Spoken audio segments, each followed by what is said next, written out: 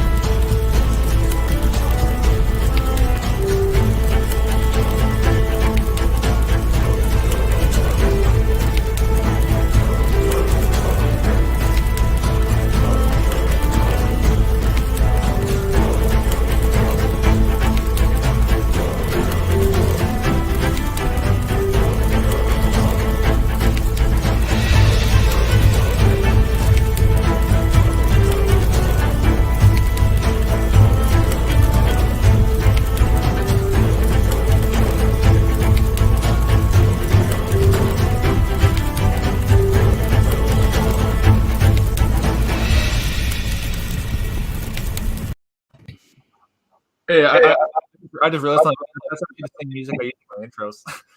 Cool. Yeah, I didn't know, John. I only found out the other week. What was it? A week ago? Oh, John. Yeah. It's Viking. I just googled Viking music and that was what came up. So I was like, hey, that sounds cool. I'll just use it. Yeah. I can't see your YouTube profile image. Yeah, I'm not signed into my StreamYard account. I tried signing in, but then it kicked me out of the studio when I tried doing that. So. Oh. What's wrong with Jeff? Is my camera working, Bob? It's not. Right. No, your camera's not working. Shoot. So, I don't know. Aaron Deering, he's not playing on my mind. He's gone off YouTube. Brian Denlinger's back on. Yeah. Asking for money. He wants $50,000 now. Wait, wow. Really? Oh yeah. Yeah, he's got another GoFundMe set up. What happened to his other? Whatever happened to his other one? I mean, I haven't been following Brian for a while. What happened to his other one? Oh, he got his 40,000 from that, and that was about 2 years ago. Oh, was that for was that for his third property or something? I forget what it was. I have a terrible memory. You can't keep up with him. Yeah. Yeah.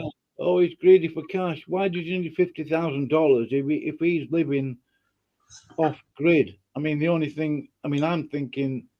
Obviously, I've never done it. Living off grid, the only thing you need maybe is a bag of salt, some dry goods, somewhere to go and get water, and maybe vegetables and things like that. But I think your expenses would go right down, wouldn't they? I mean, I personally would love to live. I actually want to live off grid. Quite frankly, I actually don't like living in the kind of area that I live in. I would love to live off grid. I just can't afford it. That's the thing. Yeah, but you could get cheaper land the further you go north, couldn't you, John? Yeah, maybe I should set up a GoFundMe as well and see if people will donate to that. Why not? I'll donate to it. Yeah. The problem is too is I don't have a car too, so that'll be a problem too. I don't have a car. Well, you don't put that in the GoFundMe too. What was that? You don't have. I thought you did. Oh yeah. I'll start a GoFundMe. Hey, I'll get a GoFundMe. Hey, buy me a new car too. Yeah. Because my mom took the car, so now I have no car now. So when I go to the grocery store, I have to walk there. You know. Yeah. Why is she taking the car? Well, because she is going to basically do some maintenance at at her family cottage. So she took, and we only have one car, so. Oh right. Well, save up, John. Buy a used Honda or something. Yeah, I'll probably do that. Maybe I'll set up a GoFundMe for that as well. Yeah, you could do with an old army Jeep, an old British Army Jeep that you could do. Cool. Maybe I should buy one of those tanks that. Didn't he have a tank at one point, or was it like a truck or whatever? Yeah, he had a big truck. He had a big ambulance, and then he had a big. I think it was a 10-tonner truck. But I mentioned. Did he sell it? Or I heard he sold it or something. I forget. I can't remember anything. I think he sold it at one point. I don't know. Yeah, I pointed out I don't know if you know that Brian Denlinger's got a brother called Tom Denlinger. Yeah. I mentioned it to Jeff. What a contrast. Okay, he used to be some sort of rock star in a band called Sardonyx. But all the money, his own money, is used to buy some land and build buildings for young people to come out and have a, don't know what you call it, like a outdoor experience in the country, Bible studies, campfires and activities. He's got loads of people turning up there, during summer, obviously. Yeah. What a contrast between Brian Denlinger and his brother Tom.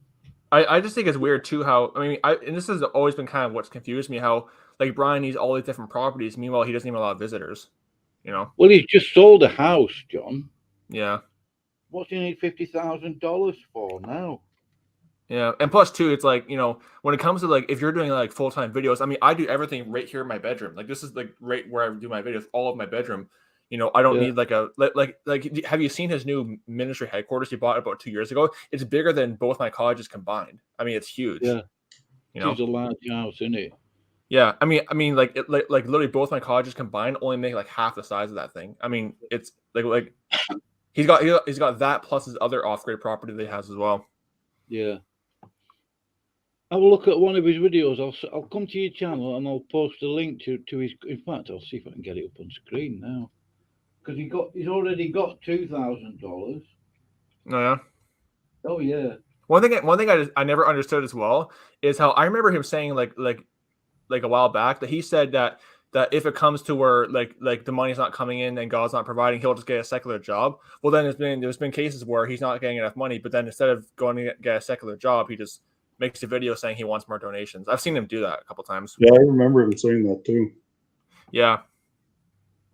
And then at one point, there's like what was that video called? I can never remember anything, whenever. But he does like a 40-minute video, like essentially lecturing his followers about how they have to donate to him more. And he actually complains at one point about how he only got 41 donations in a month or something like that. But then earlier he says like, oh, if this doesn't work, I'll get a secular job. Well, then go get a secular job then, because if it's not working out. Well, he does have skills that he can use. Yeah, he's good at wood. He's pretty good at wood turning. He could, make a living off that if he needed to. Oh, he's got $3,500 already. Oh. 3,500. I just need to put this out as well. How he loves to compare himself to the Apostle Paul. Well, the Apostle Paul actually, the Apostle Paul actually like went places. He likes to make the comparison of Paul writing letters to making videos. But the big difference is that Paul actually physically visited the churches he was writing to. He wasn't just sitting, he wasn't isolating himself and just not allowing any kind of visitors. He actually like when the Corinthian church was having their problems, he actually went to them and went to go sort it out. He wasn't just hiding out in a little cave somewhere writing letters to them. But Brian is not making distribution unto the saints. Yeah. He's not. I don't care what anybody thinks, particularly of Matthew Landau, but I know Matthew was struggling with money and stuff. Most people are.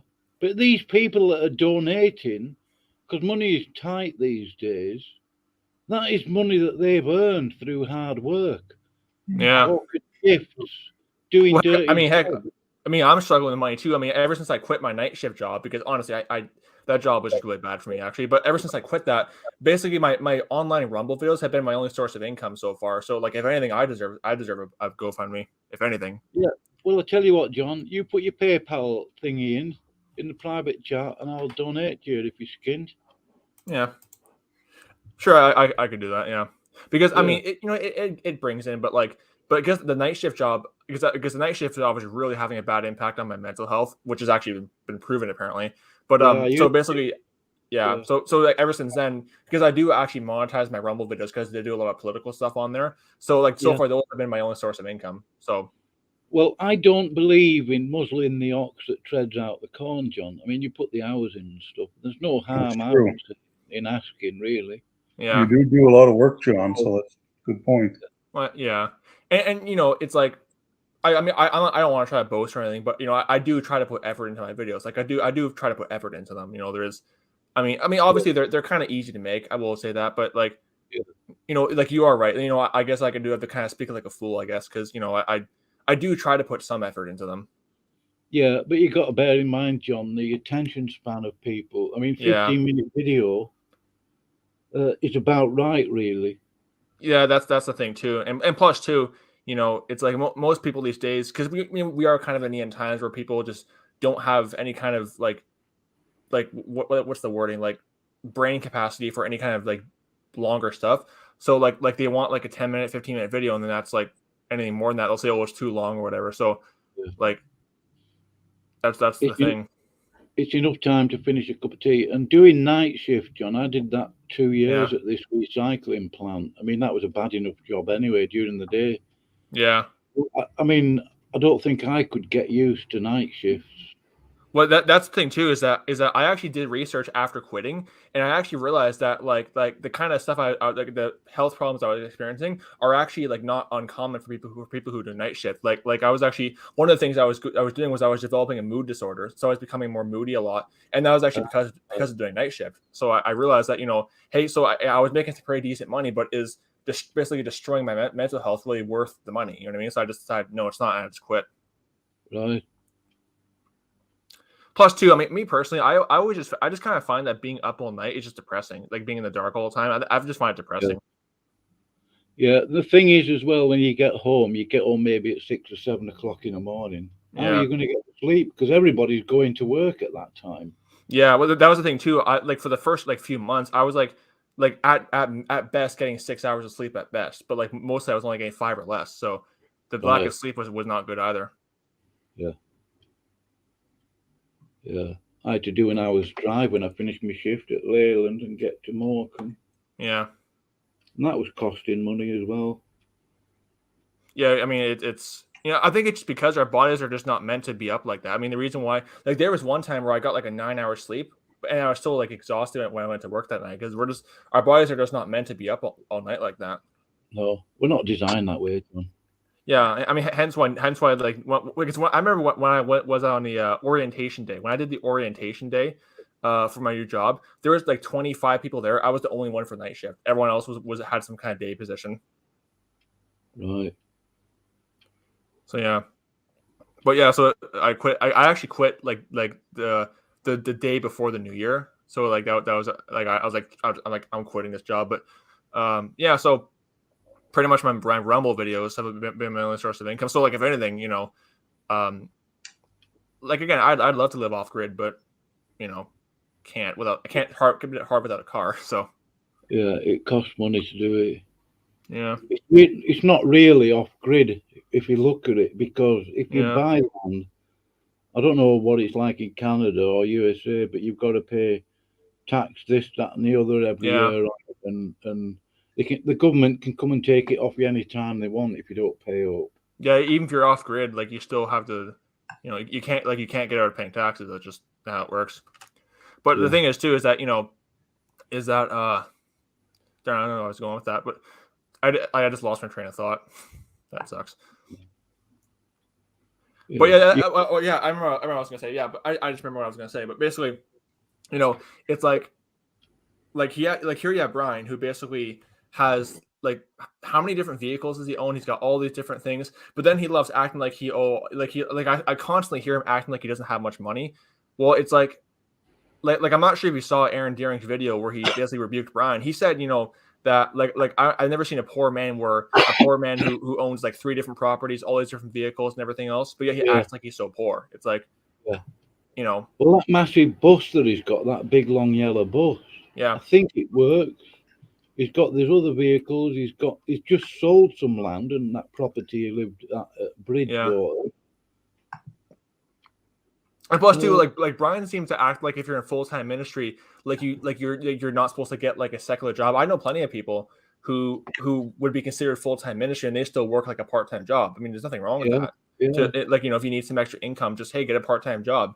But he couldn't call a ministry full-time really these days, because mainly maybe they work Saturday and Sunday to get the sermon ready for Sunday, and then they'll do a Wednesday night or whatever Bible study group thing, fellowship, but and kind of the problem too with online only ministry is that you can't really make much money online without being monetized. That's kind of the thing too. I mean, the only reason why I'm having income is because I had to monetize my Rumble videos.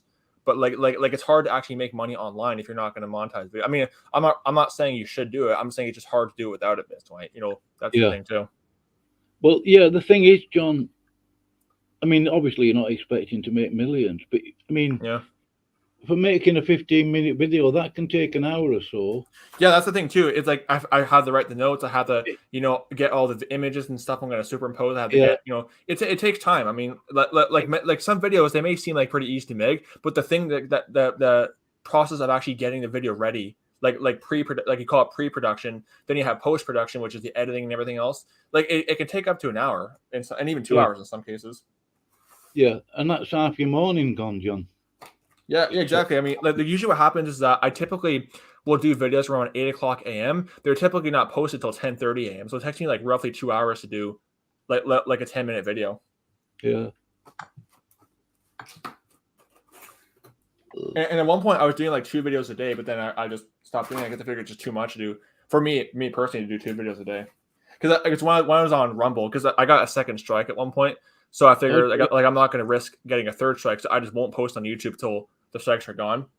So I was doing videos on Rumble the whole time, and I was doing like 2 videos a day. And I'm thinking like, you know, like that took up my whole morning pretty much doing 2 videos a day. Do your videos automatically upload to Rumble? Do they? No, I wasn't able to get that feature. I had to manually do it. I managed it. They uploaded the whole lot. Yeah. Oh. I haven't been on there for a week or so, but I'm gonna go and have a look. Oh yeah, also just popped in my mind. I should put it on too. I actually found that Brian is monetized on Rumble as well. I actually just I noticed that. Yeah, so here's the thing too. With YouTube, you know, they'll put ads on your videos without your permission. So like obviously if there's videos on Brian's YouTube, ads on Brian's YouTube videos, he can't control it. But with Rumble, you have to give them permission to put ads. So if there's ads on Brian's videos, he's given them permission to put it on there. I saw a couple ads. Maybe he got rid of it. But at one point, I remember seeing ads on Brian's videos, which you can't do unless you give Rumble permission. So it's not like YouTube where those do it regardless. Like Rumble, you have to allow them to do it. So if there were ads at one point, which I remember seeing, it means he was monetized at one point on Rumble while preaching against monetizing your videos. Yeah. So how have you been generally, John? I mean, I saw one of your videos the other day. You looked as though you're sporting a beard just about. Yeah, I am starting to grow a beard actually. Yeah. I just turned I turned 20 about roughly 2 months ago. I turned 20, and I'm starting to get. I'm actually having to get used to shaving now. Like before I never had to shave that often, but now I'm having to shave all the time now. So you got a cat there, John. What the trick is? What you do is you put milk on your beard. No, the cat will come and lick it off. Oh really? Oh, I'll try that sometime maybe. Oh, I was might scratch your face. Yeah. Well, actually, my cat is declawed, so he won't. There was one time. So this is a funny story. There was one time where I was laying down. The cat got angry. He hits me, but all it was is it felt like a bunch of fur hitting me because he had no claws. It was funny. Yeah. But yeah, we had him declawed because our other cat basically just destroyed all the furniture because she loved just clawing on everything. So we had to get him declawed because we don't want to like spend another $1,000 on new furniture. No. And the good thing is too, he is an indoor cat. So like because if we had him declawed, we wouldn't let him outside because obviously he'd have no way of defending himself. But because he's an indoor cat, he doesn't want to go outside, so we don't have to worry about him standing by the door and just meowing constantly because he wants out. Right. So Jeff, I haven't seen any of your videos because I am subscribed to you. I haven't seen you doing any videos lately, brother. I just haven't bothered in the last couple months. Yeah. YouTube's getting worse. You see the latest now? Philip has left the group. Oh, he got booted. Yeah. I think even John months ago was saying something like that, and one or two other people. Yeah, but about like back in June, like Philip came out against Brian about the Christmas thing. And I actually did a video about it as well. So like it was going on since June. I mean, it was months back that him and Brian were kind of feuding over Christmas. Yeah. Yeah, I wouldn't get in an argument over somebody over Christmas, John. I understand your position on it. I mean, I'm aware of all the pagan sort of stuff associated with it. It comes from Roman Catholicism. That's the thing. Essentially, paganism, Druidism, even. But I mean, if I went into a Christian brother's house and he's got children and he's got the tree up and all the lights, I wouldn't say anything myself, because I personally see it as just a way of giving your children some extra memories, extra wonderful memories from when you were a kid and all that sort of thing, Yeah, I mean, I guess my main pet peeve with the Christmas thing is mostly just around the Christmas trees, because I've done research on the origins of those things, and like when I see Brian's group like defending Christmas trees, I'm thinking like, how do you defend that when, first of all, like I've openly seen Catholics defending this kind of stuff as well. So if we're going to be against the Catholics, we should be against Christmas trees. But also just the fact of how any basic research will show that these Christmas trees, the idea of bringing a tree into your house and decorating it, an evergreen tree, it does come from not only Catholicism but also, for example, Germanic paganism too. They'd bring that into basically, and for example, the same thing with the whole wreath. The wreath they would bring in because they believe the forests had were enchanted basically, and they bring in these things to basically try to guard them from forest spirits. So the origins is pagan. That's the thing. That's my main pet peeve is the whole Christmas tree. That like my main thing is not just but with Christmas in general. It's mainly with Christmas trees. Yeah. I got this book, John. Oh, hold on a sec. Oh, sorry. Forgot about my alarm. I got that. I have read it because it is quite hard going. Hold on. I was gonna say this as well. I'm not sure. Basically, it's kind of funny how that book, I've seen that book. I have. Yeah, you bought it, John, didn't you?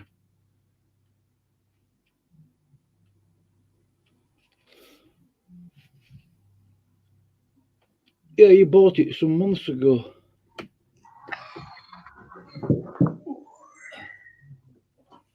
Yeah, The Two Babylons, an excellent book. It is, it is hard going. I couldn't read it all in one go, but yeah, worth getting, definitely. Yeah, it's got like what was it? It's got pictures in it as well. Yeah. So I was just saying this as well. It was kind of funny. I have a clip on my personal channel of literally like a 10 minute and 43 second clip of accountable KGB accusing me of being a Jesuit without naming me. Yeah. That was funny. How ridiculous is that? I mean, go ahead.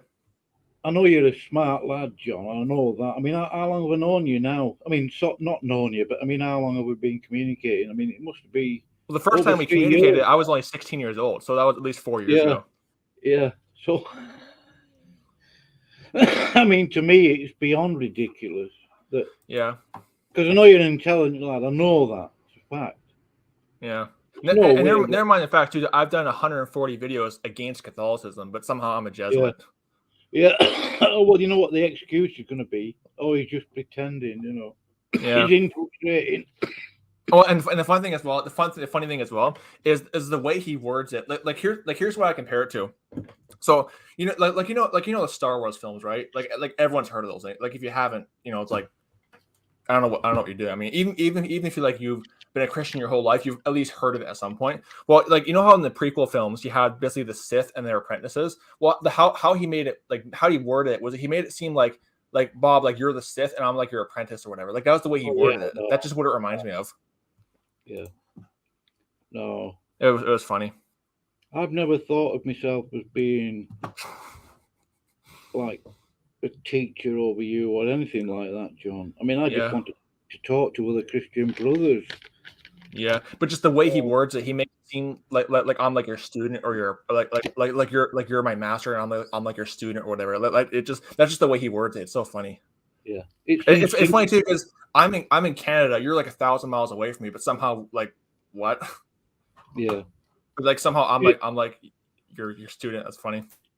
I thought we were further away. Isn't it a lot further than that? Yeah, I'd say at least like way more than 1,000. I'd say at least 4,000 at least. Well, there's at least 3 or 4 time zones, isn't there? Yeah, well, I mean, I know that UK they're at least like a couple hours, like I think ahead of me. I'm not sure. Like it's 5:03 p.m. where I am right now. I'm not sure. Oh, you're 5 hours behind.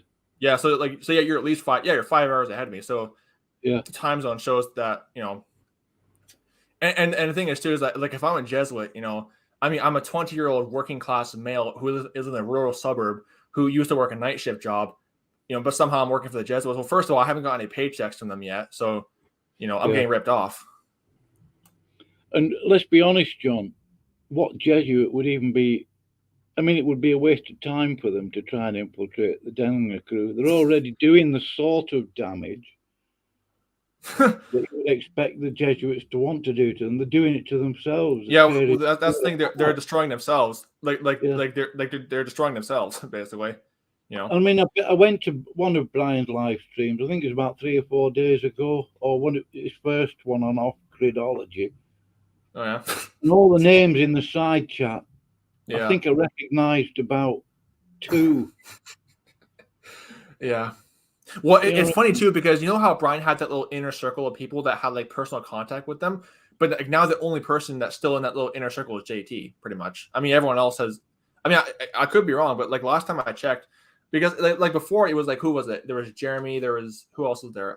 Tim, and a couple other guys. Now, from what I know, JT's the only one that's still like in his little inner circle of people. Well, I didn't even see JT in the side chat on there. Yeah. Or divisive inerrantist.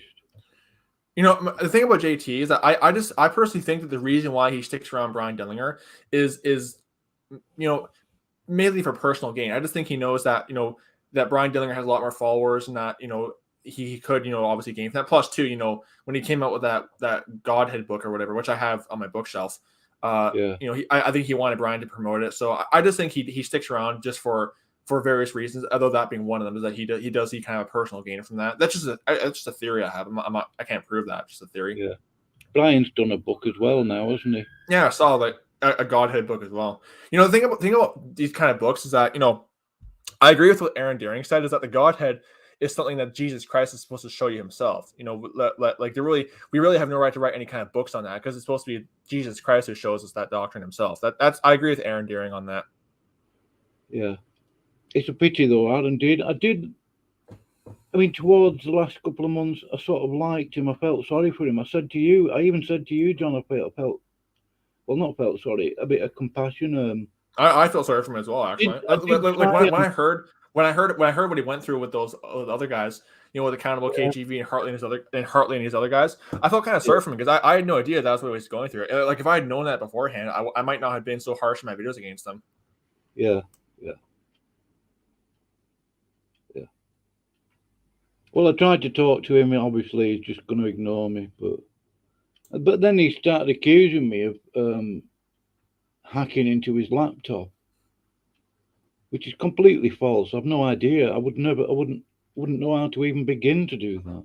Yeah, him and I were corresponding over Proton Mail back in September, and he was telling me that he believes that, because he was saying to me that he was getting lots of spam emails, and he was thinking that like he had said that he thinks that someone hacked his email or whatever. And like he was saying that every time he talked about, I don't remember exactly. Again, my memory is very terrible, but he said something along the lines of every time he would mention the Denlinger crew, he'd all of a sudden get a whole lot of spam emails.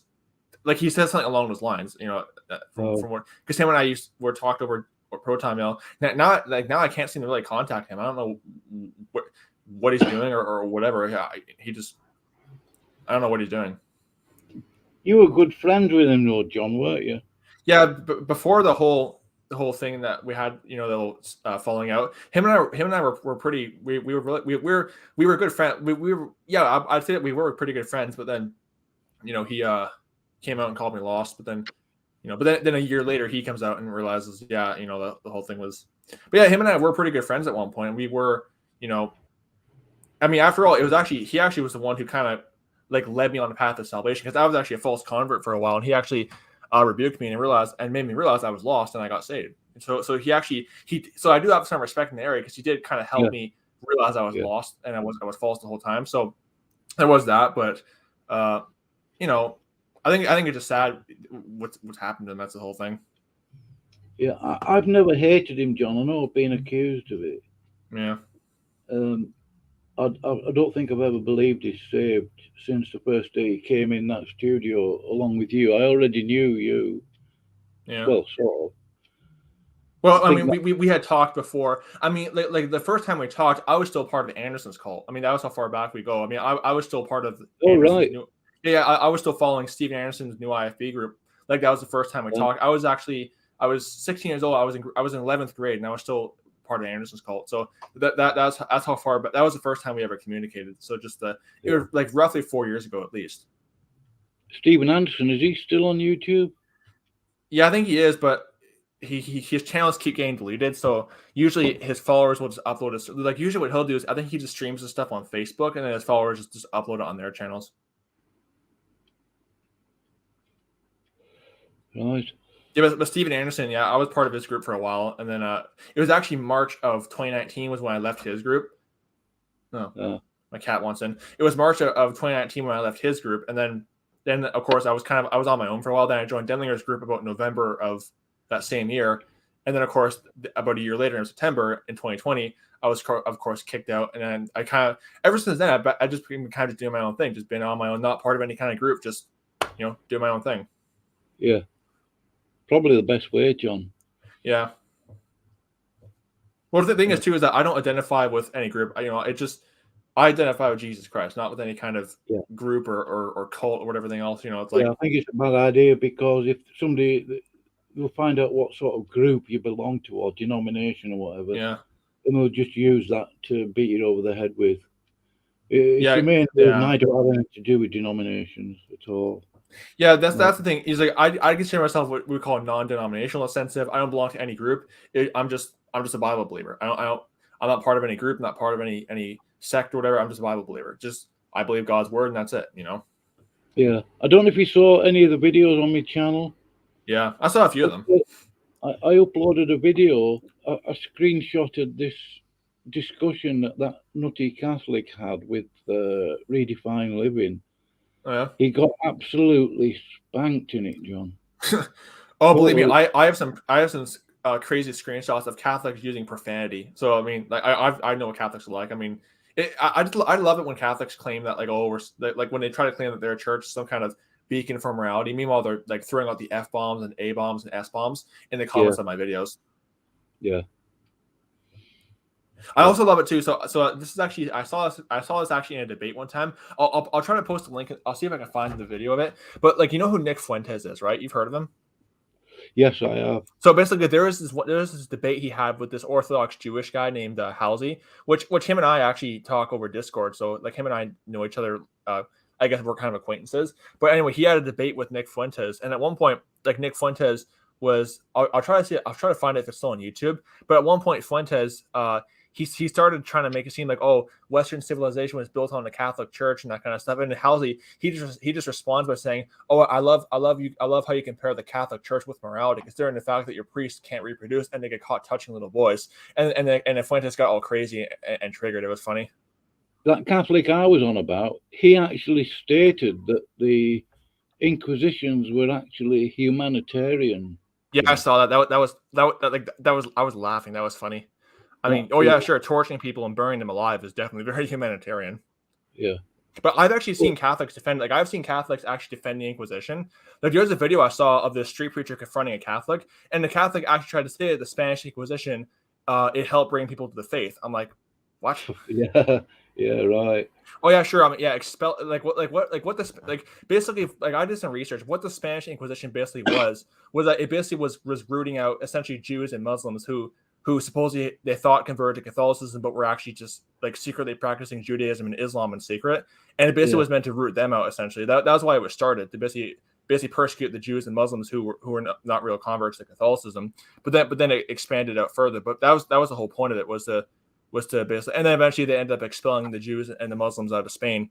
But oh yeah, sure, that's very humanitarian. Yeah, sure, whatever. Yeah, but I mean, the Catholic so-called Church has been murdering Christians, even though they may have had some slight heresies within Yeah. That the Albigenses, the Cathars, Waldenses, and all that. Yeah, well, the Cathars, they were heretics. I mean, they for example, one of the things the Cathars did was they thought that I looked into it because some of the people they persecuted were heretics. You know, that is true. I mean, the Cathars, they basically believed that the material world was created by Satan and that only heaven was created by God. Well, that's not biblical because Genesis 1 says that God created heaven and earth. So that is heresy. But at the same time, too, you don't kill them, you convert them. You preach the gospel, you don't kill them, you know? Yeah.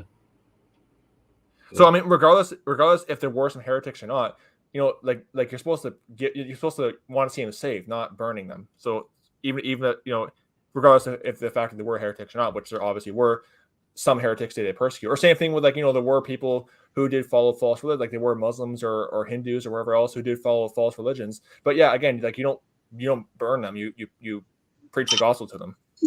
Even the Muslims, you know, John, helped out the Dutch Protestants. Suleiman the Great. I can't remember if he was Shia or Sunni or something. But he helped out the Protestants in the Dutch Protestants. Well, the interesting thing about that is that prior to the Spanish Inquisition, the Jews, the Muslims, and I think basically the non-Catholics were actually coexisting peacefully. They didn't agree with each other, but they were able to coexist without killing each other.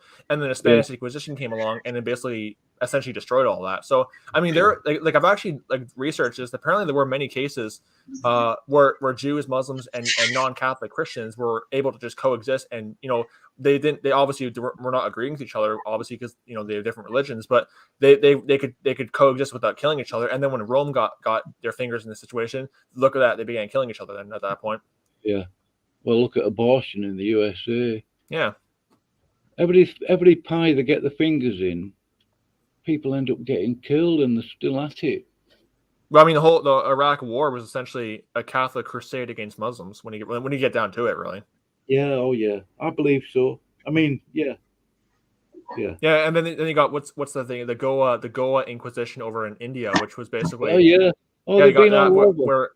They've been all over the place. I mean, India they were basically burning Hindus and Jews and Muslims at the stake over there too, which then in turn, you know, because Hindus, they think that Catholics are Christians, so part of why Christians are persecuted in India is because they thought that Christians were the ones doing that when really it was Roman Catholics. But yeah, I hate that when that Fro. Yeah, he says he's born again. He says he's a Christian. I've never heard anything so disgusting in my life.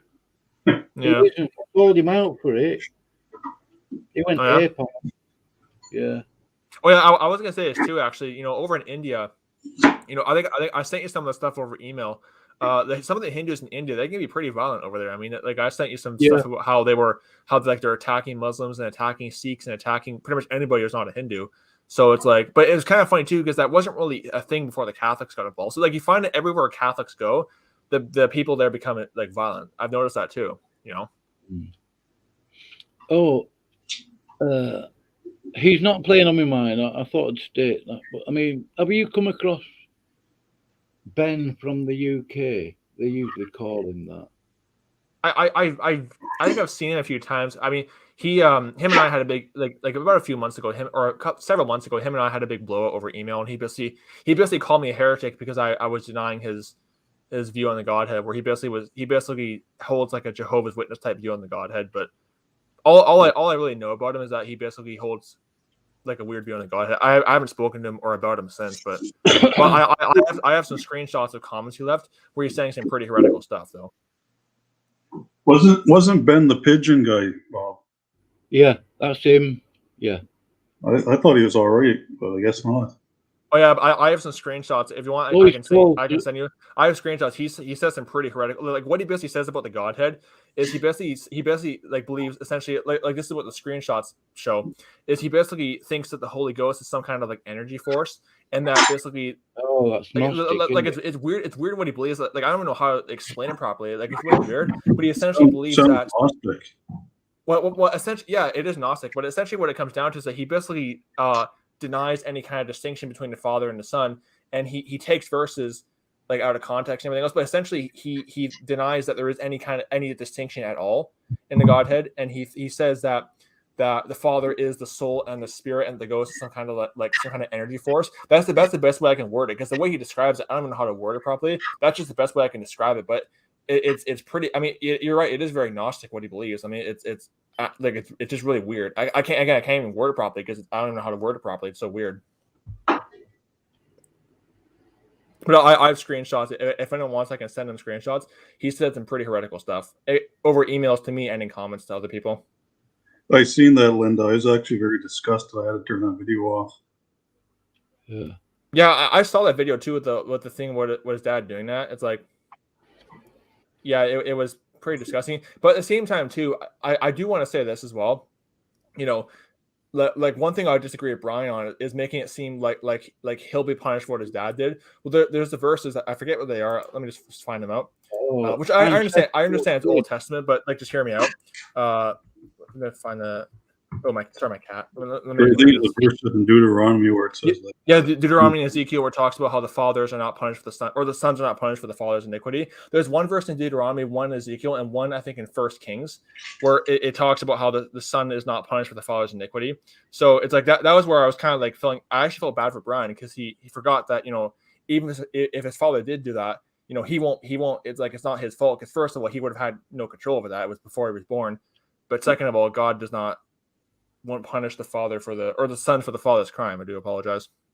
And Brian went off saying, though, his father told him not to, have fornication or the marriage. It sounded to me like his father was ashamed of his sin, and yet here's his son bashing him, and he's already 6 feet under. Yeah. The whole thing. And then, was he saying at one point? Oh, go ahead. I just said the whole thing was rotten. He shouldn't even open his trap. Well, what you mean? You mean come up with a video like that? Yeah.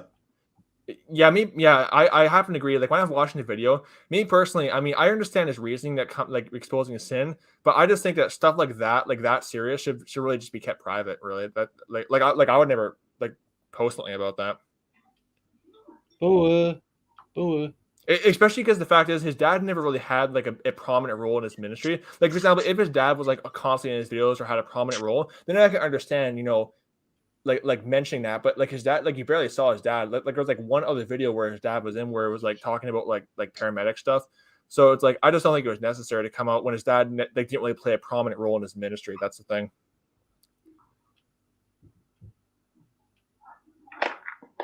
But I agree with you, Jeff. I think it was pretty disgusting. I think you really shouldn't have posted that. Well, it's not even appropriate for the whole internet to know that. Like, you can be disgusted with his own family, but you don't share it to the whole internet in the world. Especially when his father's dead too, by the way, as well. I think that's kind of yeah, that's dodgy territory. That speaking I mean, of the dead. No. I mean, the thing is, I've done videos myself confessing to sins, but it's stuff that I've done myself where it's like where it affects like me on camera. Like I did one video where I've done numerous videos where I've come out and repented of stuff I've done wrong, but normally it's like stuff you can see me do on camera. Like I keep my private life private. You know what I mean? Like I just, that's the whole thing.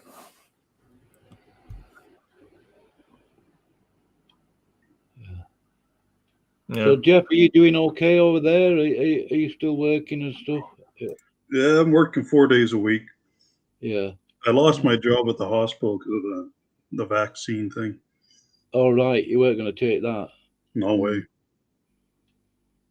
Yeah, It's a blessing, though. I'm glad to get away from that rotten, wicked place. Yeah. Oh, I'm not sure if you guys heard. So our Prime Minister Justin Trudeau. I mean, he's a joke, but believe me. So apparently, one time, so about a month ago or so, he actually got COVID-19 despite being triple vaccinated. So he got vaccinated 3 different times. He still got COVID-19. John, I've already had a warning today with one of Brian Denlinger's video. I don't want to. Oh yeah. Well, because now they censor you for talking about vaccines. Now I forgot about that. Just say shot or juice or cooties. Yeah. The fluids.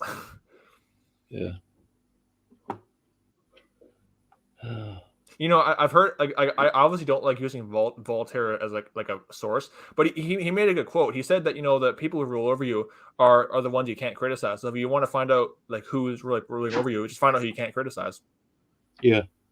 Yeah, I read Voltaire. I read one of his books. I can't remember what it was called now. Yeah, the guy. I heard he was a Freemason. He had all kind of, like, he basically was a rabid, atheist. But he, like, it was true what he said. I mean, a broken clock is right twice a day. Like whoever you can't criticize, like, that's who's likely ruling over you. Yeah. Yeah. But I read that Voltaire. I heard that he hated the Jews and that kind of stuff, which obviously I'd have an issue with. Neo-Nazis, they use that quote and then they say it's the Jews and all that nonsense. Yeah, I'm on Gab. Like if you go on Gab, it's all kinds of neo-Nazis, and they often will use that quote from Voltaire to say, like, I mean, and when I was part of the new IFB, I would use that quote as well. I mean, because when I was part of the new IFB, I was an anti-Semite myself, so I would use quotes. I used to use that quote as well, so I know firsthand.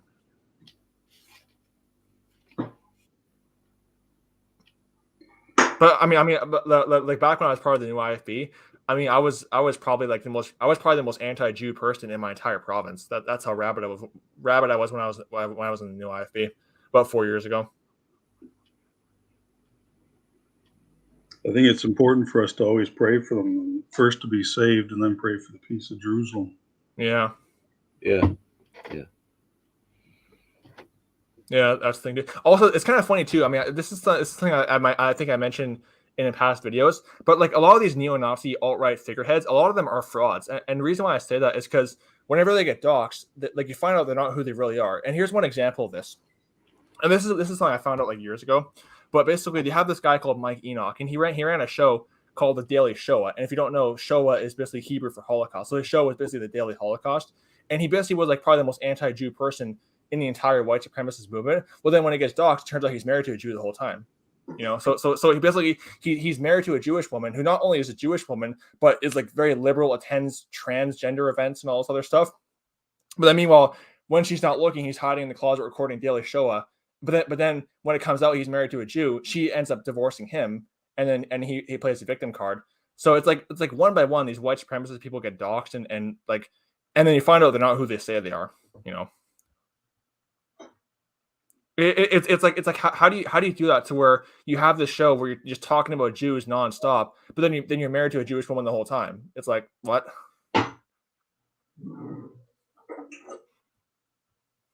Sounds like he's frustrated, John. Yeah.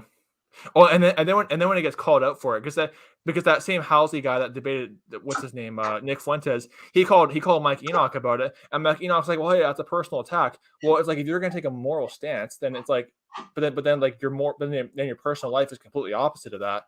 Then it's like why should we believe anything he says? Like if he's gonna go off about how the Jews control everything and everyone's connected to the Jews and the Jews run this, the Jews run that. Meanwhile, he's married to a Jewish woman the whole time. Why should we take him seriously? You know what I mean? That was Halsey's point.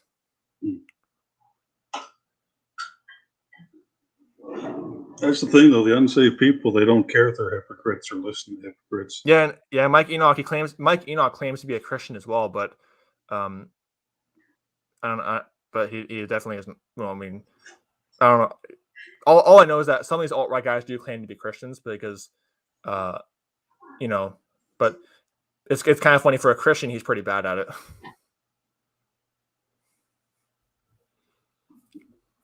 Oh, and then of course you got, what's his name, Richard Spencer, who, honestly, like Richard Spencer, he's probably the gayest person I've ever seen, ever. I mean, the thing about Richard Spencer is that like I've looked, seen videos of him, like he would fit into San Francisco so well, it's crazy. I mean, the guy is probably he's super homosexual. I mean, like he would fit so well into San Francisco, and he's supposed to be leader. He's like the leader of the alt-right.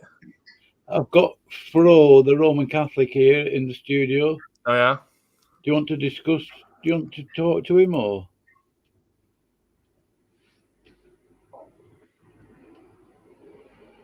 Can't hear you, John. Oh yeah, I muted myself. Is he that Catholic that posted? I think he's that Catholic that posted those profanity comments in my videos. Yeah, I remember him. He thinks the Inquisitions were humanitarian. Oh, he's the guy that thinks that? Oh wow, that's funny. Do you want to talk to him? No. I mean, if he wants to, if he's willing to come on, we could, Well, he's in the studio. He obviously is. Hello. What did he say? Hello. How are you, Fro? Doing well. Very well today, actually. Just got out of the shower. Yeah. We did mention you earlier. sure you're probably aware of that. Oh, Yeah, I know. I caught the idea where you guys were talking about the Inquisitions, and so I actually came in here just kind of posing something in the private chat for everybody to see. It's actually a very good book, actually. That is essentially it's by Dr. Henry Kamen, and it's essentially a historical review of the Spanish Inquisitions. And this is what I mean when I'm saying that the Inquisitions were in fact humanitarian, because he essentially destroys the whole idea of what's called the Black Myth of the Inquisition. It's been the Protestant, it's been the kind of the propagandistic narrative of this event that's been circulating since the 17th century, essentially. can I just ask you who he is?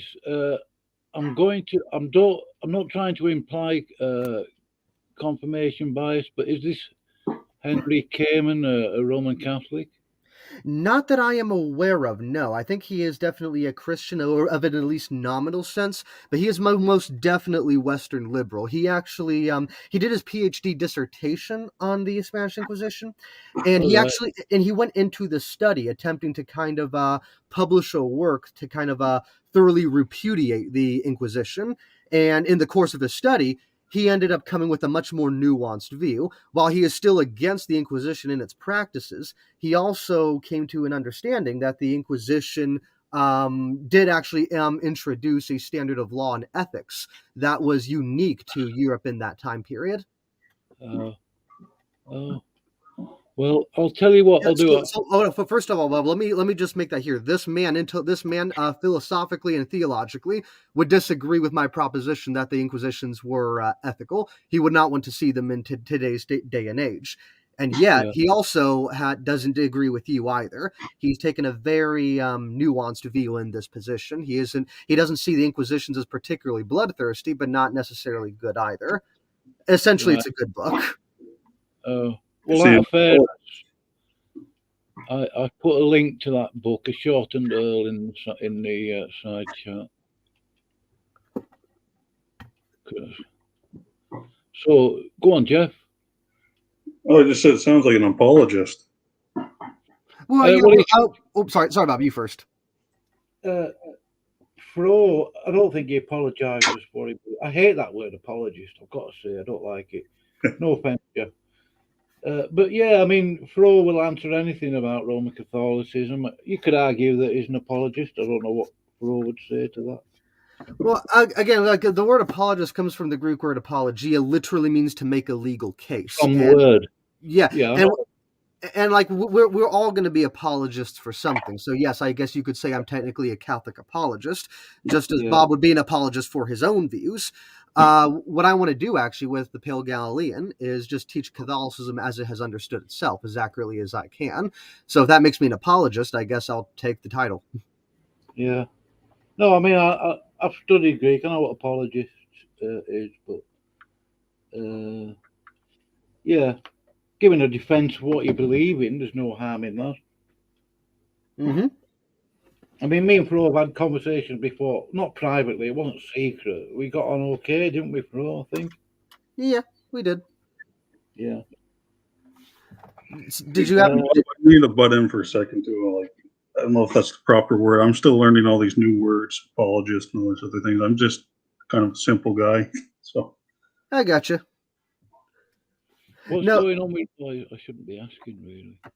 What's going on with what? Ryan. Yeah, he and Smokey had a bit of a falling out because apparently, supposedly, and I have no idea if this is true, but supposedly Smokey Saint actually is Josh Herbel, however you say that last name, despite denying he was. I don't know what's going on. I'm not getting involved in that. I'm just. I'm trying not to. I mean, because of the confusion that's being caused, bro. That just gets me sort of interested in trying to work out what's going on with it. You know what I mean? I'll tell you this. Supposedly, it does involve the FBI investigating someone. I guess supposedly involves the FBI investigating news unit or whatnot. And so I just stay away from that for a while. Just enjoy the fire. Just enjoy the firestorm over a cold beer for a while, until it kind of obliterates itself. Yeah, I'm just curious. Who is the Smoky Saint? I've heard of the Smoky Saint. Who is he? I don't know anything about him. Who is he Yeah, anyway? he runs a podcast called Smoky Saint Channel. Has a kind of an open forum like this, only it's kind of standard on his channel. I've been on there quite a few times, regular contributor, kind of expressing my own views. Yeah. Typically, as far as the drama goes, I've stayed away from it, and yeah, it looks like it is a proper firestorm. Yeah. Yeah, I I've was heard curious because I saw one of his streams and like it's that a was free it. I mean, I speech. saw one of it like a couple months back, but that's the only thing I ever watched him. I don't know. I still don't know a lot about him. That's all. I don't know anything about him. Is Yeah, he affiliated with any like groups or denominations, or what is he? no. I No. wouldn't. I couldn't tell you. He keeps his private life extremely close wraps. I could not tell you that information. He does Like follow. what he has admitted is that he goes to a weekly Bible study group, and that's what he considers church. Apparently, Yeah. I personally think the name of Smoky Saint. I just find it kind of an interesting name. That's all. I think it's kind of creative, Smoky Saint. yeah, it's a reference to I think James 2, where it says your Oh. life is but a vapor, and Oh, also I see.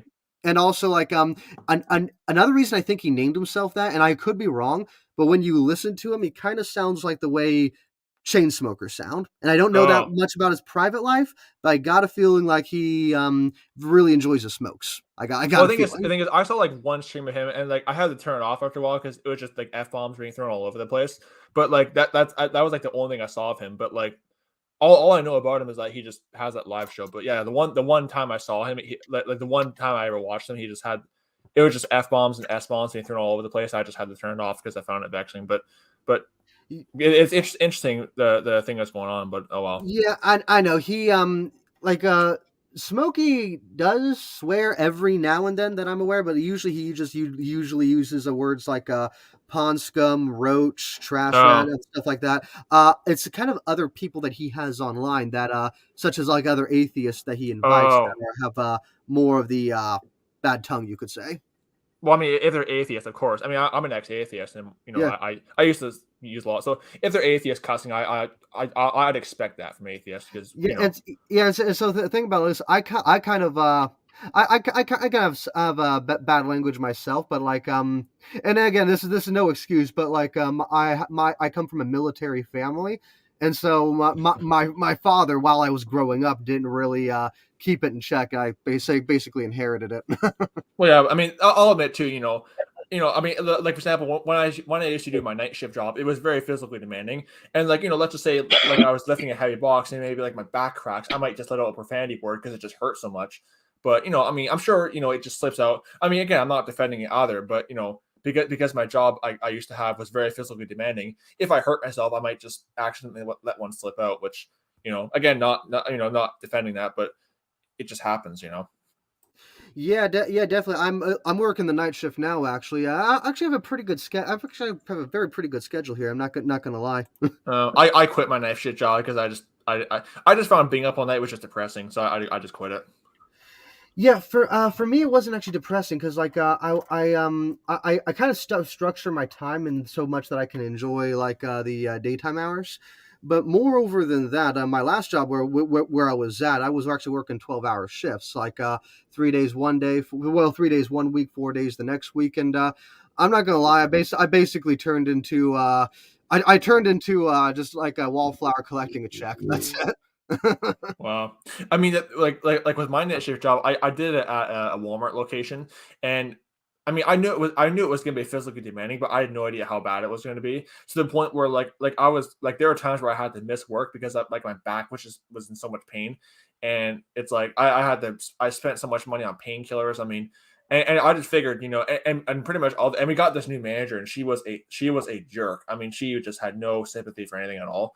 I mean, she would make all kinds of ridiculous demands out of us that she herself could never do at all. Like she would say, "Hey, even if the truck comes late, you have to have it all done before the store opens." We're thinking like, "Well, that's never been humanly possible." So, but she basically expects us to be superhuman. So welcome to Walmart. yeah, and it was funny because even our assistant managers hated her too, and even our assistant managers were complaining about her to the store manager. But of course, he said he couldn't really do much about it because she technically hadn't broken any rules, so he couldn't really do much about it other than just try to talk to her and say, hey, could you go a bit easier on them? But yeah. Bro, put a link to your channel in the side chat if you want. Hopefully nobody will accuse me of being a Catholic, but you can put. You know, Bob, I made that joke one time. Come on. Right. Well, you got accountable KGB. He already thinks I'm a Jesuit anyway. And he's obviously I'm critical of Catholicism, but like he did like a 10-minute section of a video just dedicated to talking about me as a Jesuit. So it's like, I mean, some guys already think I'm a Jesuit anyway, so it won't do me any harm. Yeah, like I had a conversation with Ben. I don't know his last name, but like Bob knows who I'm talking about. Yeah, so he actually accused me of being a Jesuit plant, or how did it say? Kind of like I don't know how he said, either Jesuit shill, Jesuit plant, something to do with the Jesuits. And then I think he called me like a Jesuit coadjuvator or whatever that name is. I think that's what he called me. And I was just like, I just said this publicly on my own stream, like, man, I wish I was a Jesuit coadjudicator. I wish that at that point I could just be doing what I'm doing now for free, and they'd be paying me to go to get my bachelor's and then my master's. That would have been awesome. Yeah, I mean, obviously, I've done like lots of videos about the Jesuits, and obviously, I think they're very satanic, and I make no bones about that. But I just think calling me a Jesuit, it's like I'm a 20-year-old working class kid from Canada who's struggling to make ends meet. But somehow I'm working for the Pope. I mean, yeah, sure. Hold on, you're 20? Yeah, I turned 20 about 2 months ago. Yeah. I would have thought you'd been older. You carry yourself as someone that's older. Okay. Oh, he does. Yeah. I was close to John when he was 16 or 17 or something, weren't I, John? Well, I mean, I pretty much I live alone. I pretty much de facto live alone anyway. So it's like, I'm only 20, but like I'm basically, because my mom, she goes out constantly, and so I'm pretty much for the past 2 months I've been basically alone, so I'm de facto living alone anyway, pretty much. I got to say, I don't hate Roman Catholics, John. I just don't like Roman Catholicism. Same here. I don't hate Catholic people. I don't hate. I mean, obviously, I'm very critical of the religion of Catholicism, but it's just like with Muslims. I've done videos against Islam, but I don't hate Muslims as people. Right, and again, but all three of you, and I imagine Jeff has the same opinion. All three of you are open to have that opinion. That's okay. I'm okay if you want to be criticism of Catholicism or even hate it. Ideas don't have feelings. However, just represent it accurately. And that's what I want to do with the Pale Galilean, because oftentimes what I found, not just the critics of Catholicism, but Catholics themselves oftentimes aren't able to articulate Catholicism in an accurate way. That's why I've noticed, like, it's a problem both on those that are Catholics and those that are against Catholicism. Neither group knows what the religion teaches. And so that's what I want to do different with the Pale Galilean. While Jeff is right in so much that I am technically an apologist, what I want to do with my channel is actually just accurately demonstrate what Catholicism teaches about itself. And that's why just last week I started a catechism class. I read the first part out of St. John Paul's catechism. And next week here I'm going to do a reading out of the Catechism of the Council of Trent. So do the first section out of Trent, and then compare where they agree on the kind of issues they bring up, what the catechisms feel is most preeminent to bring up, something like that. Didn't you did a video? I think it was a couple of weeks ago, bro. Not exposing, that's the wrong word. I think I can't think of the right one.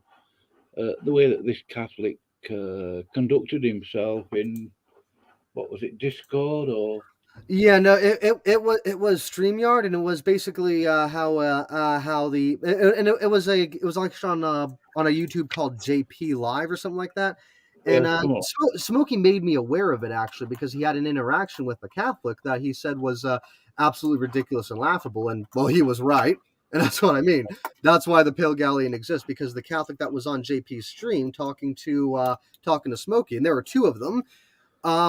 Neither one of them was able to represent Catholicism accurately, and they're both Catholics. And like, I was just gonna say this too. Hold on. Sorry about that. Go ahead. They made some basic, like elementary errors that essentially just like, how put it, if you've been a Catholic for like 6 months, even 3 months, these are some of the first things you're taught, and they were categorically wrong in many respects to them. And so, like, the Pale Galleon exists for those people too, as much as gentlemen like you three as well.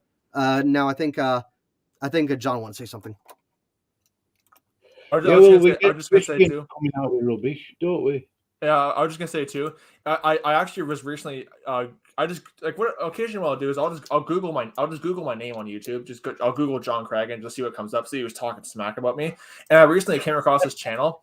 It's called Stop Hate and Bigotry, and they literally posted clips of me, of videos I posted about Islam like a year ago. And one of these clips, they literally are saying that that they posted this one clip where they said, "Oh, John Cragen advocates for violence against Muslims," and the clip is me simply saying, "Where Islam goes, terrorism follows," and that's somehow me advocating for violence against Muslims. So, that was just funny. Yeah, Muslims are a very militant people, no doubt. Yeah. Yeah, so what's going on with the what was going on with those two gentlemen is they were saying something like how would I say this basically they refused to basically one was kind of had a very elementary understanding but was wholly ignorant on actually talking about more of the nuances and what in the discussion he was part of. The other one was how would I say it? The other one you could tell was more educated in Catholicism, and yet and yet at the same time had an arrogance that prevented him from making a thorough understanding. I want to quickly post. I'm gonna run and get a glass of water, but I just want to post something in the comments. So there's actually this website. So I just found out this channel that posted clips about me. They actually have a blog called Stop Hate and Bigotry, and they have like 3 articles on me. It's actually pretty funny. I'm just gonna post one in the description. Their most recent one is called it's called John Cragen launches Islamophobic media barrage. I mean, like I just want to just post this in the description because it's really funny. I didn't even know so very recently, but this is just. It's funny, but they're claiming that in the article they claim that I'm an Islamophobic Slavic nationalist and self-proclaimed Christian fanatic that has recently uploaded a barrage of Islamophobic videos on his Rumble channel. So, yeah. Wait, hold on. Are you Slavic, John? Yeah, I'm from Russia. Oh wow! Because actually, one of my ex-girlfriends actually is from Poland. All right. Yeah. Oh, one other thing, John. If you don't mind, actually, and I guess like how to say this, towards the weekend I was going to put out another video kind of responding to a few you recently did of Catholicism, so I wanted to kind of just level that with you already. I'm not sure you can go ahead. I mean, honestly, I'm open to criticism. I mean, you can go ahead. Yeah, I just want to let you know I'm not going to smear you or say anything like that. Oh, don't worry, believe me. I mean, you can smear me all you want. I honestly don't care because I mean, I'm just used to it. So I mean, like you can say whatever you want. I mean, I honestly I won't be offended. Like you can feel free to say anything. Yeah. Can I play this, John? Yeah, you can go ahead. You can go ahead and say it. It's laughable. It's only so keep in mind, guys. This is me supposedly advocating for violence against Muslims. I mean, it's nuts. Stop hate and bigotry. Yeah. I said before, wherever Islam goes, murder and bloodshed follow. Islam is a religion. Hey, Bob, hold on, you got to pause it real quick, please. There's terrorism. Sorry. Okay, I think you're kind of like echoing on your end. I think like play the video and mute yourself. I think that ought to handle it. I said before, wherever Islam goes, murder and bloodshed follow. Islam is a religion of terror. Whenever there's Islam, there's terrorism, there's murder, there's bloodshed. That's simple. So that's me supposedly advocating for violence against Muslims. I mean, what? Did you actually hear that? I mean, the best they can accuse you of there is just thought crime. That's it. Yeah, and then you got that blog post where I'm supposedly launching an Islamophobic media barrage. It's like, what? Oh yeah, sure. Could you actually hear that then when I muted? Yeah, I can because like your computer audio and your microphone audio are 2 different things. So like Yeah. So like, and in fact, I've noticed that with a lot of your videos, you play that, and the video echoes like twice. And that's because it's also your microphone's also picking it up. So you got two sources of audio. And so what you got to do, you just have to like mute yourself because the video itself is being streamed over the web, right? So everyone Thank you, Joe, for helping out the Bible believing Christians. Oh, not a problem, not a problem. We Catholics need to help each other. Anyway, so actually I learned that myself actually because I was making a video response on due to the debate between a Muslim Daniel Haikachu and the evangelical Christian David Wood. I got to finish that debate actually. I might do that this week and put the response to John on the back burner for just a little bit. And so what's going on? I noticed, and kind of a Slim Jim made me aware of this, that it was echoing, and I realized why. But I realized that if I just muted myself, the video itself would play just perfectly fine. Oh, by the way, and unfortunately, the Muslim Daniel Haikachu won that debate. It's abundantly clear. Oh yeah, I saw some debates today that what did with this other guy. What's his name? I can't pronounce these names, but like he did like multiple debates with this other Muslim apologist, and like he failed miserably in all debates. Yeah, well, and that's a thing, and again, that's something that I'm trying to dedicate with the Pale Galilean to understand just how toxic that Western liberalism is to a Christian mindset. Because when David Wood is debating these Muslims, or even anyone, yes, he's an evangelical Christian, but his Christianity is informed more by Western liberalism than, say, the traditional Christian sources of the history and the Bible. Right, like again, like when if I were to take on Daniel Haikachu, I probably could fare much better than David Wood because I'm not affirming liberalism. I actually agree with Haikachu in that liberalism is actually very toxic. Same here, actually. Under it. In fact, that's actually one of my criticisms of David Wood is how his arguments against Islam are not really biblical, because some of what Islam stands for is actually biblical. Like modesty on women, no idolatry. So like some of it is actually biblical, and this has actually been my criticism of just the counter jihad movement as a whole, is that a lot of their arguments against Islam are stuff against Islam that Islam is actually correct on. And for example, right, I know. That's the thing too, is that David Wood, like a lot of his arguments, like he actually did one video where he said it was hate speech for Muslims to destroy Hindu idols, and he'll actually like almost side with the Hindus against the Muslims. And as a Christian, I would say, well, why would you side with Hindus? Because they're just as lost as the Muslims. I go from the stance of, and plus the fact is they're persecuting Christians too, the Hindus are. So like, why would I side with them just because they're against Islam? So I've always said, for example, the enemy, that's a situation where, as a Christian, the enemy of my enemy is not my friend.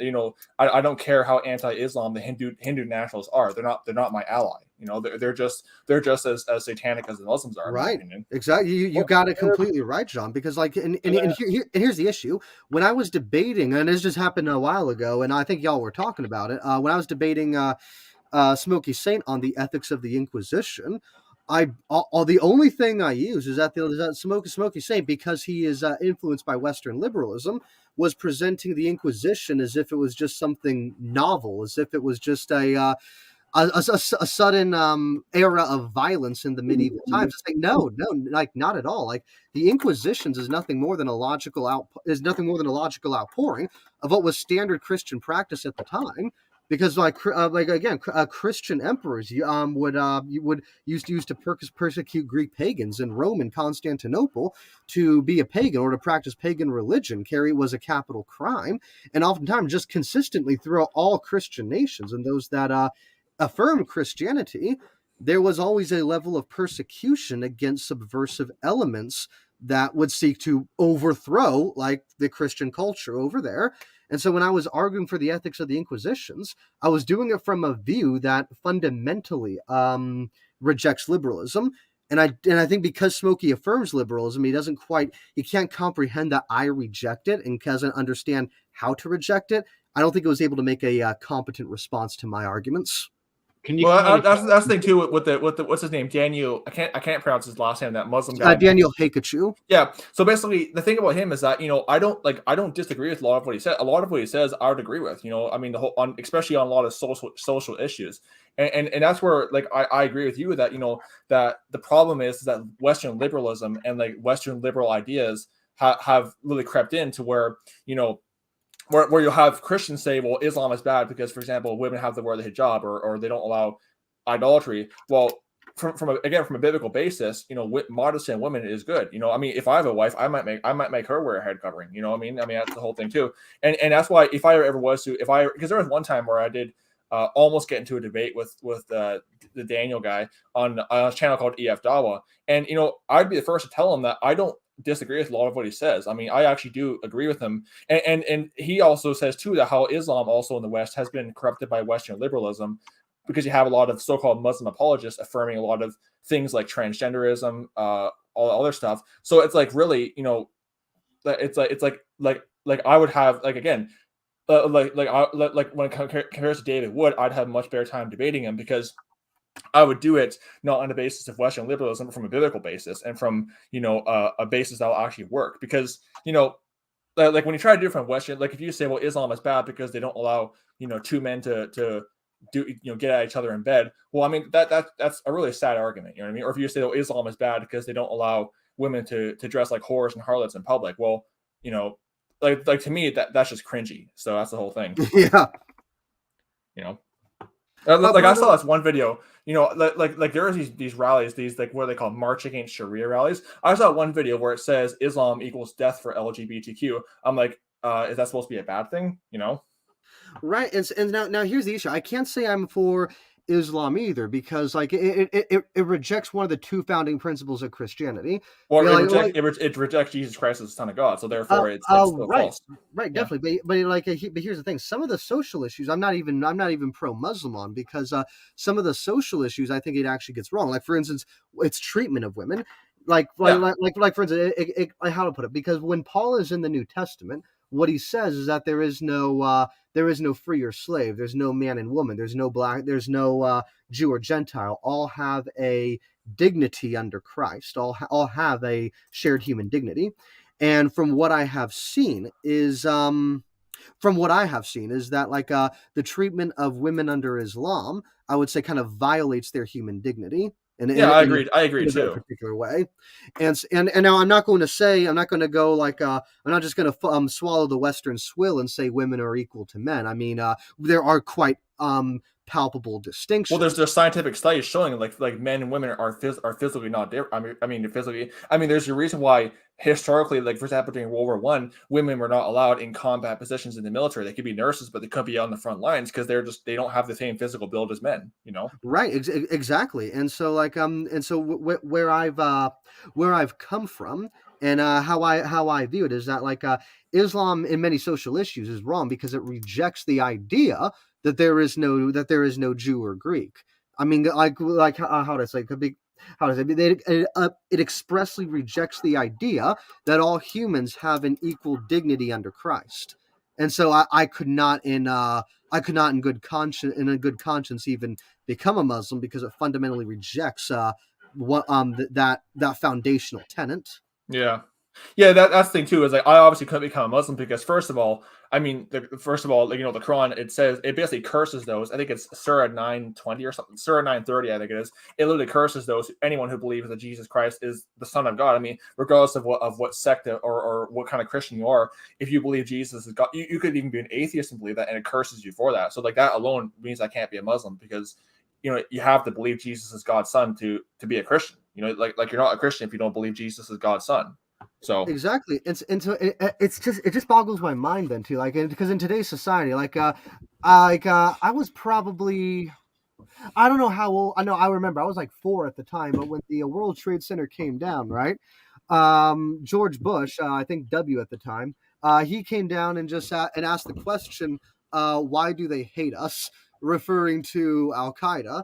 It's well, here's the thing. They hate you because you stand in opposition to everything they against, because understand, like, as far as the Islamic perspective is concerned, they reject Western liberalism every bit as much as they reject Christianity. Well, And so if I could just intrude, I actually read that one of the reasons why Osama bin Laden attacked the New York City was because of a lot of the immorality there. Like I read one of his private writings where he was saying how New York there's all kinds of there's gambling, there's all kinds of there's drugs and everything else, and that was actually one of the reasons. That was one among many reasons why he attacked New York City, was because of the immorality there. So in many ways, Western liberalism is heck, even the Paris attacks, one of the motives behind that was because they said it's a city of immorality and that kind of stuff. So the Western liberalism is one of the motives behind the Muslim attacks in many ways.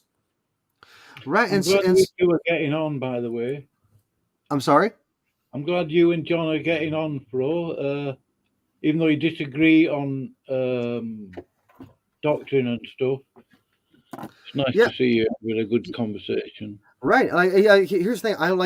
I'm not out going out of my way to convert anyone to the Catholic Church, because ultimately that's Jesus's prerogative. I'm just here to preach his gospel. And so what I want to do is just represent Catholicism in an accurate way. And so what I did, Bob, with that a debate with Smokey Saint on the efficacy of the Inquisitions, obviously I'm not holding that position because it's popular.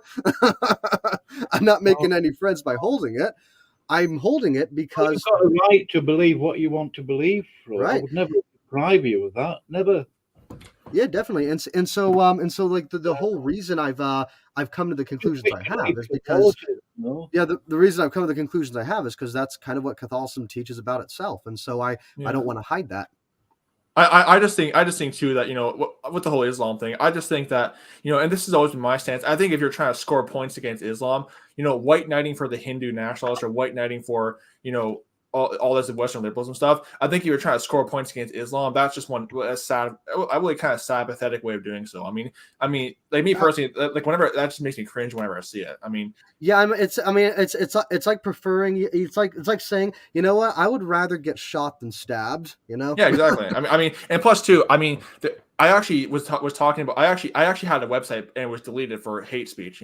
But I actually had articles on there that the Hindu scriptures are not any less violent than the Muslim scriptures. If anything, I'd even say that the Hindu scriptures are more violent, because I actually I'll try to see if I can find the article, but they actually had a whole big huge report on Hindu scriptures openly calling for violence against non-Hindus. And I'm not saying violence, but going into graphic detail of how non-Hindus should be killed by Hindus. And it's like the Rig Vedas, for example, there was 50 verses that talk about burning atheists and talk about killing and talk about punishing Hindus who convert away from Hinduism. So it's really, if we're going to be against Islam because it's violent, well, you should be against Hinduism as well, because their scriptures are just as violent. And plus too, over in India, I actually had a page on my website called Hindu Terrorism Tracker. In the past 2 years, there have been over 100 terrorist attacks by Hindus in the name of Hinduism just in the past 2 years. There's more that I didn't even cover, but in many ways, Hinduism is just as violent. And even every single day, I'm hearing about some new, from the website called Hindutva Watch. Every single day, I'm hearing about some new terrorist attack by Hindus. So really, if their main thing is that Islam is violent, so we're against it, well, you should be against Hinduism as well, because they're just as equally violent, and their scriptures are just as equally as murderous as the Muslim scriptures, because I've looked at it myself. Yeah, and that's actually a thing, because what's going on in Hindu right now, we're seeing this throughout the whole world. We've seen this with the rise of the Islamic State. We've seen this with the conversion of Hagia Sophia into a mosque, and we're seeing this now in India. But we're seeing the collapse of Western power and of secularism across the whole world. Because, how would I put it? The British Empire basically gained world dominance around the 18th century, okay, about the mid-18th century, and we as Americans simply took where they left off after their collapse in the 1920s. And so basically, for the better part of almost 300 to 400 years, Western power has had the privilege of imposing its understanding of the world on others that don't have it, of just assuming our way of life is the natural default.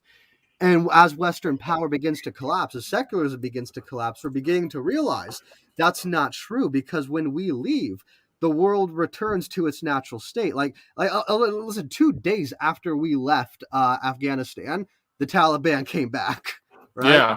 It's just like and Yeah. And speaking of Western liberalism, I saw the Taliban. They actually posted a meme on one of their Twitter pages of basically mocking Westerners for saying, "Oh, your culture is homophobic and anti-Semitic and this and that," and they're just mocking it, saying, "Yeah, it is, and we don't care. We don't care what you think." Exactly. Yeah. Exactly. Yeah. And because that's the thing, because here's the thing, if you are a Christian, and whether you're a Catholic, Protestant, or any denomination, what's considered under the banner of Christianity? We can put it that way.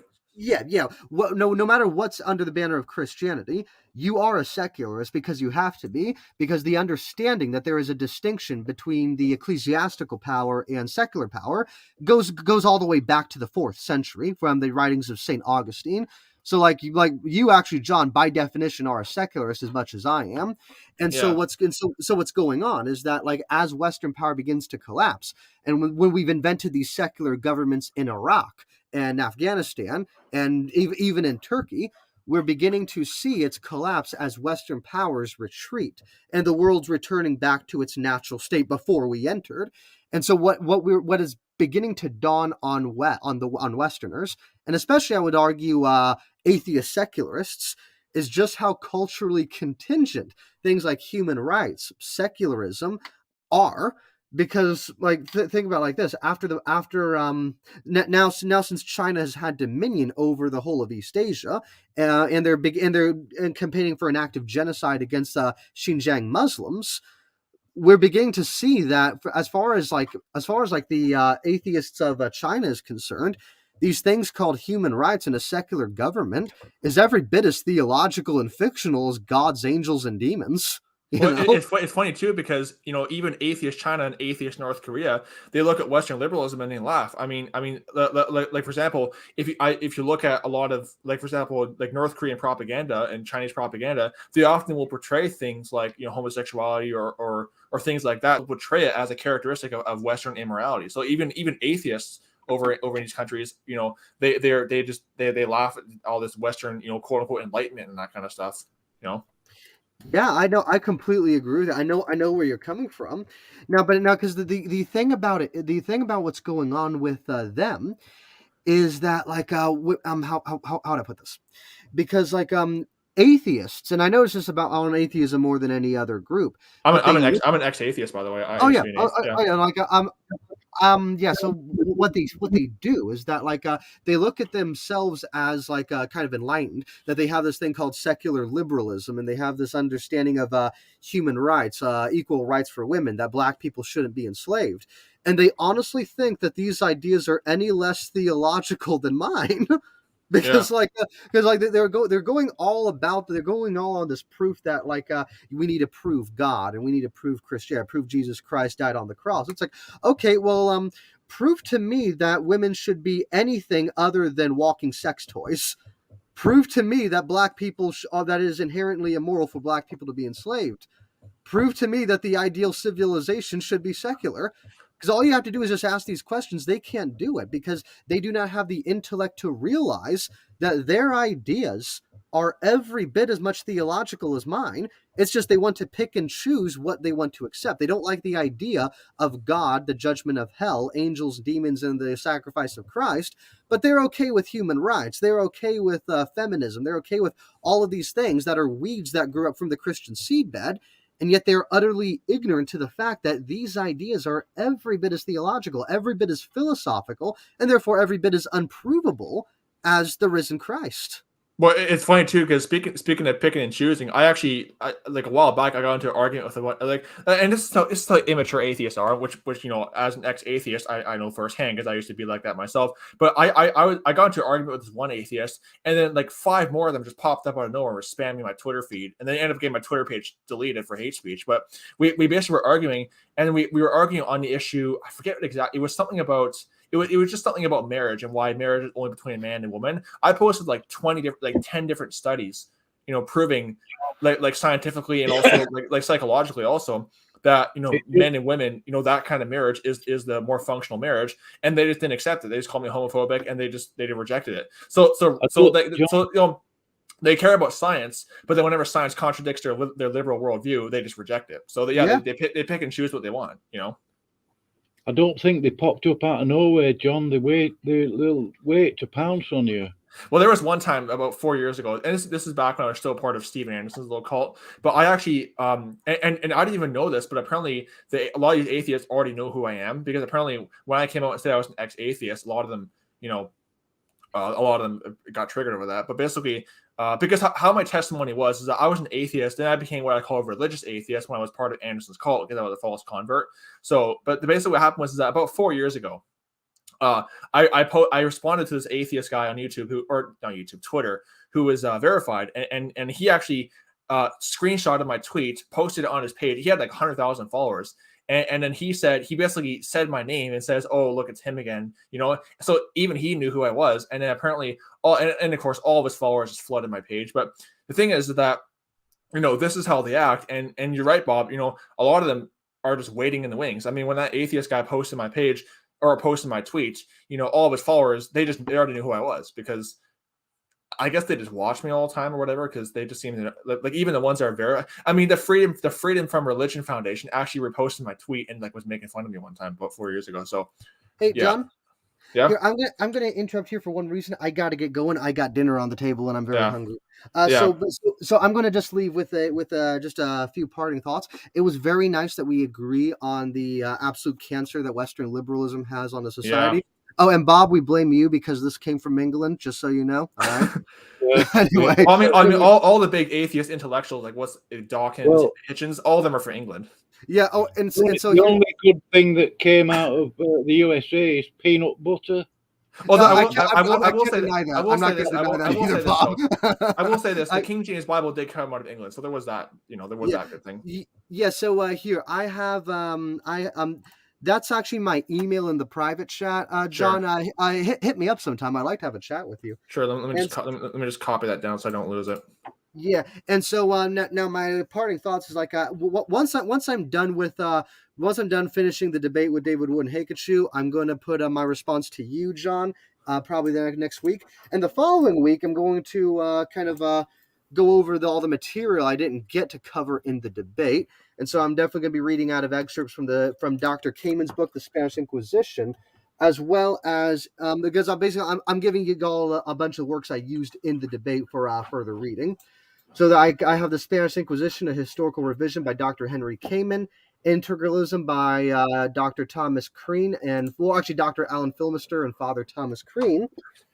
I also used History of Medieval Heresy and Inquisition by Dr. Jennifer Dean, and finally Dominion by historian Tom Holland. Oh, and John, I thoroughly recommend you read Dominion. It is a fantastic read, fantastic book. All right, I'll write that down. That's about the Inquisitions, is it? Dominion. Dominion, no, actually, no. I used a segment of Dominion. I used a chapter from Dominion as a way of forwarding my argument. But typically, Dominion is actually the story about how the West is tangibly Christian. Even those that are supposedly atheist are still operating off of Christian moral assumptions in virtually every way. And so, as I said, fantastic book, and I recommend everybody here picking it up in the audience and in the chat here. Anyway, I'm gonna eat my dinner. Do you want to say something real quick, Bob? No, it's nice of you to come in, Fro. Maybe we can discuss Catholicism versus Christianity, and you know what I mean. Or definitely what you would consider Christianity. We could definitely do that. Let's see. Let me see here. My email's been acting up a lot lately, and people have been getting a lot of people have been getting spammed on my emails. So I got to see if you're considered spam, Bob, and see if I can fix that. But do hit me up on my email, and I'll solve the problem. I was just gonna say this. We may disagree on doctrine and theology, but we can still have a civilized discussion like adults. You know what I mean? I mean, we don't have to that's the thing. Exactly. Yeah. Yeah. I'm gonna eat my dinner. All right. I love every single one of you. Bye-bye. All right. Bob, I finally found that article too, by the way, about the Hindu thing or whatever. I'll post the link. It is. Just keep in mind, it is from a Muslim. I mean, it's from like a Muslim website, so I obviously would disagree with the Muslim on that, on the Islam thing. But he basically, it's a whole article. It's called "Killing Infidels in Hinduism," where he basically gives a whole bunch of examples of the Hindu scriptures, basically telling Hindus how they're supposed to kill infidels. So, are you posting it in the comments or the private chat? I can put I'll post it in both the comments and private chat. It's actually Okay. it's a very detailed article. Like it'll take you. Like my app tells me that or I have a speech app where it reads out articles for me. It would take 4 hours and 24 minutes to read the whole thing. So it's a very detailed article. All right. Okay. Or I mean, if I was to use my audio readers, because I occasionally do that. Faster than one of them. Yeah.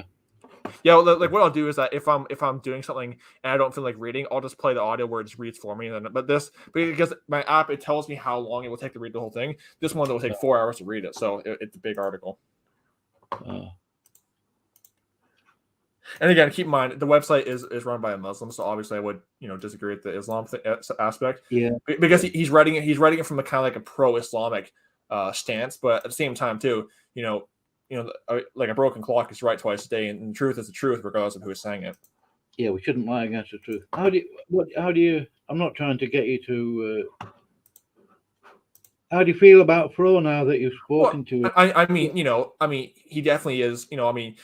I use that as an example of how we may have vehement disagreements on doctrine, and obviously I still intend to keep making videos against Catholicism, but it just shows that you can have a civilized discussion like grown adults with someone you disagree with. You know what I mean? Yeah. He's too intelligent to be Catholic, though. Really. Yeah, I mean, to be honest, if he were to get saved, he would be a great apologist for Jesus Christ if he got saved. I mean, he definitely is very smart. Yeah. Yeah, Jeff says he looks like Matthew Lando. Yeah, his profile picture does look like Matthew Lando. That is true. His profile picture is Maximilian Kolbe. Who is that anyway? I never heard of him. He's one of the Roman Catholic so-called saints. Oh. They say so-called prayers to him and things like that, Yeah. Oh! Just a little side note. Remember that article I was telling you about on the website, Stop Hate and Bigotry? Well, they got one article on me called "John Cragin Condemns the Westboro Baptist Church as a Satanic Calvinist Cult." This is funny. I'm going to read this. There's a book about Calvinism on Amazon. Yeah. Calvinism is essentially Gnostic. It's older than people think, John. I believe that. I mean, John Calvin too. I looked at the history of Calvinism. He got a lot of his doctrines from Augustine. So that's what I'm going to say. Yeah, Augustinian Calvinism. Have a Google of it, John. Yeah, I mean, you've got time, yeah. I mean, and that's also why Calvin, he had the same kind of mentality as Augustine, which is, like dominion theology, all other stuff. So it's like that's why I say, Calvinism. It is essentially a form of just repackaged Augustinism. It's just the same thing, really. Yeah. Yeah, and I was thinking about the Westboro Baptist Church. Like this, and it's funny too. This article is called "Stop Hate and Bigotry," but then they're like attacking me for condemning Westboro. It's like, what? I thought you're against hate and bigotry, but whatever. Yeah. I mean, left wingers they're never consistent. They just will find anything to go after you on. But basically, I think the article they're trying to make me they're trying to make it seem like I'm some kind of hypocrite for condemning Westboro because I'm supposed to be some kind of hate monger as well. But whatever. I mean, they can say what they want about me. It's funny too. This article, this website, I just scroll through it. They have like 5 articles on here. 2 and 3 of them are about me, and like 2 of them are about like some other stuff. So I don't think you're a hater, John. Well, I mean, what they're claiming, like in the article, they claim this is what they say.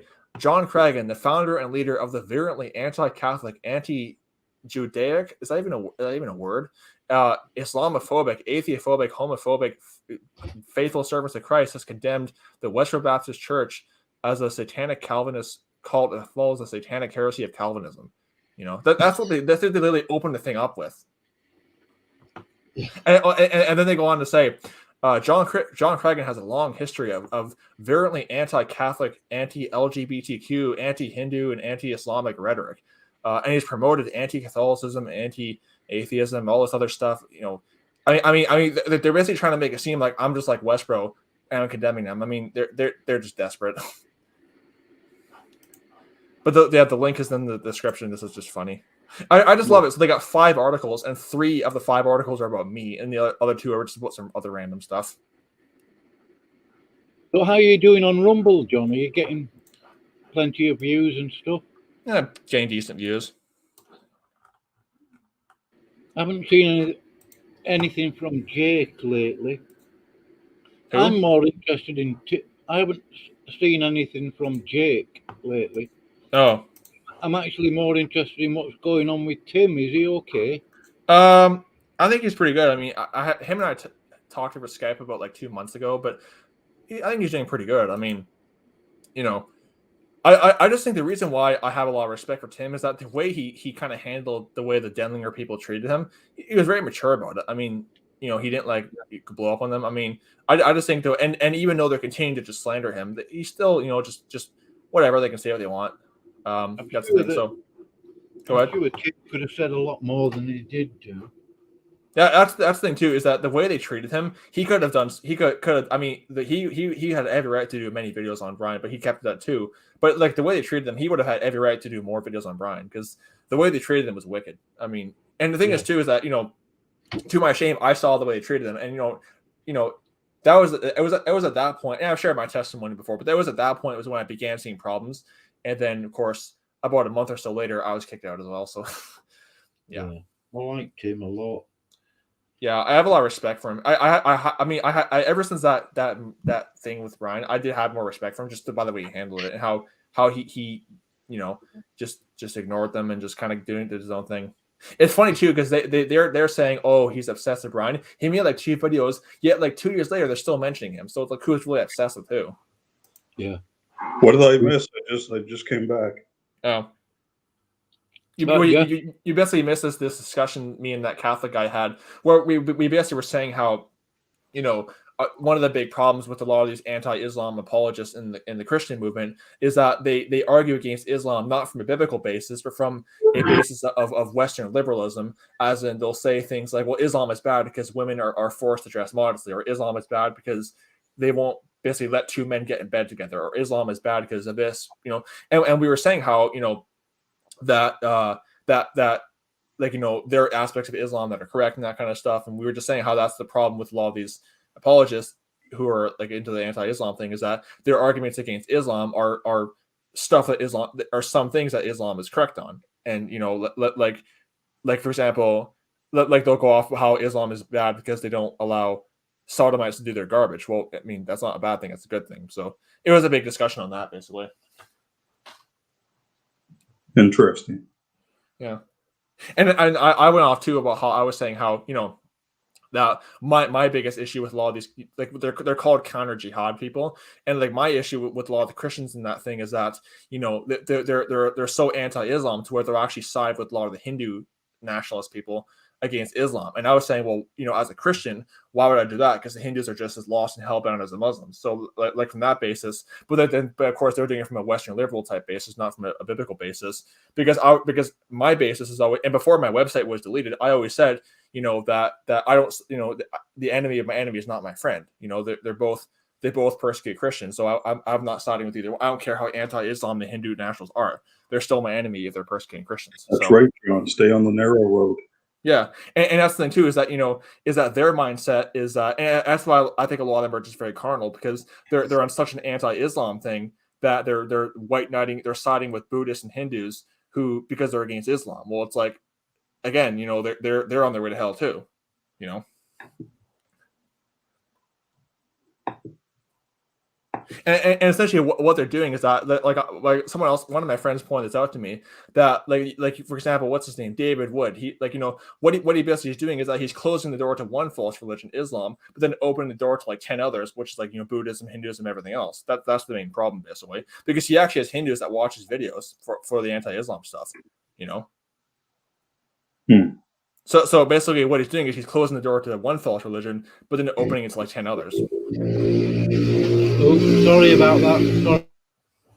And plus too, it's like, you know, even from like a biblical, like a logical basis, like the Hindus are persecuting Christians too. So why would I side with them? You know, I mean, even just on that basis alone, why am I going to side with them? Because they're persecuting Christians as well.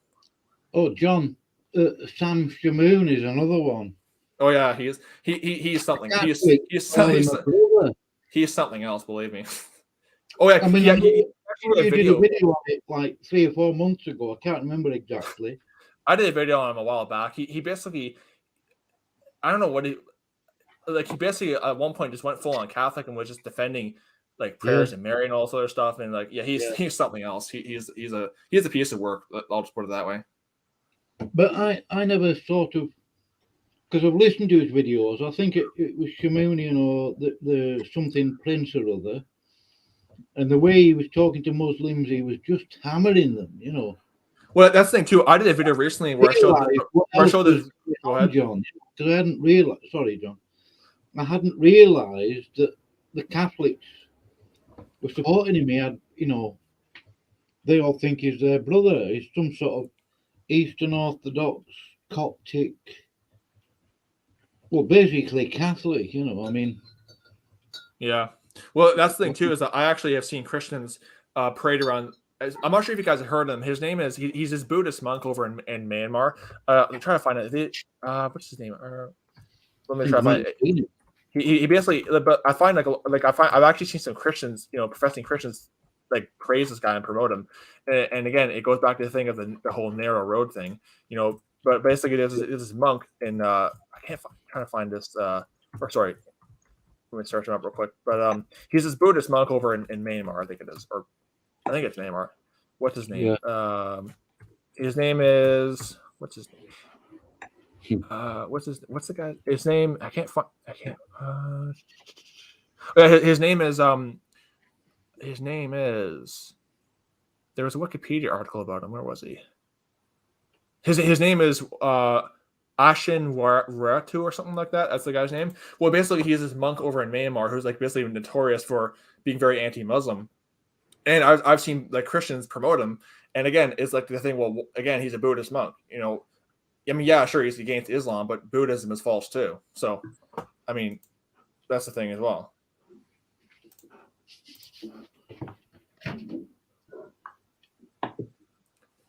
And plus, too, it's like, you know, it's like what's happening over Myanmar is that they're basically genociding the Muslims. You know, so it's like, I mean, so yeah, sure, they're Buddhists, but if you're a Christian, you preach the gospel. You don't genocide anybody. You know, and you should be supporting that either. I don't care what religion they are. Murdering them isn't a solution at all. Yeah, I don't care. I don't care if they're Muslim or whatever. You know, like you don't genocide against. You don't do genocide again. I don't care. That's why I've always said too. You know, like when I see professing Christians say that, oh, well, China is correct to put Muslims in camps and persecute them. Again, you know, they forget. They seem to also forget the fact that a lot of these people, these nations persecute Christians too. But you know, I don't care what if they're Muslim or not. You know, like mass genocide is wrong, regardless of who it's against. Yeah. I don't care. I don't even care if it's against, you know, atheists or whatever. It's wrong. It's murder. Atheists are diabolical, though, John. Oh yeah, believe me. As an ex-atheist, I know firsthand. They are sick people. Is it with the atheists? Are they basically in their own mind, like they think they're God of reality or something? Well, I mean, me personally, I mean, I can't really speak for any atheist, but when I was an atheist, I personally, I would say I was borderline nuts. I mean, a lot of them are just really crazy, but like, yeah, when I was just me personally, when I was an atheist, I kind of thought of myself as pretty good. You know, I mean, any atheist, they think they're a good person, so they kind of think they're God in that area. But I mean, I can't speak for all atheists. I just know that when I was an atheist, I was pretty rabid. I mean, I was a pretty wicked guy. My sandwich just exploded, John. Really? Yeah, well, I had an egg in it as well. I got bacon and egg in it from this morning. So I microwaved it and it exploded. Wow. My egg blew up. Yeah. Are you eating well, Bob? Yeah. Well, I try and avoid, well, not avoid eating. I've got a habit of just eating when I'm hungry. If I don't feel like eating, I just won't. I mean, I might have a couple of biscuits or something. You know, if only I didn't have to eat. So inconvenient. The Hindus and do a breatharian. No. Well, over in thanks. India, Hindus are actually literally murdering people for eating beef. So that's the fruit. And by the way, too, I was telling Fro this, but I posted a link in the chat about this website where they actually document in the Hindu scriptures like calls for violence against non-Hindus. So when you actually read about Hindus persecuting non-Hindus in India, they're actually following their text. Because I'll post the link again, but basically they it's a big long article about just examples in the Hindu text of essentially the same thing as what the Quran would say about non-Muslims, essentially. But like when you really get down to it, the Hindus are just as or Hinduism as a religion is every bit as violent as Islam.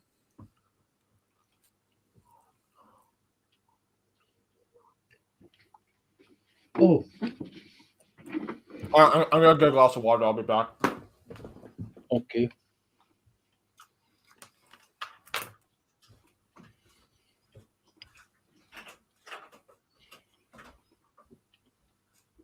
I'm just going to type something into the chat, Jeff. Don't read it out, though.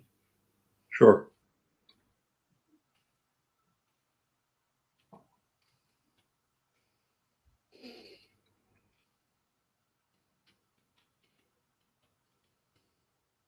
I noticed, Bob, with Fro, is he's got a lot of wisdom and worldly wisdom, but he's too wise, and that's his Achilles heel. He's too wise.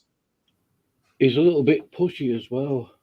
Yeah. He tends to, I don't know if he does it purposely, he does tend to sort of take over. Just like Mama told him. Yeah. He's only a young fella. I think he's, how old is he? 24 or something. Oh, wow. He's got that youthfulness to him. Yeah. Fro's got a squeaky voice. He needs never mind.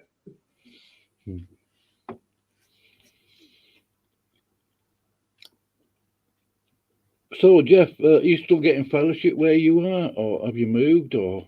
Locally, I do, which is nice. I know a few other Christians. Online, I reached out to Matthew Landau the past month a few times, but he's refused to respond to me. He ignores me. Yeah, now that's the thing. I saw one of Brian Denling's videos.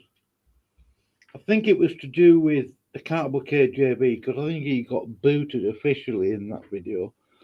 But I read some of the comments, and only people who know the history, sort of, because Matthew said, "Oh, certain lies have been told about certain people," but he didn't mention who'd been lied about and by whom.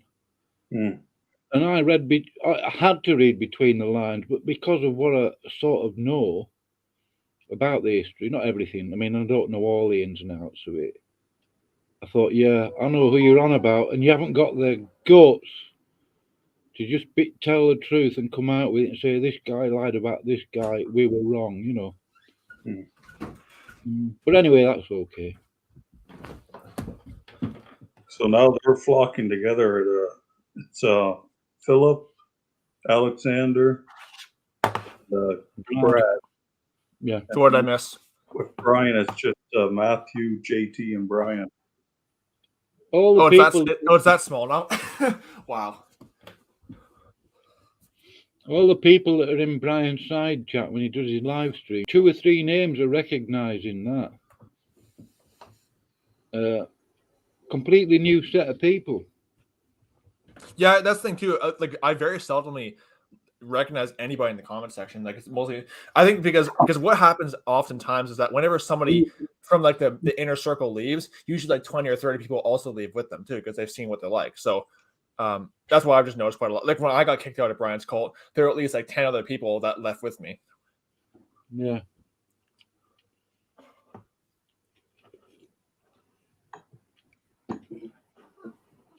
You see that inside chat, John? Don't read it out, but... Oh, I see it, yeah. Yeah. That's one, Bob, who I was very disappointed with, because I thought he was a nice brother in Christ, very kind. And he is. turned his back on me and hasn't said a peep either.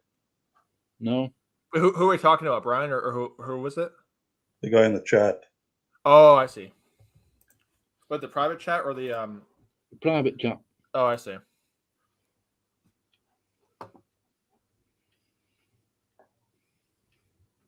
Yeah, that's the thing too. Is that the thing about most of the people are still with Brian is that when I was with them too, I thought they were my friends as well. But it just seems that whenever you say something against Brian, they just stab you in the back, basically.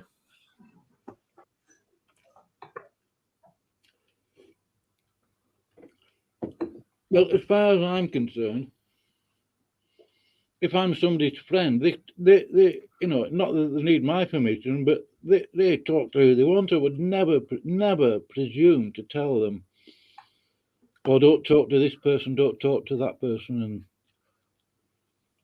I might say same thing too as my friends.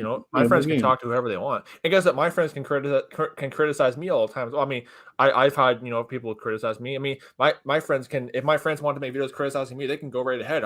I'm open to criticism. I mean, I like criticism. It helps me a lot of times. I mean, if I come up with a video and I say something stupid, feel free to make a video correcting me. I mean, it's good for me. Well, ideally, they should email you and point it out to you, and yeah, privately. I think. Generally, I think the problem is too is that I just think it's funny how Brian complains. Oh, well, they're making videos about me. Well, the thing is that he's hard to contact. I mean,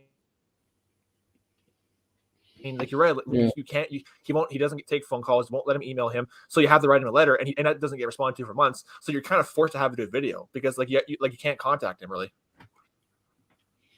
I've got 2 of his emails, but I don't know if they're still alive.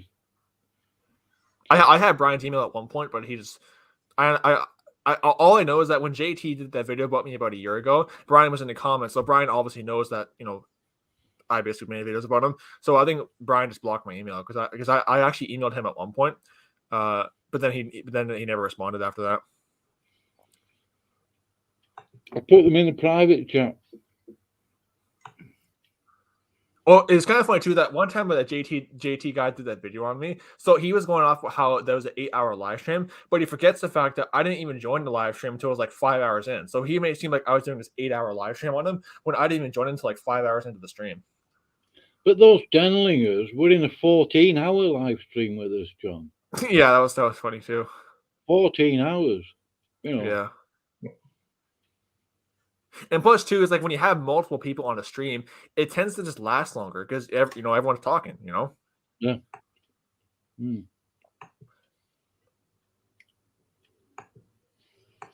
I mean, like when I do a live stream by myself, it typically will last no more than 30 minutes. But when I do one with you, Bob, it can last up to 2 or 3 hours.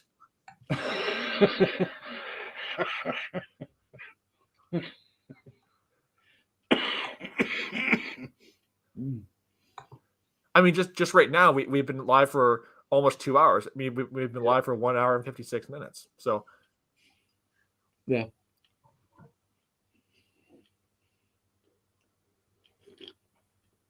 Are you trying to get a job, John? Are you going to? I'm actually in the process of moving to a new house. So, and the area I'm moving to has lots. It's like a gold mine of jobs. So I've been just looking there for and jobs too pay really well as well. So, plus I'm moving in like in a few months. So I figured that I'll just because the Rumble videos do make enough. So I'll just have on that. And then once I move to Newtown, I'll get me from one of those gold mine of, because the town's like a gold mine of jobs. It's like, I mean, it's like in fact, there's so many good jobs. I'm actually having a hard time choosing. Well, are you okay for Monday now, though? Yeah, I'm good now. I mean, the Rumble videos, they do give, they are a somewhat reliable source of income. Yeah. Plus two, since I'm still living at home, technically my mom is still kind of paying the bills, although I still have to buy myself groceries and that kind of stuff. So there's that. Yeah. Well, if you ever get desperately skint, John, and you really need some cash, let me know. Yeah. Well, it's kind of funny today actually because for whatever reason I had no appetite, so I didn't eat for like a good chunk of the day, and I was so hungry that I just ordered the pizza because I was so hungry and I just didn't want to.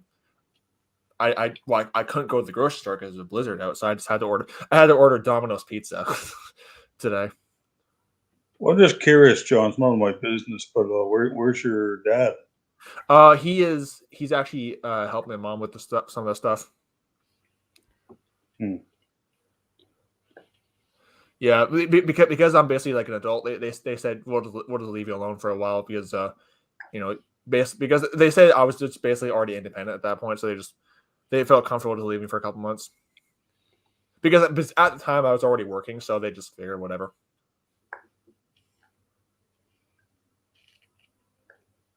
The problem is too is that because both my parents have to work, because we just live in an area where you just have to have two incomes. That's the thing too. We live in kind of an area where it's kind of expensive. Even a small house is pretty expensive. Hence why we're trying to move, so somewhere cheaper.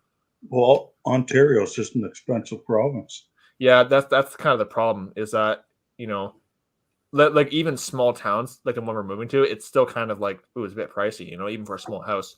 So and it's the kind of thing where because my family are saved. I mean, I know for a fact my family is saved, and the thing is too is that we tried it where we would have like a single income, and they just couldn't do it because it's just too expensive. So my mom, she works from home based, so she works from she basically teaches classes from home. Oh, yeah. Have you got a skill that you could turn into? One of my skills is just simply brute physical strength. That's kind of the thing. Hence why they wanted me. Hence why they actually liked me for the night shift because I had always grown up doing a lot of physical stuff. So I just kind of developed. When I was 13, when I was 13 years old, I was literally able to punch through the thick security glass at my elementary school. So which it's like nobody could do that, but because the thick security glass is meant to be like security glass, and I was able to punch through it at 13 years old. So. I think just growing up my whole life doing a lot of physical stuff, I just kind of developed this brute physical strength to where I'm just good at doing a lot of physical stuff.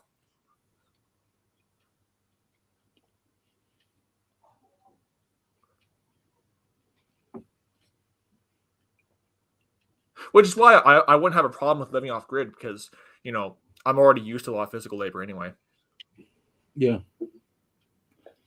I mean, if I had to build my own house, I wouldn't have a problem doing it because it's not like I'm not familiar with physical work. So, yeah.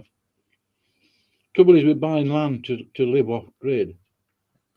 You've got to get the money for the land, and then you've got to get the timber and stuff like that. Well, I mean, Brian, he did it at the expense. I just think it's funny how Brian, because I just remember everything he buys is off his donation money because that's what he lives off of. So yeah.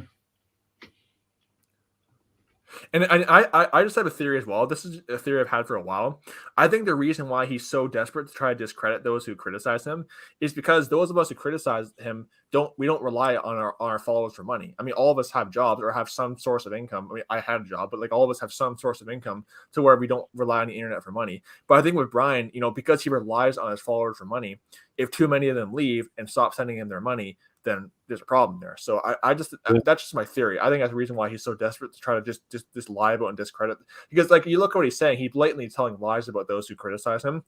But like with Tim's video, when his response to Brian, Tim caught Brian lying just multiple times. I just think the reason why he does that is because he has to discredit his followers, or discredit his ex-followers, or else many of his followers will leave him and stop sending him money. That's just my theory. Yeah.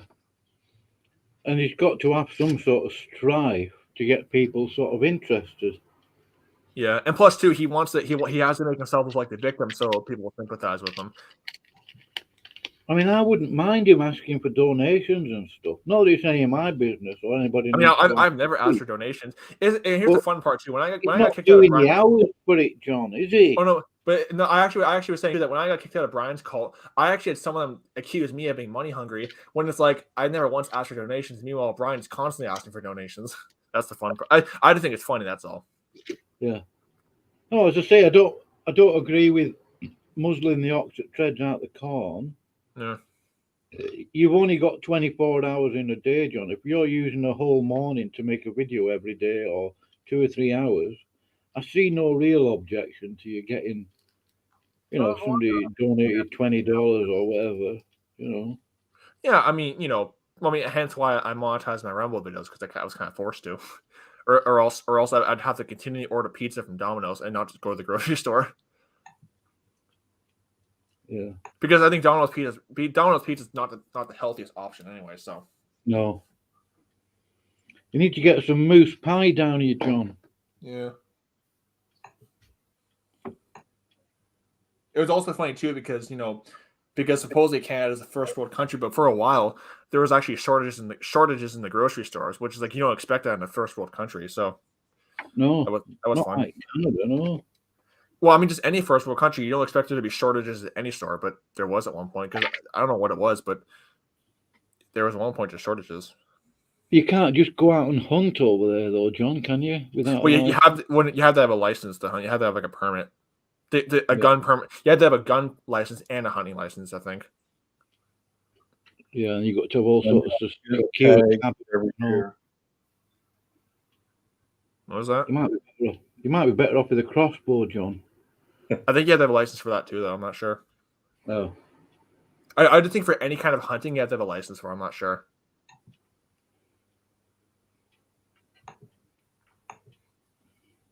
If you get a house near the coast, you just go fishing, don't you? Get some. Yeah, I could just go fishing. I mean, there's that. Have we done any diving lately, John? Maybe it's too cold at the moment, anyway, isn't it? Well, I mean, Canada. People like Americans think Canada. Americans basically think that Canadians like us live in igloos all year round. So we get pretty cold winters. It's funny because the part of Canada I'm from is actually weird because we can get like ridiculously cold winters to where like you can get frostbite within a matter of like 5 minutes if you're out too long, or if you're outside with no gloves on. But then we can get like torturously hot summers. I mean, just the back in summer of 2021. I mean, it was just brutal how hot it was. I mean, and because my bedroom had no air conditioning, I mean, I would wake up from like sleep and I was just covered in just. It was like I got out of a pool. That's how sweaty it was because it was so hot in my room. So, like our summers in my part can be brutal. I mean, how hot it is, but then our winters can be brutally cold too. So, Do you get a decent breeze where you are, Jeff, on the coast, on the what is it? East coast you're on, aren't you, Jeff? Yeah, sometimes. Well, I'm a little bit inland, but you can smell the salt air.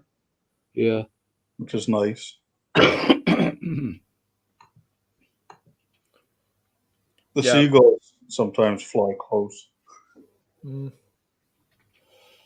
It's actually funny because I live. The house I'm moving to is actually close to Lake Huron, because I live close to the Great Lake region. So I actually read this. I mean, it's not been confirmed, but supposedly there's this lake monster that lives in lake serpent creature that lives in Lake Huron.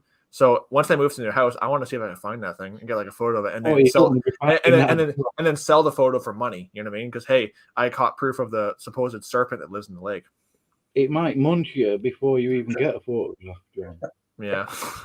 I mean, me personally, I mean, like some people can call me crazy for this, but I've always like been the kind of believer in cryptids. I don't like. I think there's some truth to a lot of these, like what do they call like the lake monsters and everything. I think there's some truth to those. Like, I'm not like the kind of like skeptic in there. I've always believed that they exist. I've always believed that they exist. I've never been, you know. I'm always like even when I was an atheist, I'd always believed that what do they call like Loch Ness monster? I've always believed that they're real. I mean, even as an atheist, I was never a skeptic. I've always believed that they existed.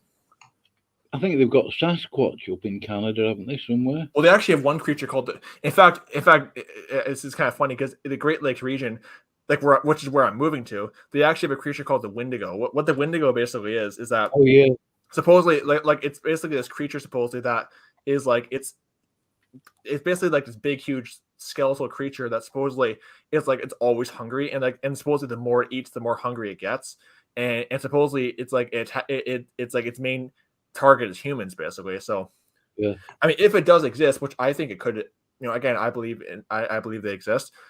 That's gonna be fun because I'm moving to its hunting grounds, so that'll be fun. Oh right. Oh. And I mean, obviously, because it comes from like Native American mythology, which I happen to believe there is some truth to what they say because they lived out in those areas. So I think there is some truth, a bit of truth to it. You know what I mean? Well, they're not known for being liars, are they? Those American. Well, I mean, in fact, because keep in mind they lived out in the woods all their lives, so I mean, they probably know a thing or two of what's out there. Mm. You know, I mean, maybe some of the details. Are you able to defend yourself, okay, John? What? Go on, Jeff. I was just going to say, though, biblically speaking, if you think back to Genesis 6 and all the weird creatures and the creation was tampered with, there's probably a lot of truth to all these weird ghouls and goblin things. I mean, if the Wendigo does exist, I just think the scary thing, I mean, obviously, you know, I'm not the kind of person who believes in like the pagan Native American legends, but if it is true that, you know, hey, the more it eats, the more hungry it gets, I just feel kind of bad for it, because that'd be kind of a torturous existence to where the more you eat, the more hungry you get. That I just, you know. But the thing is, I mean, if it does exist, which I think it could, I will not be going out for any walks in the woods without my hunting knife ever again. Is it a decent blade? Is it, John? It's pretty decent, actually. I mean, if the Wendigo ever does attack me, I could put up a pretty good fight with the thing, actually, with my blade. Yeah. But yeah, I agree with you, Jeff. You know, the Genesis 6. You know, I think a lot of these cryptids could just be, you know, connected to that in some area. You know, it could be connected. I mean, if the Wendigo does exist, which I believe it does, it could have a connection to Genesis 6. Who knows? Because these are creatures that like are basically not supposed to exist. These are creatures that are not like supposed to be there. So maybe they do have a connection to Genesis 6. You know. And maybe the fact is, too, the reason why they're able to evade detection is because they could just be more intelligent than your average animals. So, like it would explain why, because, you know, the sons of God, daughters of men, like these creatures could just be more intelligent than other animals, hence why they're able to evade detection so easily. I do think that those aliens are demonic, John. Oh, yeah, aliens. I believe aliens are just devils. You know, that's my theory. Evil spirits or some whatever. Yeah, something. I mean, like I've heard it said that they're just simply like meant to be as like a distraction to, you know, Jesus Christ, basically. Yeah, it's another rabbit hole. Yeah. That's the thing. I mean, I have a theory too. When it comes to aliens, I have two theories. One, they're just devils, and then two, they could also, in some cases, be, you know, like when you see flying saucers, they could just also, like in some cases, be just government, you know, aircraft they're testing too. Those are my two explanations for aliens. Is that one, they're devils, and two, they're spaceships, they're just government aircraft. Yeah. Because believe me, like you have no idea what your government is getting behind closed doors. I mean, no. I've even heard of some. I've even heard of too that there are some things the U.S. government does that even the president doesn't know about, and the president doesn't have access to. Yeah, he's a nobody. Yeah, really? I mean, I watched a documentary on aliens one time, like a couple years back, and it was saying too that there is a theory that there's secret documents about certain government projects that even the president does not know about, nor does he have access to. Yeah, because he hasn't got clearance. Yeah. And plus, too, you know, the CIA, you know, I mean, JFK, he was obviously assassinated by the CIA. So obviously the CIA, I mean, the president, whatever he does, the CIA is not afraid of him. I mean, they control him essentially. Like he does what they tell him to do. Well, he probably knows that they can get rid of him anytime they want. Well, yeah, that's what they did with JFK. They got rid of him, you know. Yeah. That's the thing about the president. It's the highest office of government. That's what they publicly say, but really behind closed doors, they do what they're told, and if they don't, they're taken out. Plus, too, they go to meet with the Pope too. So, you know, if they ever disobey the Pope, then they'll send their CIA goons. I mean, I heard Eric Phelps, he called it CIA Catholics in action, because they'll just send their goons after them to take him out. Yeah. I don't. How many times has Eric had his channel deleted now? About what, like 6 or 7 times now? I haven't seen him on YouTube. I'll have to have a look now that you mentioned it. I think he's on like his 7th channel now, I think. Yeah. Last time I checked. I mean, it could be more too. But again, it goes back to Voltaire's quote. You know, whoever you can't criticize, that's who's in power. You know. Yeah. I mean, I've had videos deleted too for talking about Jesuits. I did one video. You know that Capitol siege on January 6th when they invaded the Capitol. I did a video talking about that being a possible Jesuit conspiracy. I wasn't even saying that. In fact, I was just saying I just happen to believe it could be a Jesuit thing, and that got deleted for spreading misinformation. Yeah. And then I did one other video too where I was comparing it to where I was just simply saying how I think it's funny how the left-wing media, how be it like Black Lives Matter, they can riot and destroy cities all summer long, and like you barely hear any condemnation from the media or any kind of negative reporting on that. But then when this happens, it's like, oh, they go crazy over that. It's like, you know, I did a video talking about, I was saying how it's hypocritical, how they just seem to just gloss over the BLM riots, but then this one thing happens at the Capitol and they make a big deal out of that. And that got deleted for hate speech. So.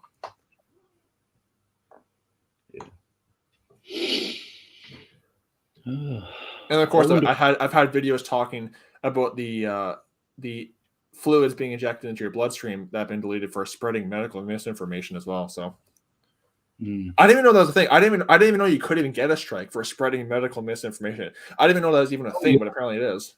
It's funny, John. Talking to one of my coworkers, he got his 2 or 3 shots, and he said he went to the hospital because he's having chest pains there a couple months ago.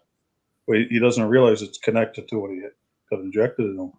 Oh, get a load of this. So my uncle on my mom's side of the family, or sorry, my uncle on mom's side, which would be her brother, he actually got COVID at one point, despite being triple vaccinated. So, or sorry, triple injected. I'll say it. Well, all of it is just the seasonal flu in your body detoxing itself. Yeah, and plus too, the whole COVID thing, whatever the reasoning with these lockdowns are, you're not going to get rid. I mean, you're not going to get rid of it. You can't get rid of a virus. It's always. I mean, there's still cases of the Black Plague today. You're never going to get rid of it. And plus too, I read an article one time too about how, at this point, many humans have just their immune systems have just developed immunity to it like they would with the flu. So at this point, any kind of lockdowns or that kind of stuff are just pointless because if you do get it, you've likely already developed immunity to it at this point. I'm sure that will get taken down for medical misinformation too, because YouTube doesn't like that. I just marvel at all the people that have complied and yet they're sick. Yeah, I love that. I actually read one article. In fact, here in Canada, I actually did a video on this on Rumble. I posted this on Rumble. Canada has the highest rates of vaccination, yet our cases are only increasing. And before my website was taken down, I posted an article about how the state of Maine had the most heaviest vaccination or heaviest jabs out of any state, and yet they had the highest increase of COVID-19 cases after the fact. So I just love how people still comply after all that. Well, it seems to me it just wipes out your natural immune system and you just get sick. Yeah. Well, essentially what it is that you're essentially, I've heard someone say that you're actually injecting like the virus into your body with those things. Yeah. I think they are. And plus too, I read an article too about how there was one there, and get a load of this. There was this one lady who was literally 117 years old. She was born in 1904. She got COVID and survived. And she's back to life as normal now. She's just back living as normal as if nothing happened.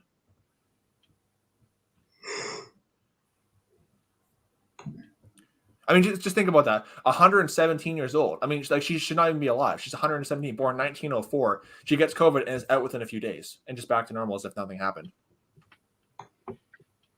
I wonder what the next episode is with the Brian Denlinger crew.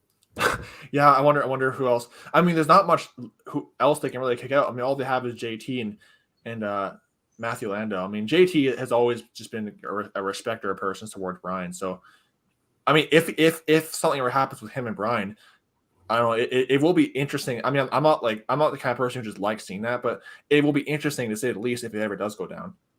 Yeah, it won't. There's money involved, John. Well, plus too, I think he needs Brian to promote his stuff too, because his website would not have gotten anywhere if Brian hadn't promoted it. Because my website, I was doing my website for like years prior to him. It never got more than just 100 viewers per month because like nobody promoted it. But his website, it got really popular. Plus, all of his followers are just Brian's followers, pretty much. Yeah. And plus too, I want to say this about JT. Obviously, no, sorry, my cat was eating my pizza.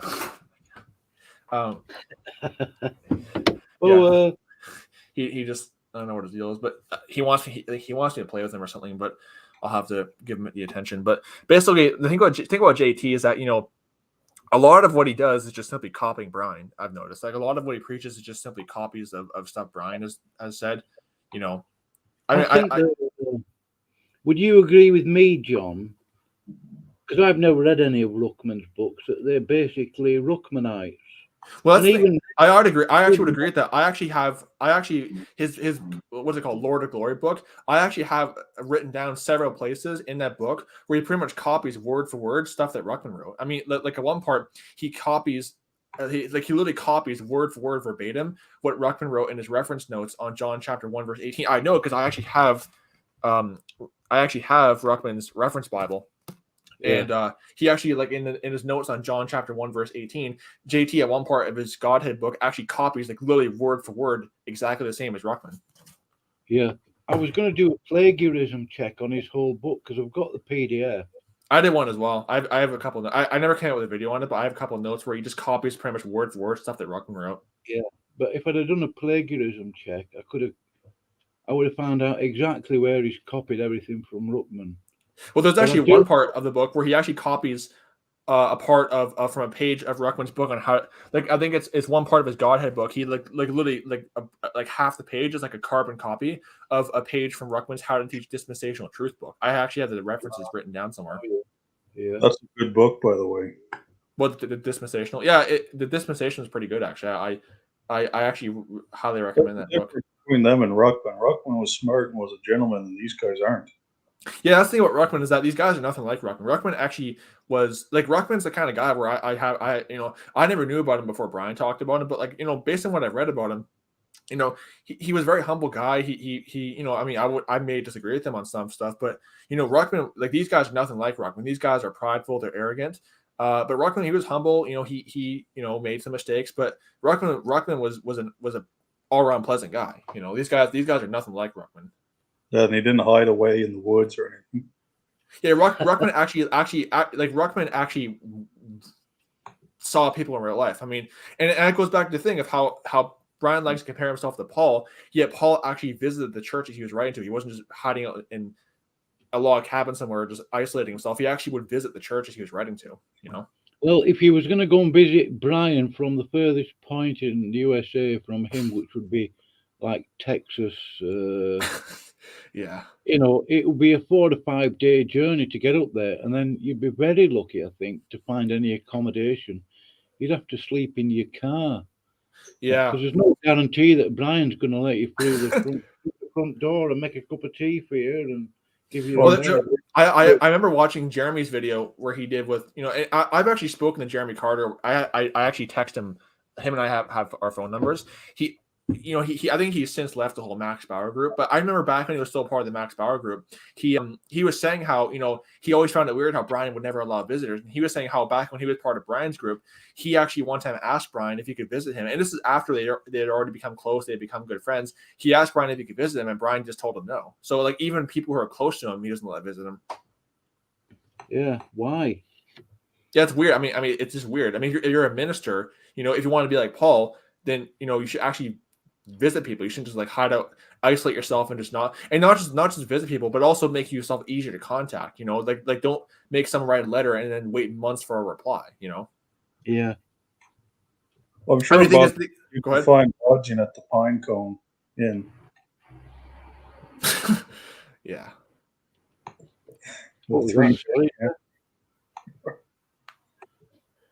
Oh, and then too, how there's one clip I saw where he goes on like a 10-minute rant about how his like stove broke down, he had to buy a new one and everything else. I'm like, yeah, people go through that stuff on a daily basis, like stuff that people go through on a daily basis. He acts like, oh, it's so hard, I have to go through this. It's like, seriously, Yeah,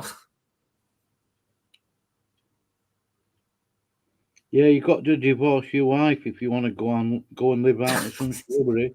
Yes, I saw that one. That was crazy. I mean, he doesn't outright say it, but he strongly implies that if you want to live off grid, you should just divorce your wife if she doesn't want to do it. It's like, okay. Yeah. I mean, that's so ungodly as well to say that. Yeah, I mean, I agree with you. It is very ungodly. I mean, because like it's like, and then he goes to 1 Corinthians 7 and tries to make that like as a proof text. It's like how do you use that as a proof text to say you want to live off grid? I mean, like what? I noticed lately, John and Bob, like listening to Brian and Brad and Alexander and the other Philip. It's sort of like they take the joy away from reading God's word. Yeah.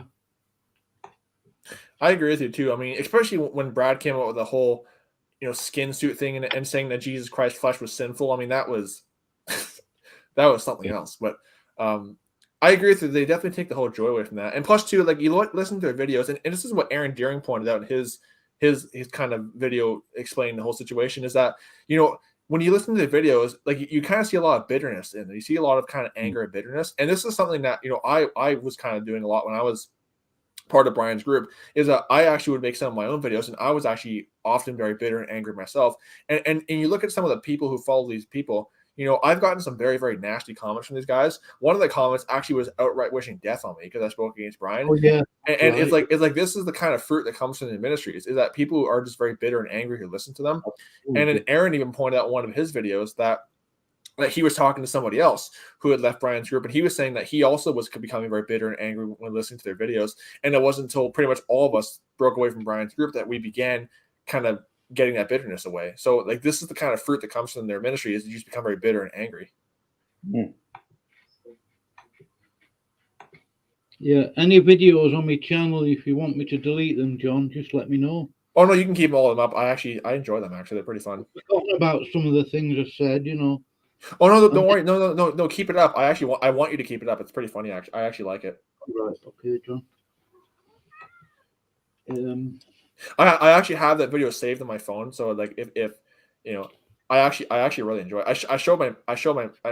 My mom knows who you are as well, and she thinks you're she actually thinks you're a pretty good person actually. Yeah. Ben from the UK doesn't think so. Yeah, well, he's something else. Yeah. Well, I'm not perfect, John, but I do try and be. I was being okay with him, and then you just get. I mean, I talk to who I want, John, just like you do, just same as Jeff. Yeah. You know what I mean? Like he had a good conversation with that Catholic guy. You don't agree with his doctrine and dogmas and stuff. Yeah, but we were able to have civilized conversations as grown adults, basically. You know what I mean? Yeah. Well, yeah. We are men, aren't we? I mean, yeah. I mean, we're all grown adults. We can have conversations as adults. We don't have to, go off like children. Well, you're more adult than the average 20-year-old, John. Yeah. Well, most guys from my generation are a joke. I mean, I tend to rip on my generation more than people from my older generations do. I mean, like how everyone makes like I'm Gen Z. That's where I'm from. And like me personally, I rip on my generation more than anyone else does. More than anyone else from older generations do. For one thing. Well, I see them, John, in the break room all the time, and they're all on their cell phones watching that TikTok thing.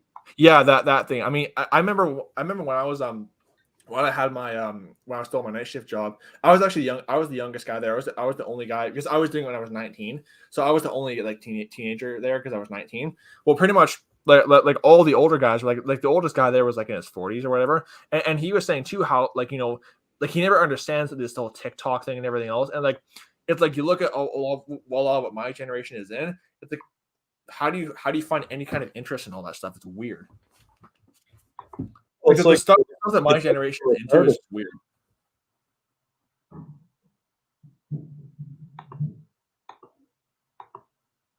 So go ahead. No, I said it's like they're half retarded. Yeah, I mean, I have a TikTok account, but I never use it. I only had it just because I wanted to see what it was like. But it's like I made like one post on there, and that was like over a year ago. I honestly don't understand the point of that thing. I just think it's stupid to be. I just think it's kind of dumb to be honest. I don't understand the point of it.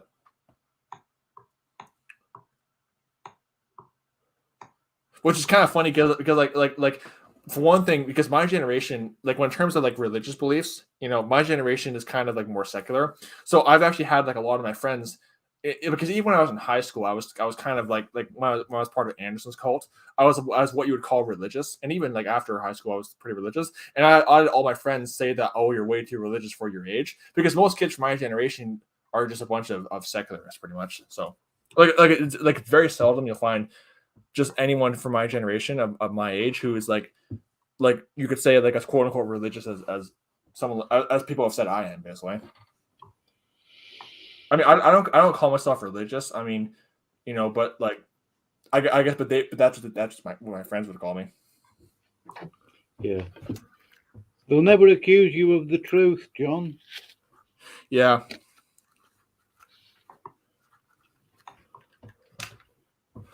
And one thing too is that, you know, is that when it comes to calling yourself a Christian, I just think that when Accountable KGB makes this big deal about how you can't call yourself a Christian, I mean, I just think it's a bit unnecessary. I mean, that's the whole thing. Well, it's totally unbiblical. We were first called Christians in Antioch. I mean, I understand his point of trying to be separate from the world, but at the same time, too, like you don't see that. I mean, obviously, like his point. I think one of his points is that they weren't calling themselves that. They were given that title by the Romans, but at the same time, too, you don't see like that title being used in a bad way as in like, oh, you know, I mean, like there are examples where, you know, I mean, the word appears like three different times, and none of it is ever like in a negative context. I mean, they're just called that, you know what I mean? I mean, it's not like a bad thing. It's never seen as a bad thing where it's mentioned. Yeah, but the word Christian only means in Christ. Yeah. That's it. Yeah, I personally prefer the term Church of the Living God. But if you want to call yourself a Christian, I have no problem with that. I mean, it's the same thing basically. I don't really care.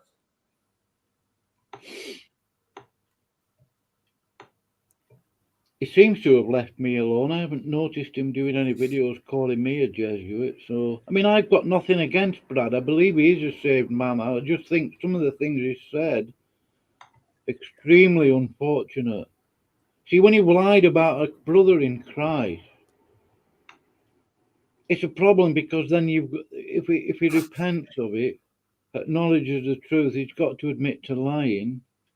I don't really want to, so I wouldn't want to force anybody to do anything, but I wouldn't want to force him into that position, really. I just think the problem is too is that this thing of calling everybody a Jesuit who basically doesn't believe like you. The problem with that is that for example, when he did that 10-minute rant about me calling me a Jesuit, well, the burden of proof is on him. I mean, if he doesn't show proof that I'm a Jesuit, then it's all just hearsay. I mean, like because the burden of proof is on him at that point. Yeah, well, it's slander, which is a sin. Yeah, I mean, if he can't prove that I'm a Jesuit, then at that point it's just slander. You know, if it's just him saying things but not actually proving that I'm somehow working for the Catholic Church, then it's like then at that point it's just slander. You're right. That's all that it is.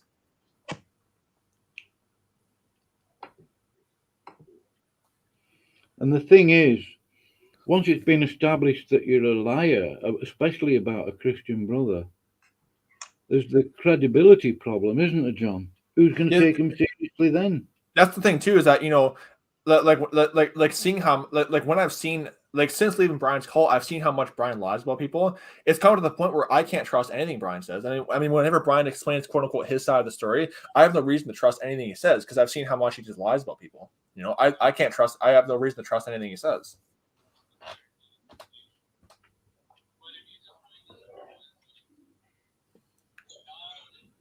Please, John and Bob, that was to me one of the all-time lowest moments when he started attacking his father of all things who's dead in the ground.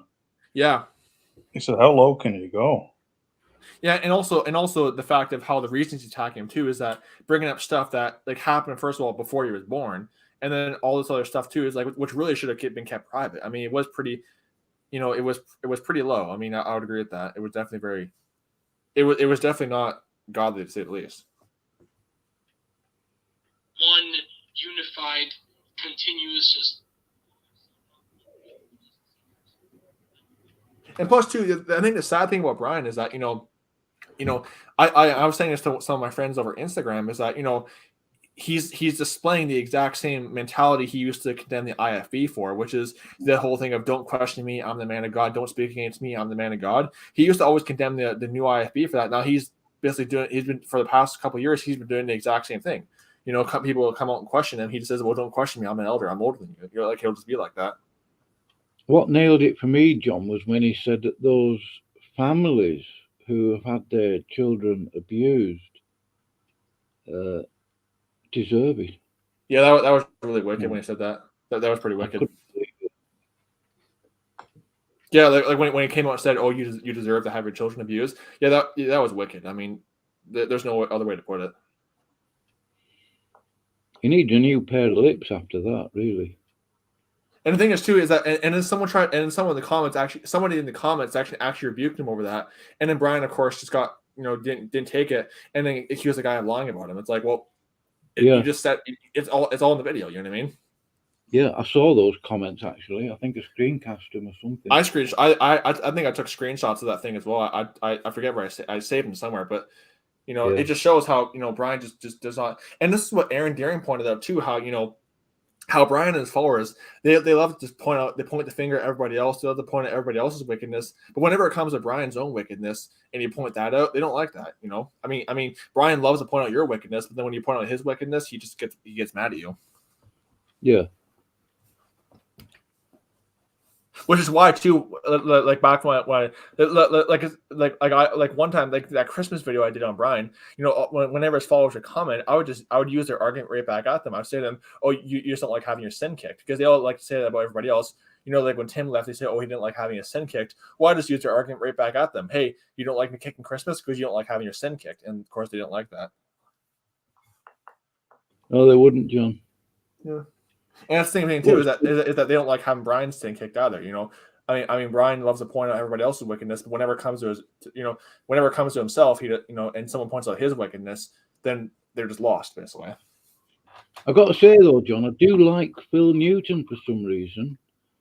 I've seen a couple of his videos with his little pooch in his garden. He seems like a really sort of nice fella, doesn't he? Yeah, but there's still some problems with him too. I mean, obviously, like I feel bad for the way you're treated by Brian, especially when the fact that he came out just lovingly trying to correct Brian, but he still got plenty of his own issues too. I'd be honest. Yeah. Philip's problem is it's almost work based. Like he'll judge your salvation on your works. Yeah, that's the thing too. That's one of my issues with them as well. Is like he always looks to what your works basically, which is not right.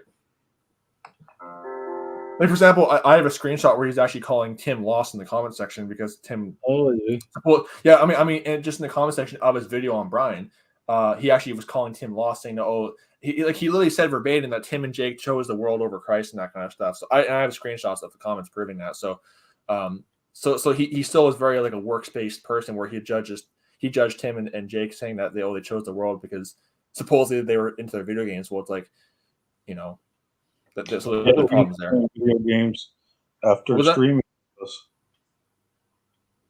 What was that? I said, yet he was playing video games after he be streaming with me and Matt M and Matthew Lando. Yeah, that's the thing too, is that he was struggling with video games for a while too. Meanwhile, calling Tim lost because and the thing about video games too, I need to point this out as well. Me personally, I have no problem with video games with the condition that they're obviously clean, family friendly, and in moderation. I mean, games like Grand Theft Auto, that kind of stuff, those are just beyond beyond wicked. So it's like that. But if you want to play I don't know, like what are those, like Pac-Man or Mario Kart, it maybe 1 or 2 hours before bed, I have no problem with that. I mean, you have nothing else to do. But excessive addiction, that's a problem. I mean, that's always been my stance on the whole thing, is that clean, in moderation, like maybe 1 hour before bed or whatever, and that's it.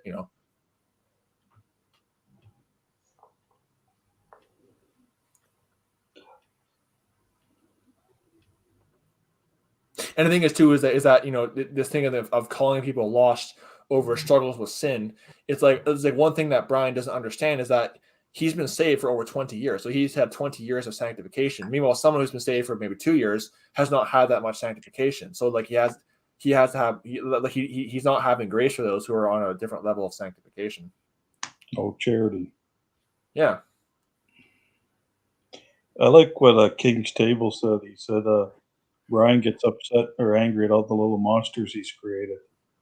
Exactly. Yeah. He creates these things, and then they it's like with Frankenstein's monster, where Frankenstein creates the creature, and then it basically he gets upset. Well, it's like, well, you created this thing.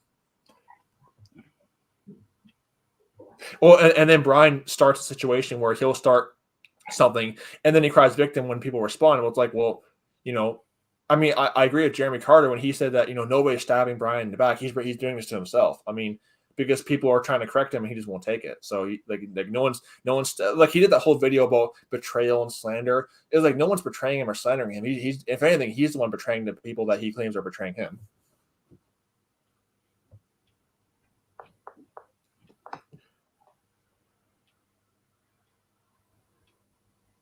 And even Philip Newton pointed out, which I would agree with him on, is that, for that Brian's pride is just getting out of control, and how, and how he just won't take any kind of correction on anything.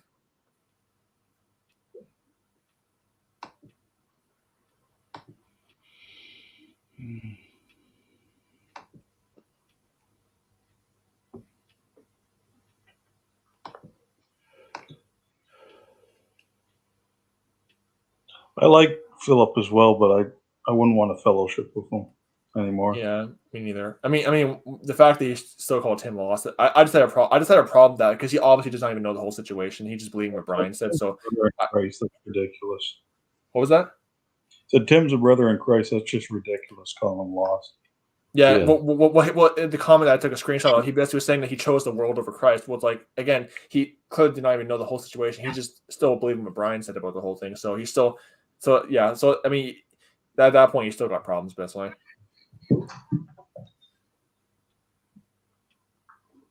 Yeah. And again, considering the fact that Philip Newton was playing video games at the time as well, so he's kind of a hypocrite. Oh, yeah. Right. Yeah, so he's kind of a hypocrite in that area.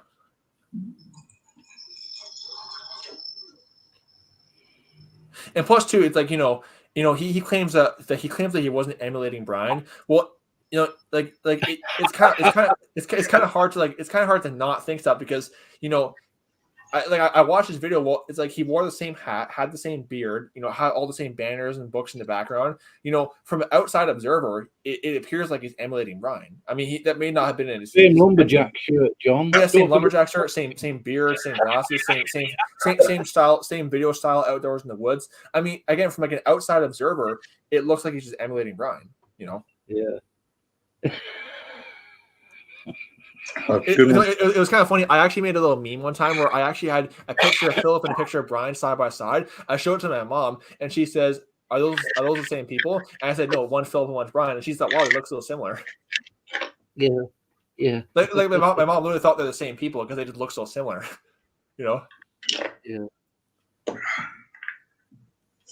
Me personally, I just find it hard to believe that he wasn't trying to emulate Brian. I mean, like I just find that really hard to believe. Yeah. Actually, I do remember Brian mentioning something about that, people emulating, and I think he may have been alluding to that. Well, it was kind of funny because Tim pointed out how it's hypocritical that Brian got upset about people copying him. Meanwhile, he never rebuked Philip Newton over that, which of course he did eventually do that, like months or so later. But I just think it's funny too how Brian's followers they'll follow Brian to the point where they start looking like him. I mean, like they'll start buying the same red lumberjack shirt. They'll start growing beards and everything else. I mean, like, it is funny how they'll follow him to the point where they start looking like him. What's the point of them 3 swords, John? I mean, how much do them things cost? Well, I understand the point of buying a lumberjack. $500 each, easily. I don't understand the point of buying a red lumberjack shirt is when you weren't even a lumberjack. I mean, JT was not a lumberjack from what I understand. So why does he need a lumberjack? Why does he need that red lumberjack shirt? Yeah. Yeah. 3 swords. Oh, yeah, why does he need 3? Why does he need 3 swords? And then Philip Newton bought a sword too. I think I saw. Yeah, he did. Yeah. You're kidding. Yeah, he bought a sword too. Yeah, that would have cost him a few quid. That, John, believe me. But then we're supposed to believe he's not trying to emulate Brian. I just find it hard to believe, to be honest. Yeah, I'm struggling. Yeah, I'm struggling. Oop, beg your pardon. Like he actually buys the sword. I thought he just actually goes out and buys the sword, and of course it's after Brian does it too. So like, what do you expect? I don't understand why they need swords for it. I just find it funny. It's obviously symbolic or emblematic of masculinity or of some sort of warrior Christian type thing. Yeah.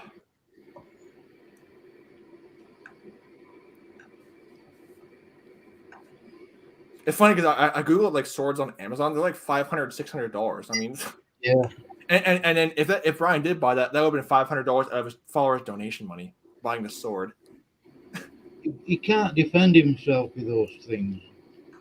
Yeah, I mean, plus they're really heavy too. I mean, I actually held a sword. They're pretty heavy. I mean, like it's hard to swing them around without practice.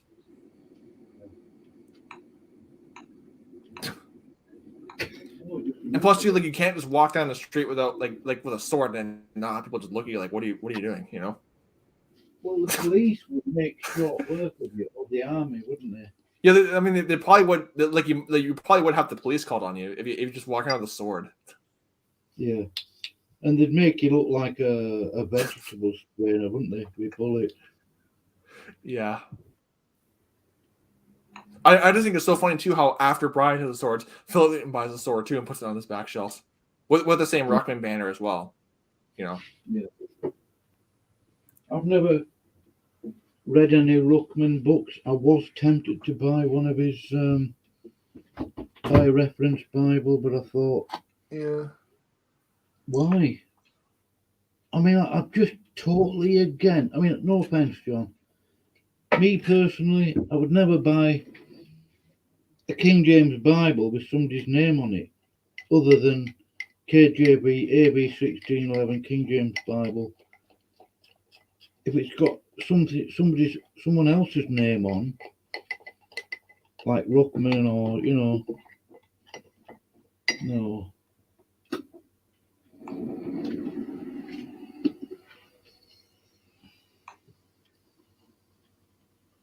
Honestly, Bob, you should get Ruckman's book on dispensationalism.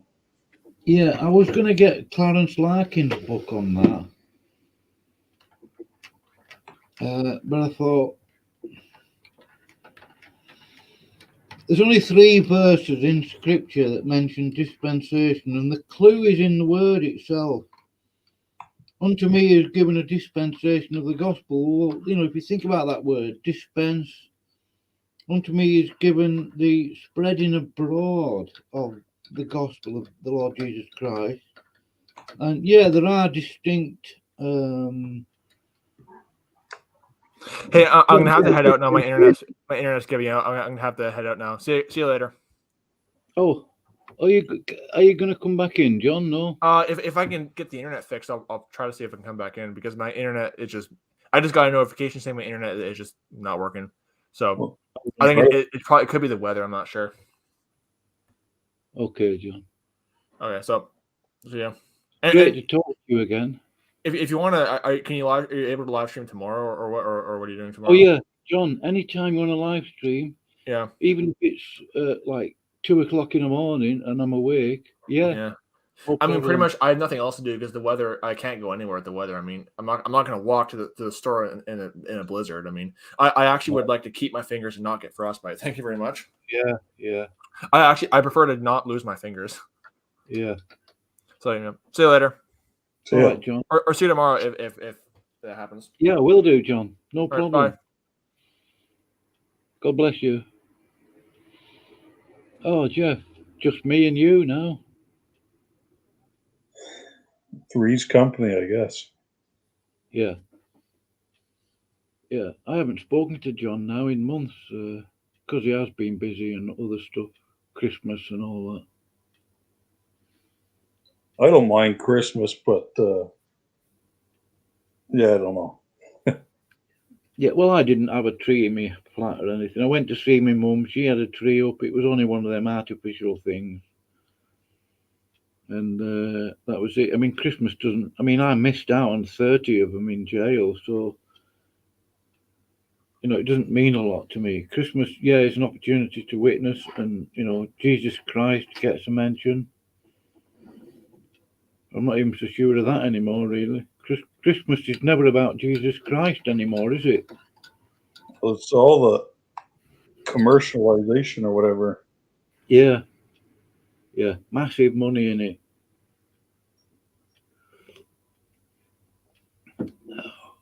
Personally, I just like the colors. You know, it's nice to brighten up the dark days for winter. Oh yeah, yeah, because it's great for children as well. They, All the bright lights. It creates memories for them, doesn't it? You buy them. I mean, toys are expensive, but you buy them toys and all these special treats in food and the decorations and the bright lights. It's like, yeah. I mean, I remember most of the Christmases I had when I was a nipper. And where's the harm, really? I didn't bow down to a tree or anything.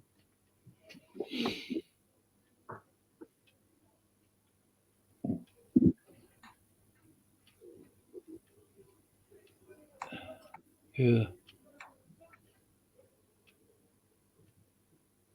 Are you okay over there, Jeff, in Canada? I can't work out what's going on over there myself, really. I mean, like you said, my job. I still have work, but things Yeah. are. No, I mean, I thought with all the truckers, well, I don't know if all of them are on strike or doing something over there. It wouldn't help food supply and all that sort of thing, would it? The biggest thing I noticed lately is the price in the grocery stores. Everything has gone through the roof. You're kidding? Well, I've noticed prices here since the end of you know what. Hmm. I mean, milk. It used to be £1.15. It's now £1.30. Other things have gone up. 10 or 15 pence here, 20 pence there.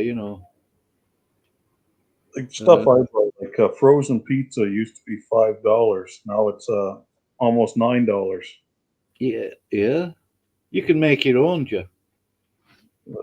I buy tins of tuna now. I've got a little cupboard with tins of beans and tuna and dried goods, like noodles and stuff like that, pasta.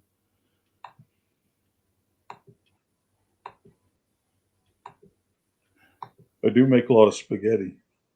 Yeah, spaghetti's okay with a tin of beef or something. What I like doing, I haven't been bothered with it lately. I make a massive big pan of curry, at least a gallon. A big massive pan. I think you could get a gallon in there. Is that like chicken and noodles? Well, I just do a curry with chicken or minced beef or tuna. Stick a couple of tins of corn in, a couple of tins of garden peas, onions.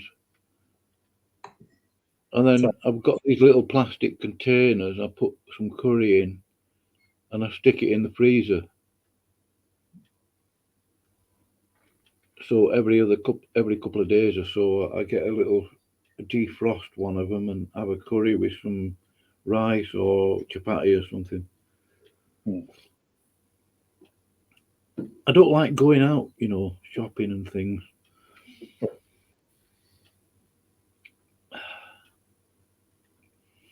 I mean, I do enjoy having something to eat, but I'd prefer not to have to.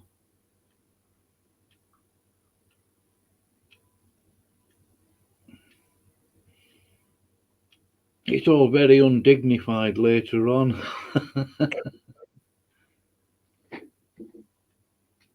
It's a nice meal, Bob, is when you make your own hash browns, cut up a few potatoes. Oh, throw in yeah. a couple sausage, an egg. Bubble and squeak, like you fry your mashed potatoes in the pan with leftover vegetables and things like that. Mm. Yeah. Oh, yeah.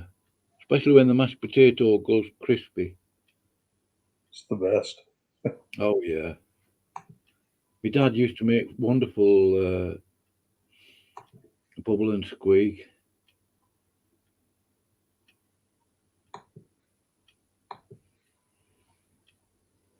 I can't understand what's going on YouTube with all the.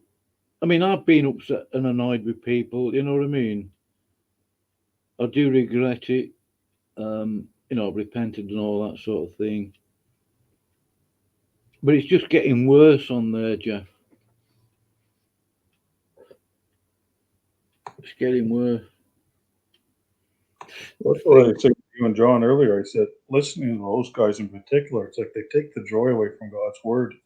Yeah, You just kind of have like a chip on your shoulder when you're looking at other people. yeah. And they do sound a bit patronising. Hmm. I noticed Brad has shaved his beard off again. I don't know why he had it in the first place. I'd still want to talk to him. I don't hate the guy. I don't despise him. I believe he's a Christian, although, as I've already said, he has stated some unfortunate things. But I still think he's a saved man. The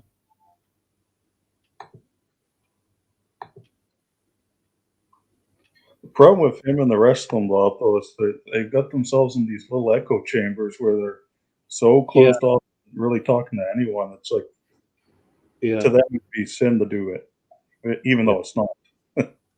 Yeah. And they're not going to notice, are they? Hmm. They don't seem to examine themselves. No. Well, it doesn't help because each of them have their own little yes men. Yeah. And King's Table, I like King's Table, Frank. He's a really nice fella. He's very sharp, very, he's not your average Canadian, I think. What I mean is he's above average intelligence, and he's got an understanding of Scripture. Hmm.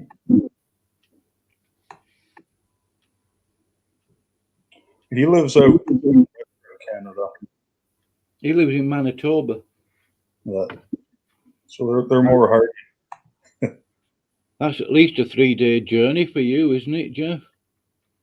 That'd probably be, I don't know, a good 40-hour drive. Yeah, 40 hours. Wow. Yeah. Yeah, you'd have to stop off a couple of times, wouldn't you, on the way there?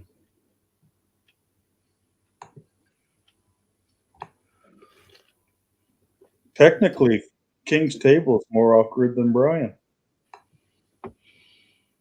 Well, from where you are, or where I think you are, you'd only have to drive down to the border, and then you'd be basically there, the border between Canada and Maine.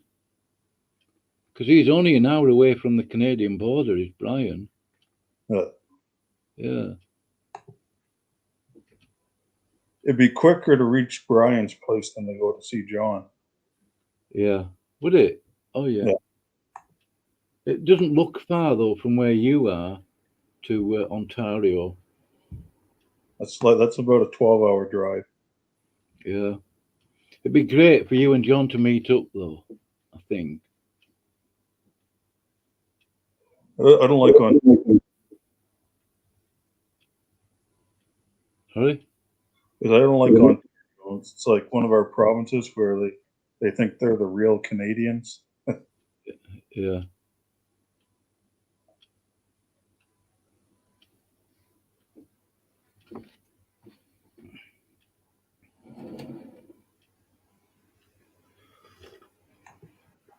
How are things in Blackburn or Blackpool?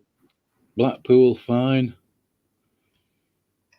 I do want to move out of Blackpool, though. I want to go back to Yorkshire. Any chance you could get like assistance with that or whatever? A what? Assistance? Yeah. No. I'd have to pay for it myself.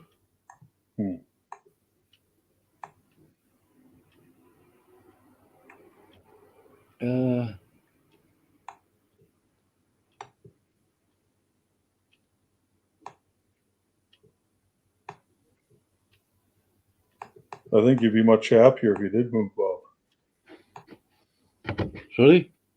So I think you'd be much happier if you did move. Oh yeah, yeah. Yorkshire. That's where all my best memories are.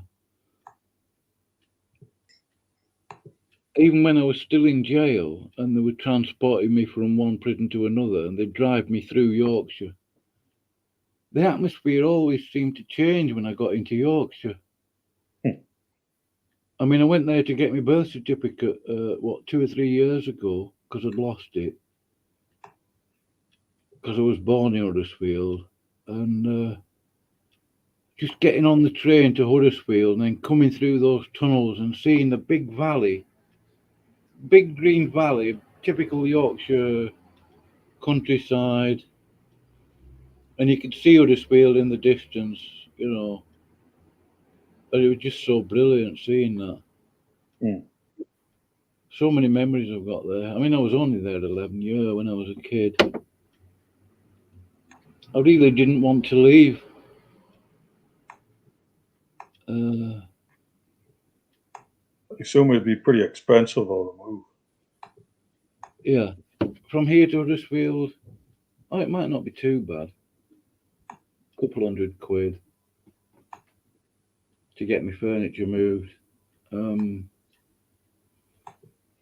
If I had the money, I would.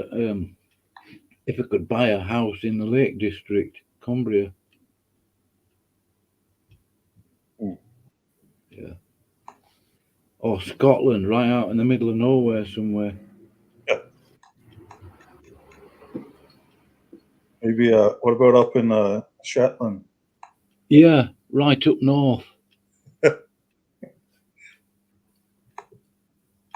I did want Aaron to come and visit me, you know. I would have paid his train fare. I never hated him, you know, Jeff. I still don't. I never have. He said he lives around some place called Ayr or Ayr or something. Yeah, somewhere. Yeah. I don't know what's going on with him at the moment. Well, hopefully he's well. I don't know. Yeah, I would hope. I do not wish any ill upon him at all. Have you tried to contact him lately? I can't get a hold of him. I wouldn't even know how. Oh. Doesn't he use that old email address that he's got?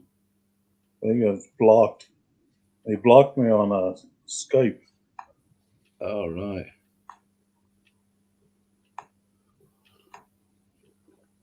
Right.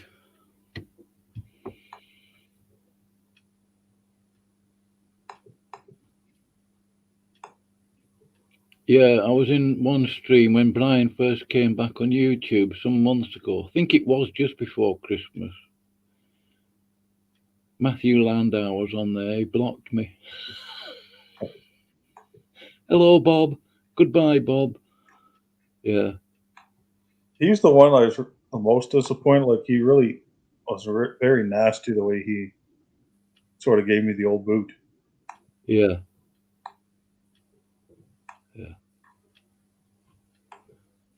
But Brian led him to faith in Jesus Christ, apparently, so there's loyalty there, I think. You know, respect and stuff. It's just what bothers me, Bob, is after 2 years of fellowshipping once a week and over a minor disagreement, all of a sudden you're unsaved and all this stuff, sort of thing. Yeah, it's ridiculous. I mean, how they can call Tim unsaved is beyond me.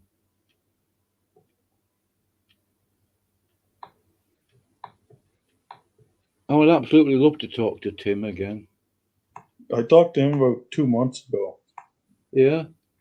I mean, he has a wife now and they're doing well. Yeah, good. Praise God for that. I think they both work and they have a small little house. Yeah. Out in the countryside somewhere. In Tennessee. Yeah. Tennessee.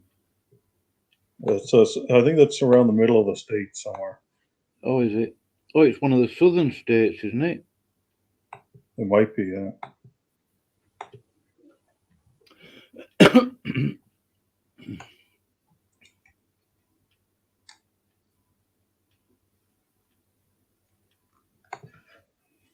Well, I hope John comes back in.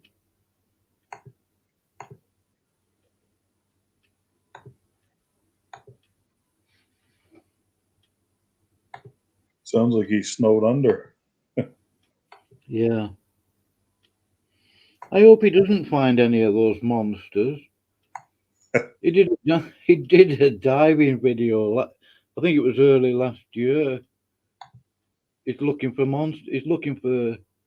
The last thing he wants to find is a big, massive catfish. Yeah.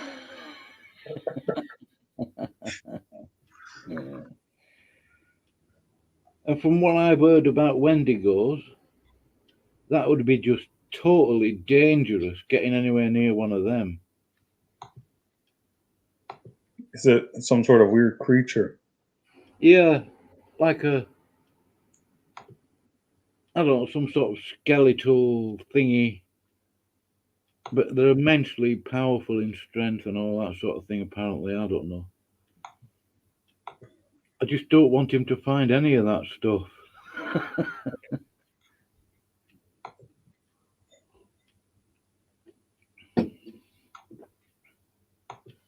If there is any truth to any of that stuff, Bob, it's all demonic, weird stuff. Yeah. Now, I've seen these people on YouTube. They call themselves ghost hunters and this, that, and the other. They're playing about with evil spirits, ghosts, like it's a big joke, like it's and they've absolutely no idea at all how dangerous it is. And I'm not an expert on it, but I know enough to know that much. Mm. You know,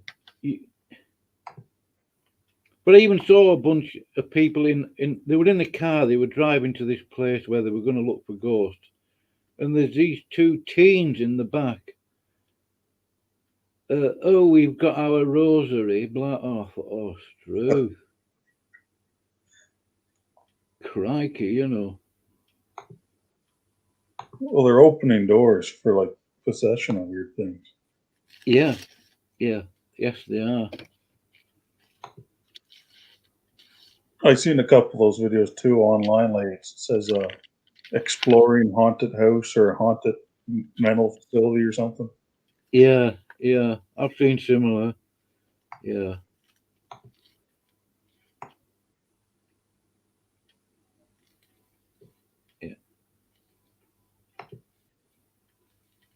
But there you go, the atheist. The fool says in his heart there is no God. And they go around with these little electronic things for finding ghosts and what is it, EVP and all that stuff.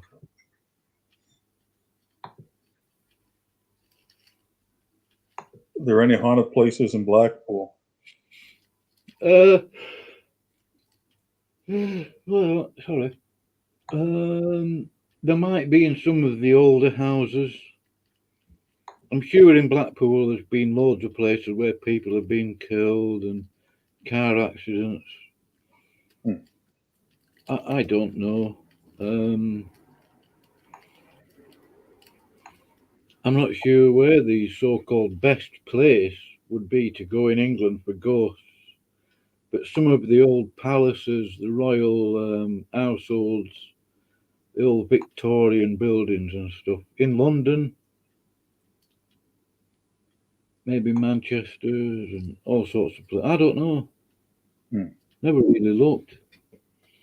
There are some really dodgy places to go, like the Manchester Canal. The people keep vanishing down that canal in Manchester. Oh, okay. Yeah. What about, Bob, if you don't mind being personal, but when you're locked up, like, wouldn't it be kind of like demonic in some of those places, some of the jail houses? Oh yeah. You can guarantee that in every jail. I mean, the first jail I went to was in Wakefield. It was the only long-term prison, apart from one other, which I can't remember the name of, Hull or something, where you first start off as a lifer. That was a hanging jail. The hanging cell was still there, even at Nottingham jail when I got there in 1992. The hanging cell was still there. I mean, you can guarantee that in some of the older prisons, like the ones I've been to, Dartmoor, I mean, there would have been hundreds of prisoners that died there. Wakefield. Have you ever heard that song, Round and Round the Mulberry Bush? Here we go round, yeah, we all fall down and die. I can't remember the name of the song. That mulberry tree is actually in that prison at Wakefield, where the women used to walk around it and they'd die of some sort of thingy or other. So every jail has got the old jail, like Wakefield, let me think, Dartmoor, which I've done jail time in. That used to be where they housed the prisoners from the French and American wars. So, yeah, I mean, they get people murdered on the wing. I was on the wing at Gartrey. Some guy got murdered on the Two's landing. People commit suicide. Guy committed suicide on the same landing as me at Long Larton. I knew what he was doing. This was before I got saved, by the way. Yeah. I knew what he was doing, but I just laid there and carried on rolling my cigarette. I wasn't going to get involved because the rest of the lads on the wing thought he was some sort of nonce or grass. They hated him. Yeah. He killed himself. Prison doesn't do any good for your. It sort of turns your heart into a swinging brick. It does, Jeff. Well, I know when I worked at the addiction center, Bob, a lot of the guys that were kind of in and out of the jail system, they didn't care about anything. Yeah. Well, I did care about some things. It's just that as time went on, I mean, I got saved in 92. I went in jail 1980. So I was 12 years in, you know. You either toughen up or you just end up bloody, I don't know, hanging yourself or just depressed all the time. So you just got to either toughen up and get on with it and whatever. Find every way you can to make your life easier. I suppose it's basically a survival thing. It is really. I think I made a point of surviving in that 31 years jail out of just pure bloody mindedness. I wasn't going to give the screws an empty cell to put somebody else in. So as long as I was alive, my attitude was, I was a pain in the neck. Yeah. Hey guys, I'm back. Just wanted to finally got the stupid internet backing up and running. You all right, John? Yeah, I just finally got the stupid internet back up and running again. Yeah. I also want to just quickly show you guys. You know, remember how earlier I mentioned about that Mike Enoch character with who was basically going off with Jews and then he's married to one the whole time. I forgot that I actually had uploaded clips of his debate with Halsey on my personal channel. I just want to show you the funny part where Halsey calls him out and he just gets triggered over that. How do I share a screen? I haven't done this in a while. How do you share the screen? I forget how you do that. Just go to the bottom, you see share, and I'll put it up on screen for you, John. Oh, okay, I see how you do it. Yeah. Okay. Where is it? Oh, there we go. Finally found it. Okay, share screen. Here we go. Okay, so here basically, and let me know if you can hear it or not. But I uploaded clips of their debate on my personal channel. Let me know if you can hear this or not, because last time I tried this on my other channel, it didn't work. Can you guys hear that? No. Okay, you can't hear it. Okay, let me try something real quick. Let me just try doing this on my. Let me just stop sharing. Let me stop sharing. Okay, let me try this on my phone with the audio. Okay, so this is basically Mike Enoch and Halsey having their little argument, and then this is the part where Halsey calls out Mike, and Mike gets all triggered. Like a specific complaint. So fraud. What specifically is the fraud that I have done? The fraud that you have done? Yeah. You hosted a show called The Daily Shower. You are married to a woman who goes to trans events and is Jewish, and you're sitting here hosting a show called The Daily Show. You didn't divorce her. That would have been a manly thing to do. All right, hold on a second. No, I am fucking. These are not arguments, pal. I didn't speak over you. Don't speak over me, please. What I'm saying is the manly thing to do, if you agreed that Jews were so horrible, is that you would have divorced her. Instead, when it came out that you were married to a Jew, she went after you. She left you. When this all came out, I've read all the articles, and you know what? Maybe none of it is true. Maybe some of it is true. Maybe all of it is true. I'm betting it's true, though, Mike.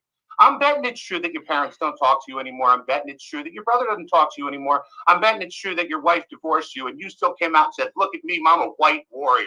And there's one other part I wanted to show as well. It was, and also there was a bit of profanity there, but which I forgot about. But I just want to try to find it first. But it's actually a really interesting debate they had. But it was a 3-hour video. But one sec. Okay, here it is. Finally found it. Let me just pull it up again. But it is at around 7 minutes and 14 seconds in. Here it is. That the determination of what a person is saying is determined by their character. I keep saying you have. I'm sorry. I'm actually legitimately sorry you broke up. What I'm saying is that a person's legitimacy is determined by their character. If you're going to go out and advocate that everybody is connected to the Jews and it's all about the Jews and the Jews do all of this, then I have the right to look into who is saying it to determine whether it has. You always have that right no matter what. You can look into me. I don't care. Okay? Right. And as I said, when you stepped on what I'm saying is that the idea that to marry your Jewish wife, I didn't hear you advocating for all of a sudden the Jews are so evil. I didn't even hear you advocating it when you were hiding in the closet doing daily shows so your wife wouldn't hear you. She advocated when she left you. Here's the thing. We get to a point where we're talking about stuff you don't want to talk about, and you go into this again. You go into my personal history. Because I'm saying you're lying, Mike. Where am I lying? Where am I lying? You are lying. Where? Where's the lie? Tell me where I'm lying about. There's other problems. Look, I'm not saying that Jews are like the only problem. Again, I feel like you want to reduce your show is called The Daily Show. Yeah, you're talking about Jews almost nonstop. We talk about other things too. I know you talk about other things. Okay. Yeah, that was the whole thing. So that was basically their debate they have, where he basically calls him out and he gets all triggered over that. Well, it's true, you know. But it's just an example of how all these alt-right guys are frauds. They're not who they say they are. Yeah. What's up? I think I saw that discussion or debate somewhere. I can't remember who put me onto it. Yeah, might have been you, John. I just love that one point where Halsey's like, dude, you're talking about Jews nonstop, and his only response is, well, we talk about other things too. But it's like, even when he does talk about other things, it always goes back to Jews. Like he'll always find some way to mention Jews, even when he does talk about other stuff. So it's just funny. So hate for the Jews is just demonic. Well, the thing about it too is that, when I was an atheist, I was kind of into the whole white supremacy thing. And what they basically think is that the Jews are essentially the ultimate enemy of the white race. And that's why many of these white supremacists are just, they're against Jews, so that's the whole thing. Jewish people are white, aren't they? Well, some of the Ashkenazis there, but you talk to any white supremacists, they'll say that Jews are not white, so. No. But basically, what was that? Well, it's all devilish strong. What was that? So, like Bob shared, it's all devilish. Yeah, that's the thing too. Is that and the thing is too is that what these guys don't realize, because again, when I was kind of into the whole white supremacy thing, I was kind of devolving into the whole, and even when I was with the new IFB, I was kind of delving into the Jewish, control of the world and that kind of stuff. And there is an element of truth to that, because there are some high level Jews, but what they don't realize is that all of them are submissive to the Pope. I mean, all of them have have night hits from the Pope. So even when they do bring out these high level Jews in power, which there are definitely some out there, all of them are, if not, I heard I have my disagreements with Jason Cooley, but he brought up, something, he said something very true. He said, there's none of these billionaire Jews telling the trillionaire black Pope and his henchman, the white Pope, what to do. I mean, there's not out there. I mean, there's no Jew telling the Pope what to do. It's the other way around. Yeah. So I mean, are there high level Jews in power? Absolutely. But guess who they submit to? They're all submissive to the Pope. Yeah. In fact, I don't think you can become a billionaire without some sort of helping hand Yeah, I'd argue that. I'd argue that too. You know, and I've actually argued with the white supremacists on Gab, on Gab, because Gab is a hotbed for white supremacists. I've actually argued with them where I've said, you know, yeah, they are definitely high level Jews, but you forget the fact that a lot of them have some connection to the Pope. You know, and then they, you know, of course, they call me a Jewish whatever, even though I'm not even Jewish. I mean, I actually have I posted my profile picture, and like I'm clearly not Jewish. I'm Russian. So, but of course, you know, if you disagree with them, you're automatically Jewish or whatever. But like it's a half truth, because there are high level Jews in power, but they're not the ones really in power. They submit to the Pope. No, they used as frontmen. They used as stooges essentially to take the blame. Yeah, I've heard Eric Phelps point that out, how they put these high level Jews in power to take the blame, when really all these high level Jews, like again, there's no billionaire Jew telling a trillionaire black Pope and his henchman, the white Pope, what to do. Or as Cooley put it, this is how Jason Cooley put it. He said there's no trillionaire, he said there's no billionaire Jew telling the trillionaire king of the arcane master, occult leader, the black Pope, and his henchman, the white Pope. That's the way he put it. The king of the arcane master, occult leader, the black Pope, and his henchman, the white Pope, what to do. That's the thing.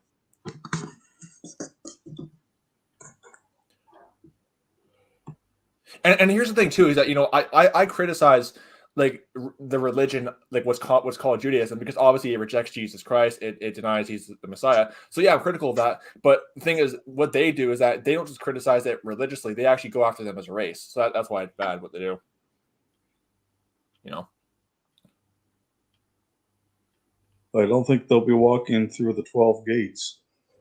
yeah. Oh, and the fun part is when some of these guys, like again that Mike Enoch guy, he claims to be a Christian. Well, it's kind of hard when, you know, the God you claim to worship was a Jew, so got a bit of a problem there. Yeah, you couldn't get more Jews than Jesus. And that's the funny thing too, is that when I was part of the new IFB, when I was kind of like a big Jew hater myself, I mean, again, when I was with the new IFB, I was probably the most anti-Jewish person in my entire province of Canada. I mean, I hated Jews with a passion, but then I could never just get over the fact that, you know, the savior I claimed to worship was Jewish, you know, so I had to kind of just try to ignore that when I was part of the new IFB, because it makes it a problem for you if you're going to hate Jews. Meanwhile, the God you worship was a Jew. It makes a bit of a problem there. Yeah. Yeah. Sort of. It'd be like me hating Arabs, but then you worship Allah. You know, how does that work?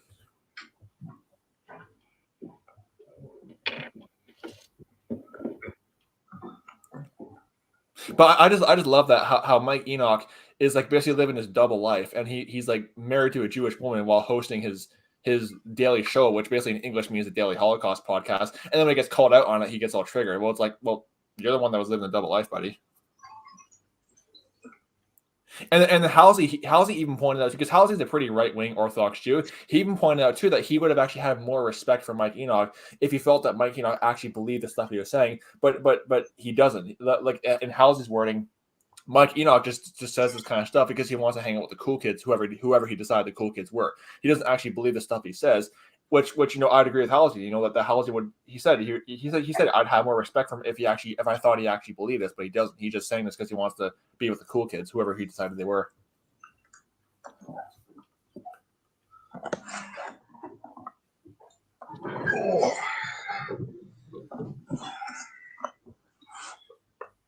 Just got to get a sip of water. Yeah. It was also kind of funny as well how the debate was like a 3-hour debate, and like everyone was claiming Mike Enoch won, yet the entire debate, I mean, Mike Enoch just kept, you know, just going off like a little girl with Halsey, and Halsey was the one who was being kind of mature, and then it was like that part where Halsey's like, wait, let me finish. He had to say it like 20 plus times because Mike Enoch just kept going off like a little girl when he was trying to talk. It was kind of funny, actually. I don't want you going looking for monsters, John.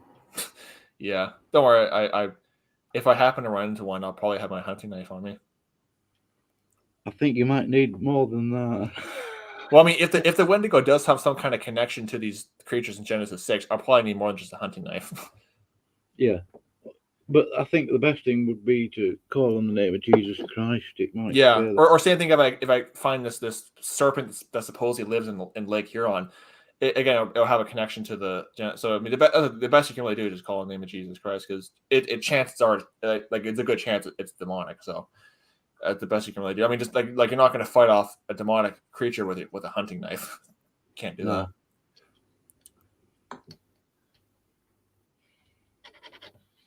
I mean, like you'd lose, like to say, like you definitely lose the fight, to say the least. Yeah. But I understand your interest, John. I mean, yeah.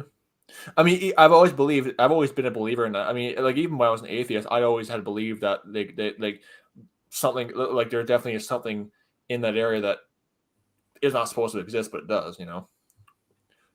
Because again, these Native Americans, like I don't think they're lying when they say the things exist. I mean, because they've lived out there in the woods for hundreds of years, so they probably have a good idea what's out there, you know. why would they lie anyway? I mean, I don't think it's part of their. Yeah. Well, in their culture, you know, they just don't do that. And plus, too, you know, just on the basis of them, how they've been out in the woods. I mean, like the European settlers, they came there, but then these people, they've lived out there. So it's like they have the experience with the wildlife there. So if they say, hey, this thing is out there who gets hungry every time it eats more, it's like, hey, there's probably a lot of truth to that. There probably is something out there that, or more than one thing out there that probably is doing that. But I've realized one thing about this survival stuff, John. The last thing you should be doing as a survivalist out in the middle of the woods is lying to yourself about what's what and what isn't. Exactly. Yeah, that's the last thing you should be doing, especially when you're dealing with something like that. You know, like don't just think it's nothing at all. That's one of the things that is really dangerous when you're a kid, is that when you talk about ghosts don't exist, vampires or whatever don't exist, you're taught it's nothing at all. It's kind of dangerous, because then when it actually is there, you just think it's nothing, and then it gets closer and closer.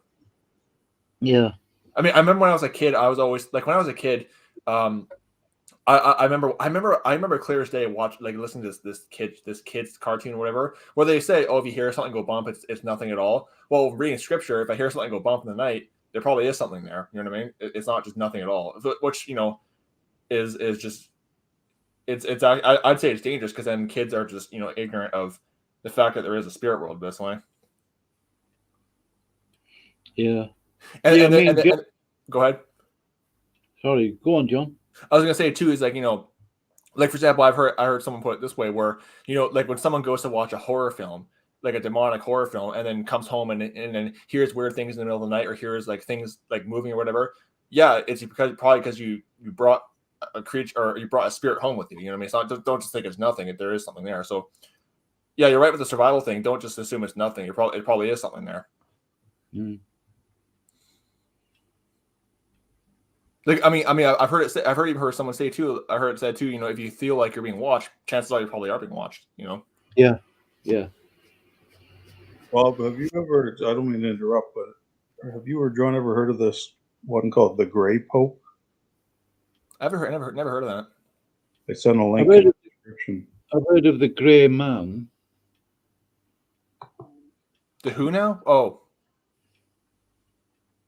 I put a link in the description. Oh, there we go. I'll check that out. Oh, let's have a look.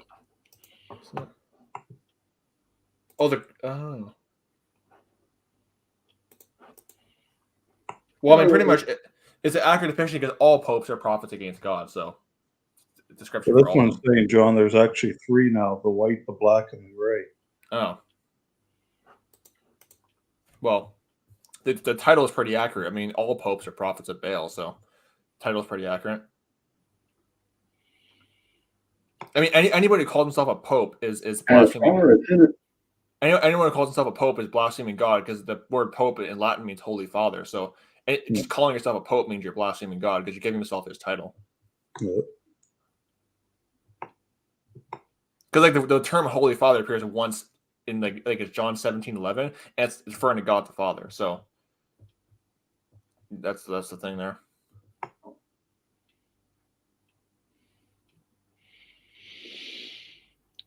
The Gray Pope.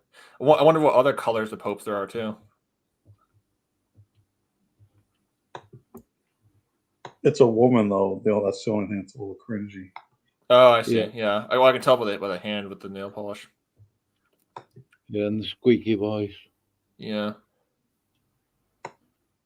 But hey, you know, the Catholic Church is essentially a big secret society, so I wouldn't be surprised if there's all kinds of weird stuff, you know, like all kinds of different popes that we don't know about, you know what I mean?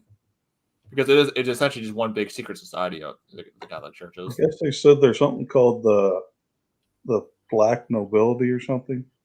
Yeah, the old Roman families from, I believe, Venice.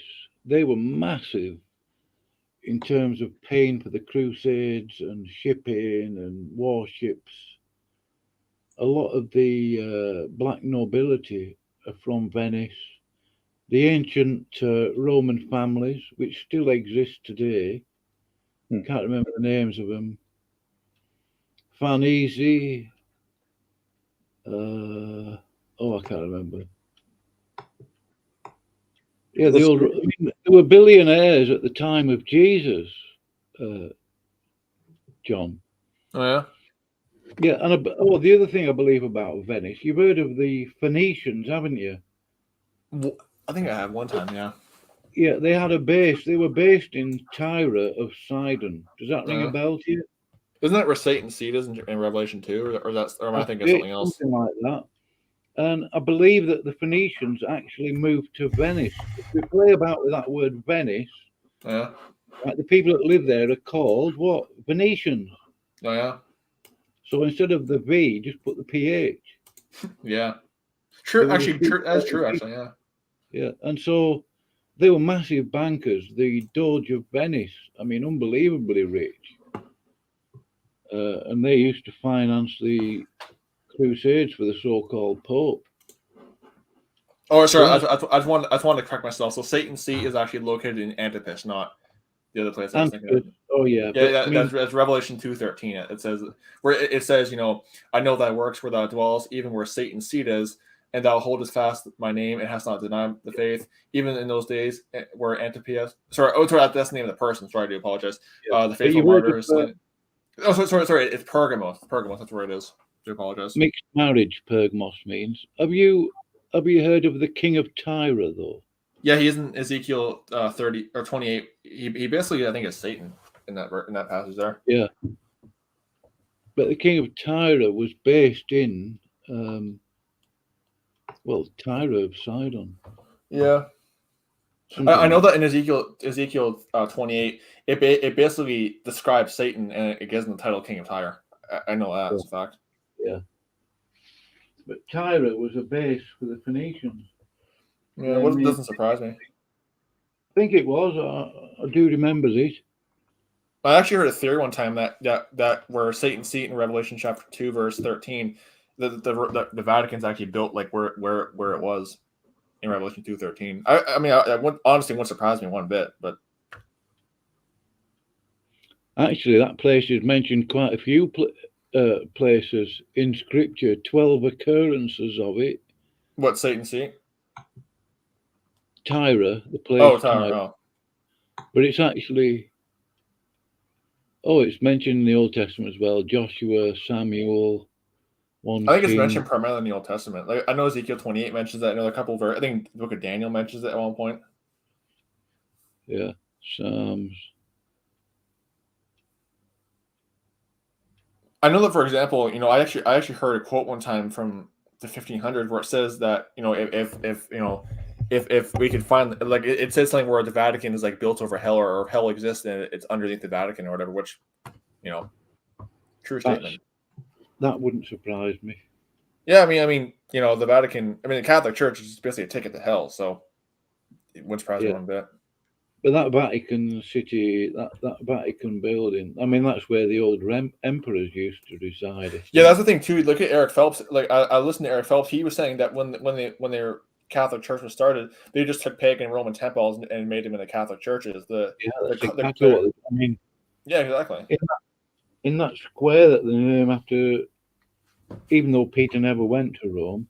Yeah, that's the fun part. We've got an obelisk in the middle, a branchless tree cult symbol, a symbol of, it's basically a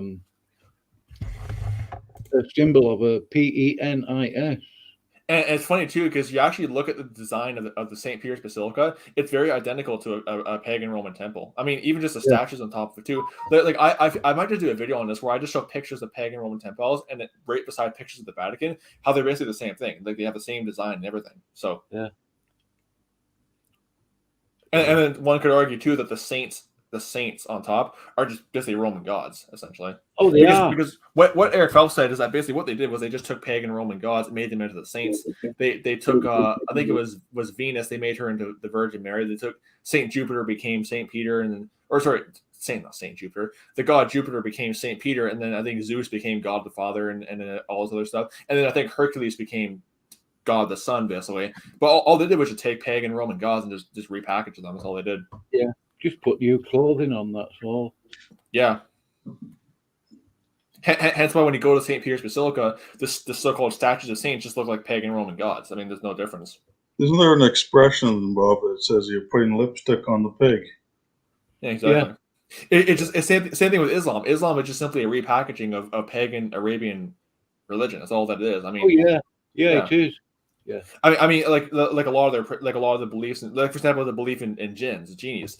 It comes from pre-Islamic Arabia. A lot of the prayers, the facing Mecca when you pray, all this other stuff. The prevalence of the moon in Islamic art, all that is just repackaging a pagan Arabian religion. That's all that it is. Well, like what Muhammad basically did was that he because the Arabians what they had gods essentially for each day of the year. He just got rid of all the other gods and kept one of them, Allah. That's what he did. Yeah. Well, they used to have 360 idols apparently inside that Kaaba. Yeah. From what I read, what Muhammad basically did was that because apparently it is a basic fact that the Arabs already worshipped Allah as a moon deity, which Muslims don't want to admit that, but it's a fact. I mean, they already did that. Yeah. And what Muhammad basically did was he got rid of the other gods and just kept one of them, Allah, which is actually why early on he had very little problems converting the Arabs because they weren't like unknown to Allah. They already were worshiping him beforehand. Yeah. And plus, too, like, have you ever noticed when you Google Islamic art, haven't you ever noticed the prevalence of the moon in Islamic art? And you even see pictures of the word Allah on the moon. Why? Because I think they're just subconsciously picturing Allah as the moon deity, and they don't even know it. Did I show you that image once, John, of Mary, supposedly, an image of Mary on top of the Ark of the Covenant? No, yeah, I saw it. I love that when Catholics try to make it like she's like the Ark of the Covenant or whatever. I just love that. I love that comparison. It's so funny. Bro believes that. It's in that debate I had with him. I showed him that picture. Oh, yeah. Even more funny is when they try to say that Revelation 12 is describing Mary. I love that always cracks me up when they try to say that Revelation 12 is about Mary. I'm like, wow. No. I mean, whenever I hear that, I just think, okay, what other jokes do you have to tell me? Yeah. I mean, what other jokes do you have to make lighten my day? I mean, if you think Revelation 12 was about Mary, I mean, seriously. Yeah. Give me a break. Well, she's pregnant again. Yeah, well, she's pregnant. Wait a second. So she's pregnant again. That means she can't be a virgin if she's pregnant again. Yeah. Yeah. Oh, and then this really blasphemous comparison when they try to say that Mary is stepping on the serpent. It's like, yeah, that's wicked. I mean, it's Jesus Christ, not Mary, doing that.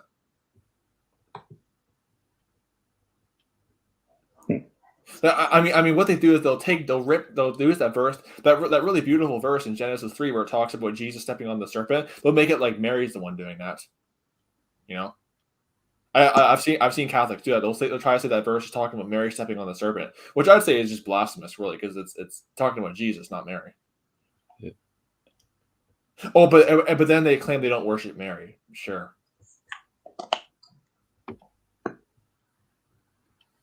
Which is funny too. I used to my high school was near a Catholic area. I just walked through the Catholic area. I saw Mary statues all over the place. I only seldomly saw Jesus Christ. It's just Mary all over the place. I mean, the one like when I would see Jesus, it would be like in a little manger. That was it, or on one of those demonic crucifixes. But it was just Mary all over the place. But then they claim they don't worship her. But it's like they just have her all over the place. And not to mention too, their shrines to Mary look like no different than a Hindu shrine, but whatever.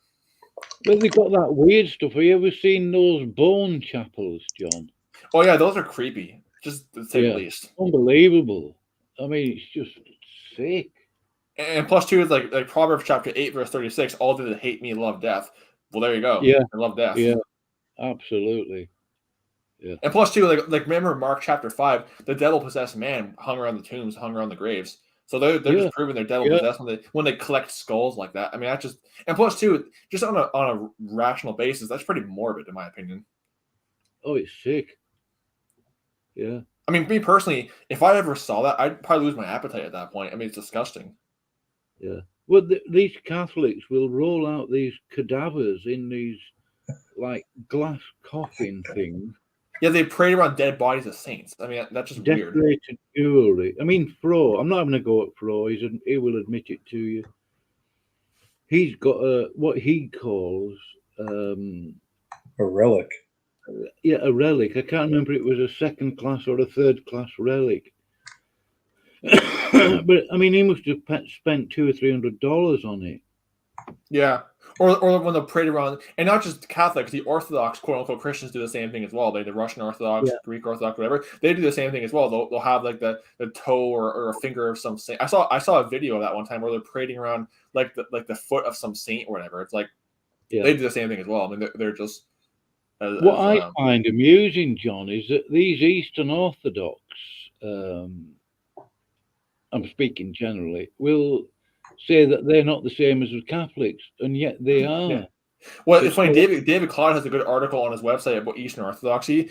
I mean, despite some minor doctrinal differences, they're really not that much different. I mean, all it is just Catholicism repackaged. It's all that it really is. Yeah. I mean, from the two legs in Daniel 2, the image. Yeah. Eastern Orthodoxy, Western Orthodoxy joined at the hip. Well, it's funny too, because whenever I do a video on Eastern Orthodoxy, the response is often very similar to when I do videos on Catholicism. You know, I mean, the thing is too is that, you know, I mean, like for example, Eastern Orthodox and Catholics, they both pray to Mary, they both pray to saints, they both have all their little icons and idols they bow down to. They both, you know, pray for dead people to get them out of hell. They both believe in work salvation. They both believe in baptism of babies. I mean, they have a lot in common. They have more in common than what they differ on. Yeah. Oh, and they also have a lot of influence from Eastern religions like Hinduism and Buddhism too. Like the idea of monks and monasteries and that kind of stuff. That all comes from Hinduism and Buddhism. Well, that Mariolatry imagery at the crescent moon, they always have that on those little statue things. Yeah. Also, ever heard of the Eye of Providence? And on Catholic churches, I showed this in some of my videos. The Eye of Providence. It's basically just the Illuminati all-seeing Eye of Horus, supposedly representing God, supposedly representative of God the Father. But you know, they'll have that. I saw that on a Jesuit statue one time, and they have it all over the place. They have it on the front door of Catholic churches. This all-seeing Eye of Providence, as they call it.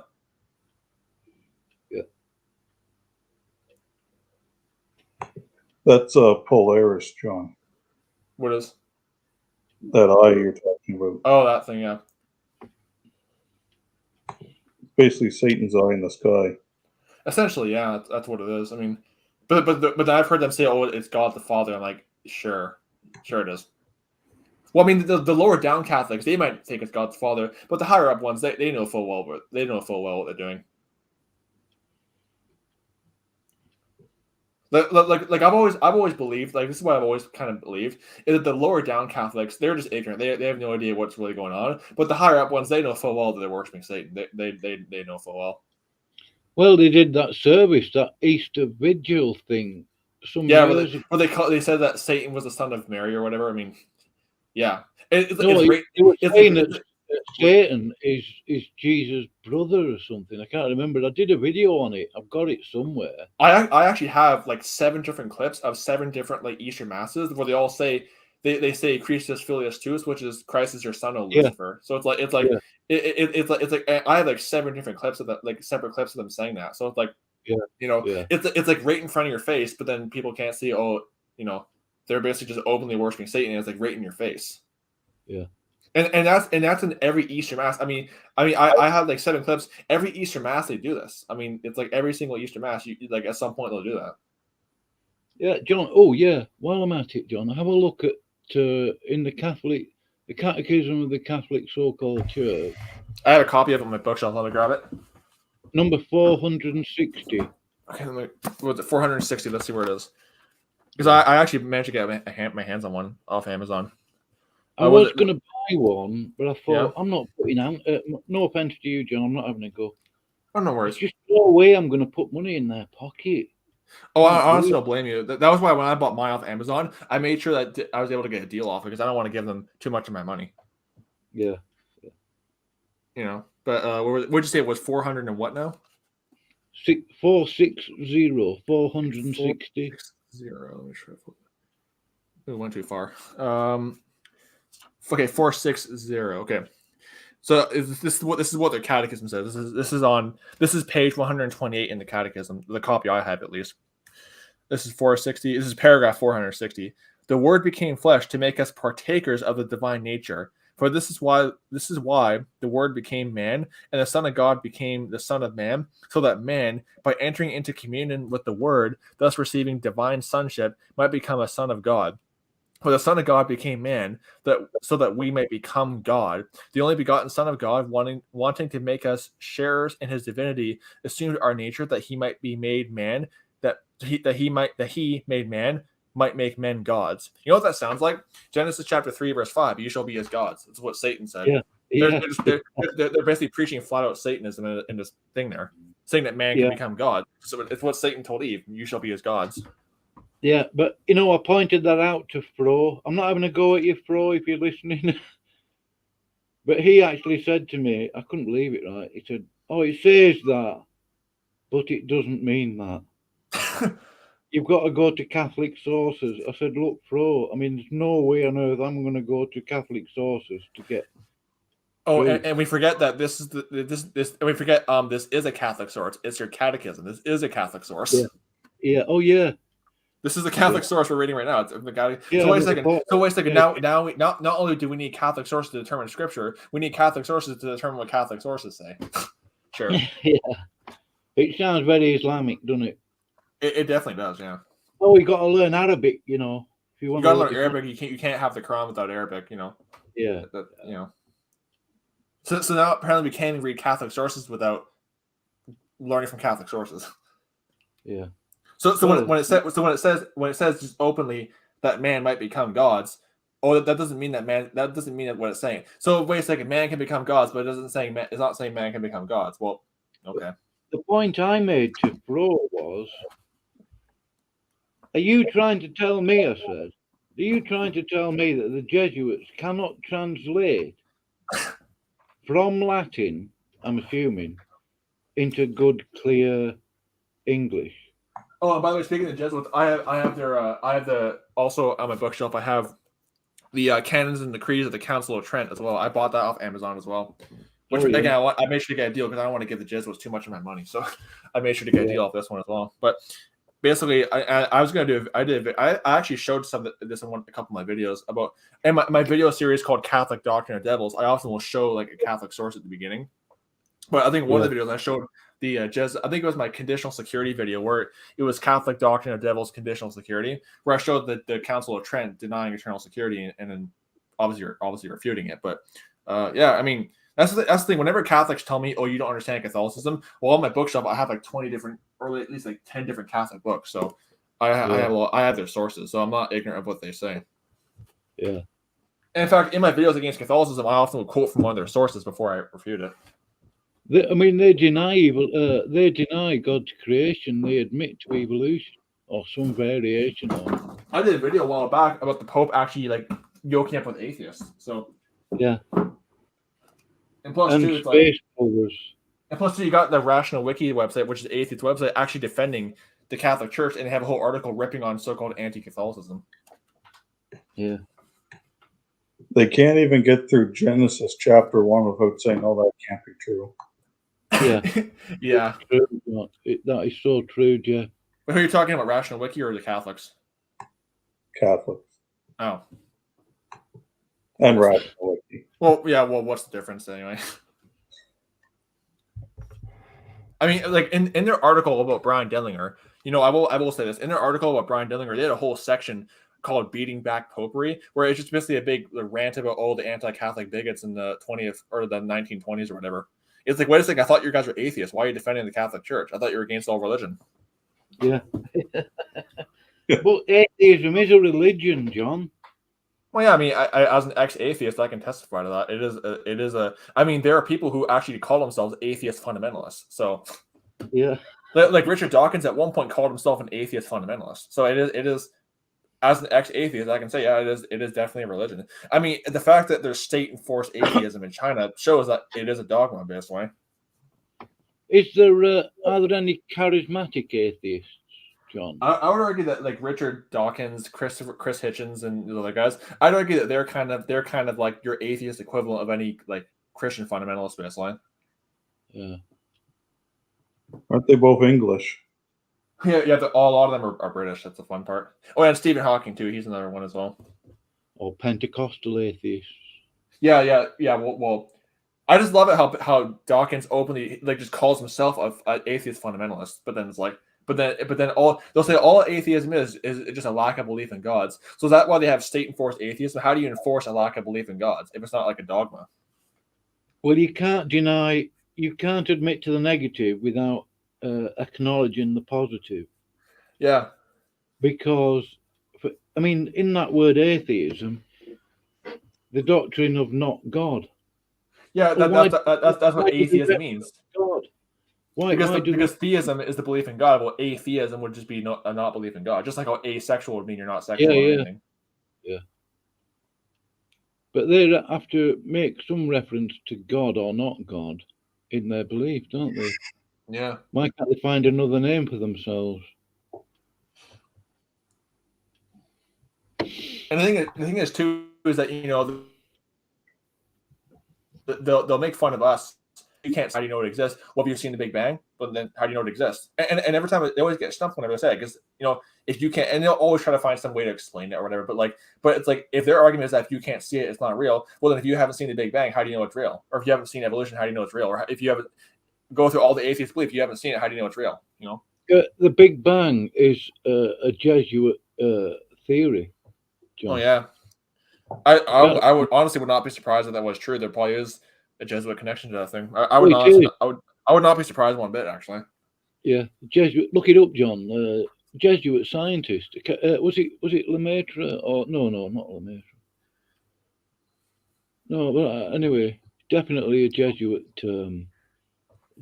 scientist, works for the Vatican, an astronomer or something. I can't remember. Actually, the thing is too is that when you hear about the Catholic Church burned scientists, well, there's truth to that because they actually burned scientists who taught biblical science. There is that,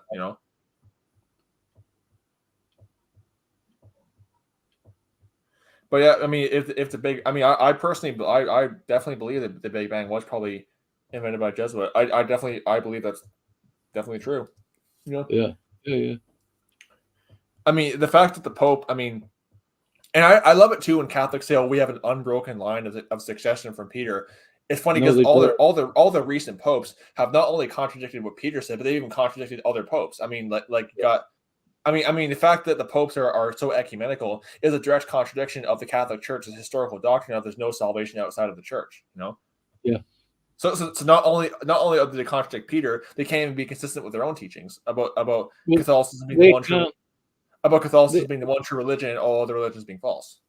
They cannot qualify as apostles because they cannot the criteria in Acts chapter 1. And plus, too, it's like if Peter's their apostle, well, Peter said in Acts chapter 4, verse 10 to 12 that Jesus is the only way of salvation. But then you got Pope Francis welcoming the Muslims and welcoming Jews and welcoming the Buddhists and Hindus and everybody else, and even actually participating in that pagan ritual about 3 years ago. And again, that even by Catholics, like historical doctrine, that would have been considered heresy back in the Middle Ages. Because even by Catholic standards, that would have been considered heresy. But like if he was to do that back in the Middle Ages, he would have probably been arrested as a heretic back then too, by the Catholic Church. I don't know. I just know that Pope Francis is so liberal and ecumenical that even many Catholics find him to be too far, and then many Catholics are becoming pre-Vatican II Catholics because they just find him to be so liberal. Yeah. There are Catholics calling him, like when he did that pagan ritual, there are Catholics calling him out on that, and there are Catholics saying, "Hey, like it's against the church teachings to participate in a pagan ritual like that." Again, the Spanish Inquisition basically persecuted Muslims, but then you got Pope Francis butting up with the Muslims, so it's like it's contradicting his own church, basically. Well, I would say, and I know certain people would call me a fool for saying so, but I can see connections between Islam and Roman Catholicism. It may not have been a purposeful invention of the Catholic so-called church, but I do think that they used the the Arab Muslim religion thingy to try and conquer Jerusalem. They tried to use them as a proxy army, only it backfired on them. But from the story I heard was that basically Muhammad, that there was like this very wealthy Arab, I guess, Arab girl or whatever, and apparently she ended up becoming a Catholic nun, and she had a big influence on Muhammad's life. But what happened was that Egypt. Yeah, that's her name. I forget what her name was, but basically what happened was that the Arabs took over Jerusalem, or the Arab Muslims took over Jerusalem. But then at that point, they had become so powerful that they basically they disobeyed the Pope, and then at that point called the Pope an infidel, which was essentially what kind of launched the Crusades. But the thing is, the Catholic Church only began persecuting Muslims when the Muslims turned against the Pope and began calling him an infidel, basically, and said that Jerusalem's ours. And then of course, yeah, sure. I mean, then since then there have been tensions between the Catholics and the Muslims, where like the Inquisitions, they'd persecute the Muslims, and the Go Inquisition and everything else. But like historically, they would just use the Muslims as their. And I'd even argue too, even as they were persecuting Muslims, there were cases where they would sell Jews, for example, to Muslims, even while they're persecuting the Muslims. Oh, they used to do that. Oh. Yeah, I actually heard that even during the Spanish Inquisition, despite the fact that they were persecuting Muslims, there were cases where they would sell Jews to Muslims as slaves. I heard that. I'm not sure if it's true or not, but it won't surprise me if it was. John, how many people do you think have been murdered by the Catholic so-called Church since the early 4th century? I'd argue like well over 1 million. I mean, at best. I've heard 80 million. I mean, there's a video on YouTube, A Lamp in the Dark, and others. I think Eric had mentioned some numbers.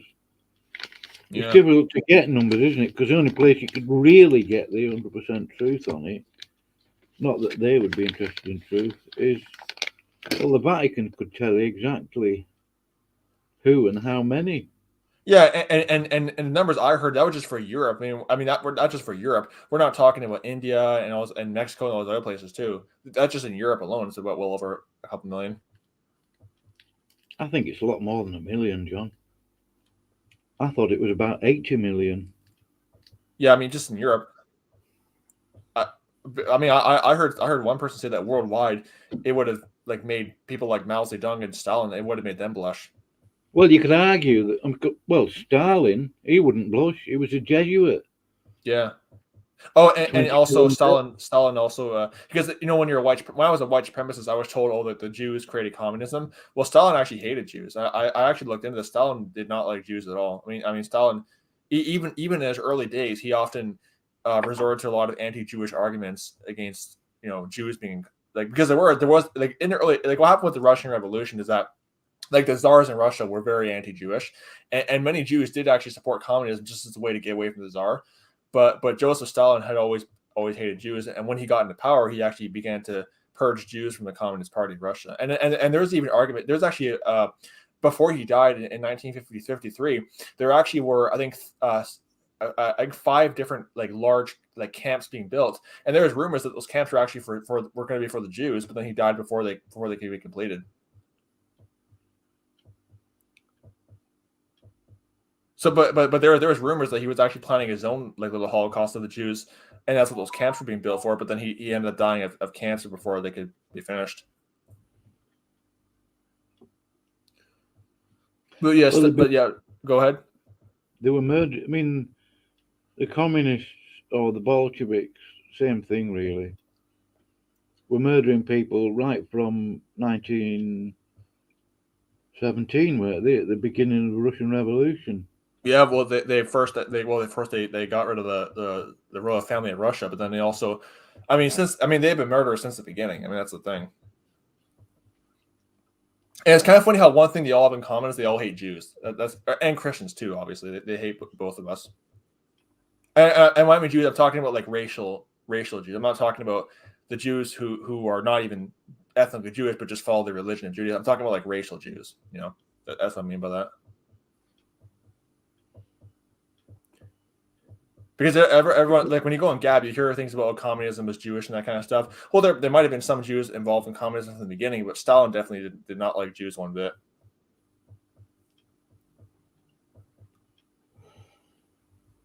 In fact, apparently, when Hitler and Stalin, when they actually were allies before they turned on each other, when Hitler was actually going to visit Russia, Stalin actually ordered his party to actually get rid of any kind of Jewish influence, so Hitler would not be upset or whatever. So Stalin definitely was not a fan of Jewish people, like racially, definitely. Then Roosevelt and Churchill were best mates with Stalin, and nobody. Yeah, there's a picture of all of them sitting together in a little chair, all buddies. Yeah. It's like Stalin was worse than Hitler in many ways. So why would you want to be associated with him? Mm. I mean, Stalin had a bigger kill. I mean, Hitler, I've heard the most Hitler with the Holocaust. If you have the Jews plus all the other non-Jewish victims, it would amount to roughly about 11 million. But Stalin, I mean, his kill count would have made Hitler blush. I mean, in many ways. Yeah, I mean, Stalin was actually funded by America and Britain. Yeah. They knew exactly what Stalin was doing. You can't tell me they didn't. I mean, it's not like British intelligence are stupid. Yeah, and it wasn't like Stalin was hiding. It wasn't like Stalin was hiding. It wasn't like Stalin was trying to hide what he was doing too. I mean, he just openly did it. He didn't really care. I mean, it wasn't like he was trying to hide what he was doing either. Not to change the subject, but any thoughts on what they're doing now with Russia? Well, as a Russian myself, actually, I honestly, I mean, with Putin, I think he is probably, he definitely has connections to Rome. That's one thing, but with Putin, I just think his warmongering is a bit unnecessary. That's my opinion as a Russian, who by the way still has his Russian citizenship too. I never got rid of it. Yeah. So I actually could live in Russia if I wanted to, but I'm obviously not going to do that. Because if I did go, I probably would get forcibly conscripted into the army because they have a draft. Putin is ex-KGB, so-called. Yeah, and Putin still actually is he likes us. My cat is just getting in the way again. But basically, Putin he is ex-KGB, and he also is essentially pro-Soviet in many ways. He still kind of admires the Soviet Union. I mean, you look at Russia, you look at Russian military parades. He basically will bring back all the Soviet uniforms and that kind of stuff and everything. The thing with Ukraine is that I've heard it described as being the breadbasket of Europe because they've got massive wheat and barley and all that kind of. Speaking of that, by the way, I actually read that Putin is actually using these Muslim jihadis from Chechen to help invade Ukraine. So I find that kind of interesting. Oh yeah. I wonder if they're going to start the Ustasha again. I don't know, maybe. You've heard of Ustasha? I found out too. The Ustashi, they hated Jews too. I found out as well. It's funny how all these guys they all have this kind of. They all share this kind of hate for Jews and Christians. It's always weird to do that. Well, the Ustasha are essentially Catholic. They are. I've never heard of those. Mm. Well, I think they call them Stasi or Ustasha. Have you heard of Antipavlik? Yeah, he was a wicked devil. He was a really wicked guy. I think he was Catholic. I'm not sure if he was Jesuit or not. I haven't really looked. I know that one thing that with World War II, what the Catholics did was that they had Jewish Catholics. They would hide them in the basement of the Vatican. So then, in case Hitler lost the war, they could say, "Well, look, we protected Jews. We were on the good side." They would have been rich Jews as well. Yeah, and it would have always been Jewish who were following Catholicism, so they would just comply. But then when Hitler eventually lost the war, and they did this beforehand, they could say, "Well, look, we protected Jews, so look, we're the good guys now." But they forget the fact is that one time I actually posted about this I made a post about this on Instagram where I showed that Hitler himself actually admired the Jesuits. Yeah, well, he based his Gestapo on them. Yeah, and if I get the Wikipedia article, and this is the kind of propaganda on Wikipedia. The Wikipedia article said, "Well, Hitler admired the Jesuits, but he actually hated them too." It's like what? Yeah, like you said that Hitler persecuted the Jesuits. It's like so it's like he admired them, but then he persecuted them. How does that work? Yeah, I don't think Hitler was daft enough to try and persecute the Jesuits. Yeah, I mean this whole narrative. I mean, that's why I get sick and tired of hearing that the Nazis they persecuted the Catholic Church. Well, they may have persecuted individual Catholics that didn't agree with them, but they didn't persecute the Catholic Church Liberal. because they wouldn't have the guts to do it. I mean, they would. The Catholic Church had too much power over them. They wouldn't have the guts to do it. Well, Hitler couldn't. I mean, I've stated. I mean, I got treated like a fool, I think, if I remember correctly, because I said that Hitler couldn't have got into power without the Catholic Centre Party over there, Culture Camp, a guy called Franz Papen. I was thinking, even if Hitler did hate the Jesuits, he couldn't do anything about it, because they if he tried to persecute them, they would just take him out. Yeah. So I mean, maybe he did hate maybe he did hate them. Who knows? But what could he really do about it? Other than just write about it in his personal journal or whatever. I think he was Catholic, essentially. Yeah. Well, the Wikipedia article claims that he hated the Jesuits and persecuted them, which I just think that's a lot of crap. I mean, maybe he did hate them, but he certainly didn't persecute them. He didn't have the guts to do that. No, he couldn't have survived. He wouldn't have got financing from America. I mean, Hitler was financed by America. Yeah, well, the eugenics program. Scott Bush. Yeah, and if Hitler did start persecuting the Jesuits, they would have just taken him out in no time. So he knew he couldn't do that. Yeah. What are you eating there, John? Oh, my pizza. Oh, it turned up, did it? Yeah, it's cold now. I left it so long.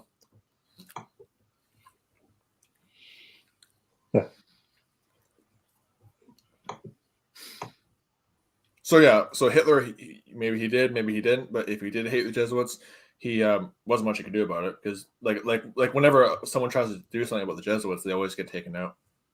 Yeah, every time. I mean, like I've always said too, Saddam Hussein, he kicked the Jesuits out of Iraq. Well, the Russian Revolution, I heard the theory that the Russian Revolution was actually almost like revenge against the Tsar for kicking the Jesuits out.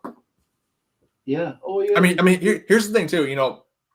The Jesuits have been kicked out of 14 different countries. You don't get kicked out of that many countries if you're just wonderful, fine people. There's a reason why they get kicked out of so many countries, and it's not because they're just fine, wonderful people. It's more than 14, John. It's nearer 70. Oh, I heard it was 14, but again, it's like you don't get kicked out of that many countries if you're just like, I heard the analogy. If you go to a college and you get kicked out of 14 colleges, chances are you're the problem, not the colleges. So like if the Jesuits are being kicked out of that many countries, yeah, it's because they're the problem. It's not because they're like you don't get kicked out of that many countries for being fine, wonderful people. Yeah, John, you can get your videos automatically uploaded to Rumble. Because I haven't been on Rumble in 2 weeks now. Oh. And I'm just going to share screen. They've been uploaded today. Oh, wow. Yeah. Yeah, I kind of like Rumble better than BitChute, because I find with BitChute there's kind of a lot of problems with the site, but Rumble they don't have those same problems.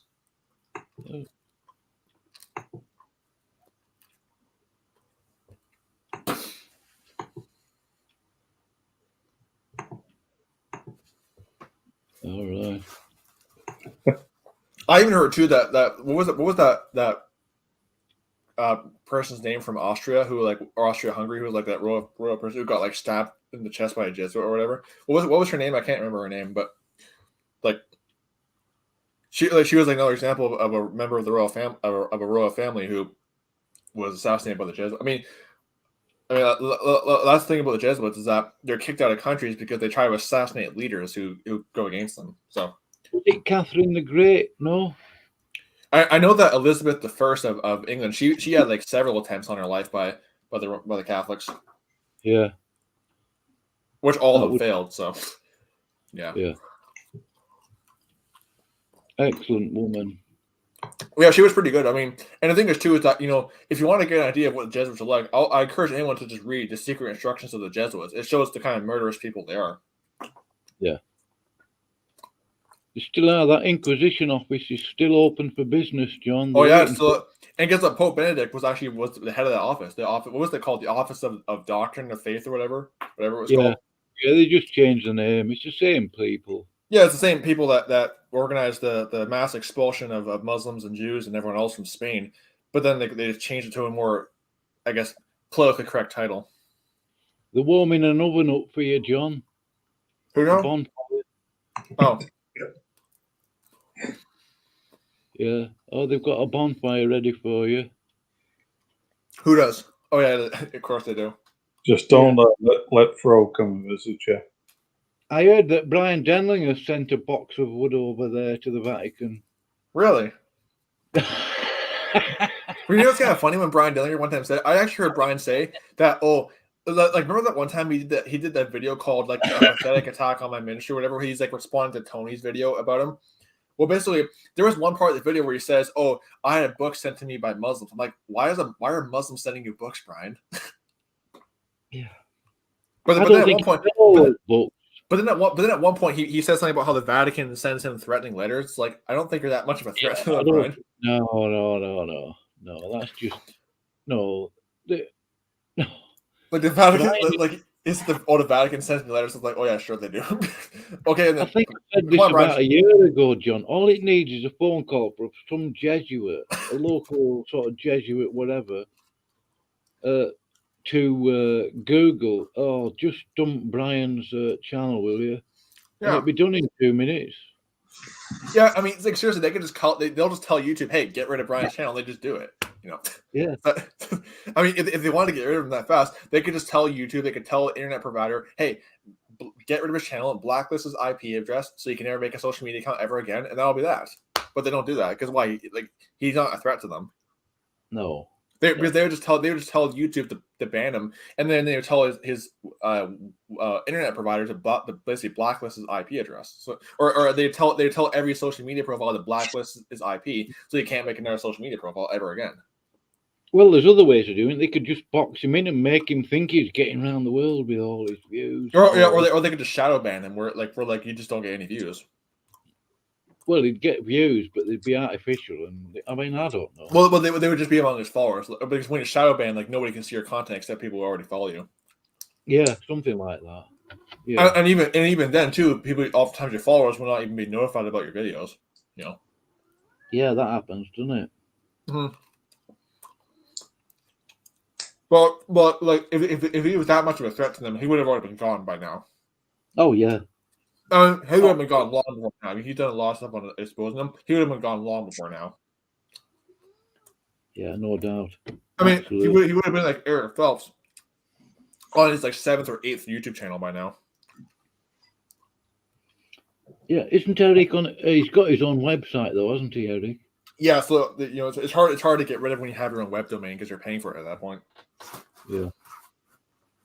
And even then, they can play about with it. Yeah. Even then, they can mess around with you too in that area as well. Yeah. Because all the Jesuits have to do is go to the owner of the company, basically hold up a picture of their family and say, "Hey, you know, it'd be a shame if anything were to happen to them, so get rid of this guy."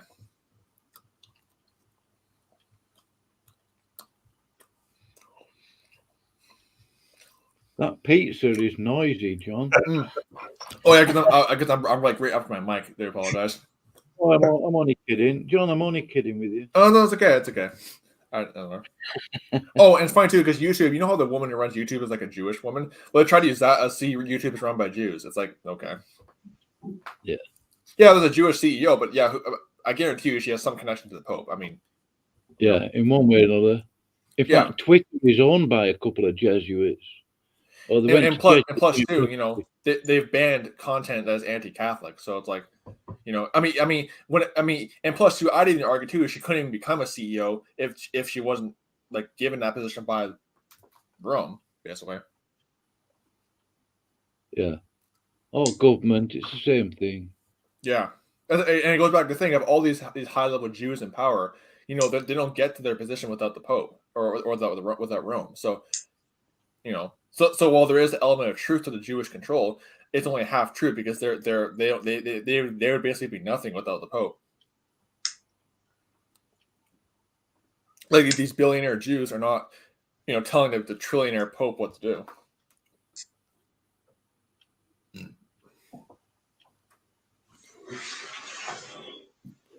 Plus the fact is too, the Pope has like complete diplomatic immunity. I remember when when for example the when the whole sex scandal was coming out with Benedict covering up for the predatory priests who were touching little boys, Obama came out and said, "Hey, we can't prosecute him because he has complete diplomatic immunity. We can't touch him. You know, he can't be." You know, I mean, like Obama, like just flat out said, you know, hey, you know, we can't. There's nothing we can do about it. We can't prosecute him. He has complete immunity. Well, the Roman Catholic leaders in various countries, they have diplomatic immunity. Yeah, it's funny. They're the only religion where the leaders have diplomatic immunity. Yeah. Well, I mean, I guarantee you, if I was to go to a country as a representative of, you know, the body of Christ, I would not have diplomatic immunity. No, you wouldn't. You wouldn't get that that. tie into the fact that they say the Vatican is its own country. Yeah, Yes. it's its own country. Yeah. And it has ambassadors to the UN. It has a seat in the UN and everything else. They've only just raised the legal age of consent in the Vatican to 16. Oh, and here's another fun part too. Do you know that gay sex has actually been legal in the Vatican since the 1800s? It's been legal. Yeah. Homosexual sex has actually been legal in the Vatican since the 1800s. Oh yeah. They were probably bang at it during the Inquisitions as well, abusing people. Well, that's the thing too, is that I actually looked into this. So during the Spanish Inquisition, men who engaged in homosexuality were actually burned at the stake. But it was kind of funny because the majority of the sodomites burned were actually clergy in the Catholic Church. Yeah. So they're burning sodomites at the stake, but the majority of the sodomites are burning at the stake for doing sodomite acts over the clergy. That's the fun part about it. But that's the ironic part about it. Is that the majority, because homosexuality was illegal under Catholic Europe, but the majority of the sodomites were the clergy, man. Don't encourage fro. Oh yeah. Yeah, he'll be back.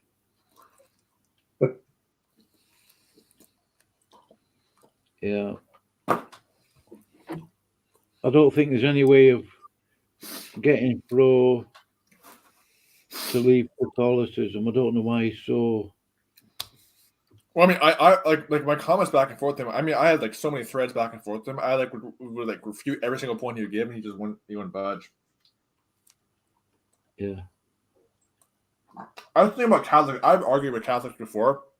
They'd give like 10 different questions. I would answer all 10 of them, and they give like 10 more and answer all 10 of them, and then they just won't budge. No matter what you can refute all their points, and they won't budge a single bit. I think what they've done, John, is I don't know how they work it, how it's done, but it's like almost like the Catholic religious system has the ability somehow, because of its demonic control, influence, to get Catholics to actually brainwash themselves with Catholic doctrine and dogmas. And I think the main problem is too is that they're lost; they're not saved. So of course the natural the natural man can't see the things of God. So like it doesn't matter how much scripture you quote them, they can't understand it. You know, and whenever you quote scripture, they always say, "Well, you see, that's just your interpretation." And they'll quote like what some saint wrote about. They'll quote this. The saint said about this or about the verse or whatever, because they can't understand God's word because they don't have the Holy Ghost. So they have to. Yeah. But I mean, if I just today actually, I was arguing with some Catholics on Instagram, and one of them openly said, "Oh, you know, he said something where like the Catholic, he said basically that basically you need the church to read the Bible. You can't read it yourself." It's like, yeah, because they can't read God's word themselves. They don't understand it. They are forced into eisegetism. Yeah. Oh, and it's funny too. Funny, they claim we use private interpretations. Well, eisegesis is like the epitome of private interpretations. Yeah. Well, they have to reference themselves to their catechism before they come to scripture. So they bring their catechism to the Bible, assuming they've got one, which I doubt. Yeah, if they even have a Bible, and then when they have a Bible, they have the they interpret it through the lens of their catechism. Yeah, exactly. Like they'll get their Bible out, they'll get it on the bookshelf, have to blow the dust off it because it's been gathering dust for so long, open it up and get rid of any cobwebs inside of there, and then enforce their own doctrine into the text when it's not even in there. Yeah. I remember I had when I was in high school, I had a Catholic friend. I went to his place to hear his birthday party. I literally did not see any Bible in his entire like he showed me around his place. I didn't see one Bible, and he was supposedly like a very devout Catholic. I didn't see a single Bible. I saw catechisms. I saw what different prayer books. I didn't see one Bible, not a single one. No, you wouldn't. I didn't even see any scripture or quotations on the wall. I mean, like there's none of that. And this is back when I was an atheist, and even as an atheist, I thought it was weird. Why don't you have a Bible? You know, I mean, I thought you were Catholic, and this is back when I was an atheist. Like even as an atheist, I always kind of knew there was something that made Catholics distinct from like people who call themselves Christians. Yeah. Tying back to what you just said, Bob, I was just thinking about it. It's like they literally cannot accept the words in the Bible without spinning them to what they want them to say. Yeah, they do. I mean, like I did a video recently. It was 1 Timothy 3:15 about Catholic eisegesis. Whenever they see the church, they just think Catholic. You know, whenever they see like when they go to Matthew 16:18, they'll see Jesus started the church. They in their minds they think Catholic. You know, even though it appears nowhere in the text, which is what their eisegesis. They're forcing their own doctrine into the text instead of just letting Scripture speak for itself. You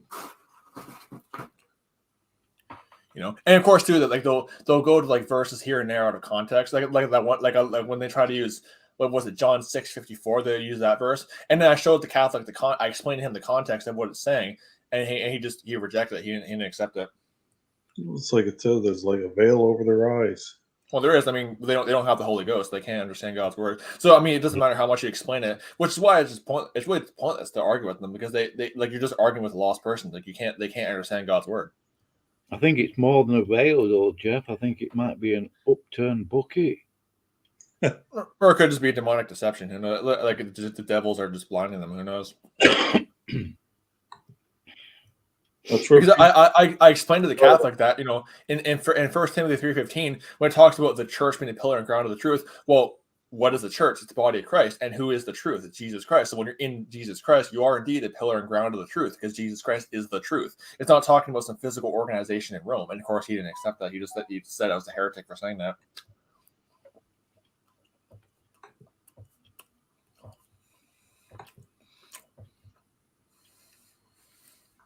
But yeah, that's what they always do. Or like, for example, like whenever they see the church, they just think Catholic, even though it's anywhere in the text.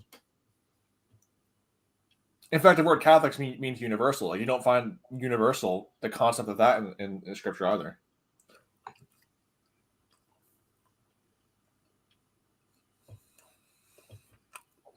In fact, the one time where you do find that is in Genesis chapter 11. It's being condemned.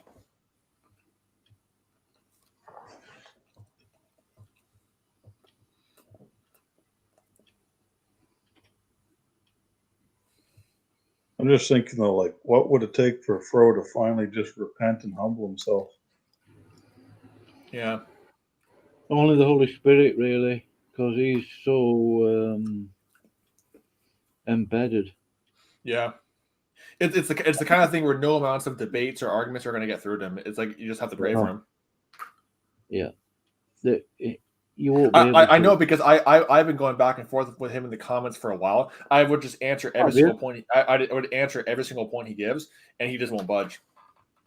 No, he won't. There's pride involved, I think, there as well. I just think too that he just doesn't like. I just think too that, you know, he just doesn't want to give up what he's always known. Basically, like he's always known Catholic. He doesn't want to give that up. It's hard for him.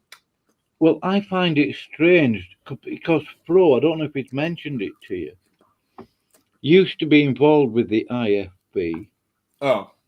And then he left it and became a Catholic.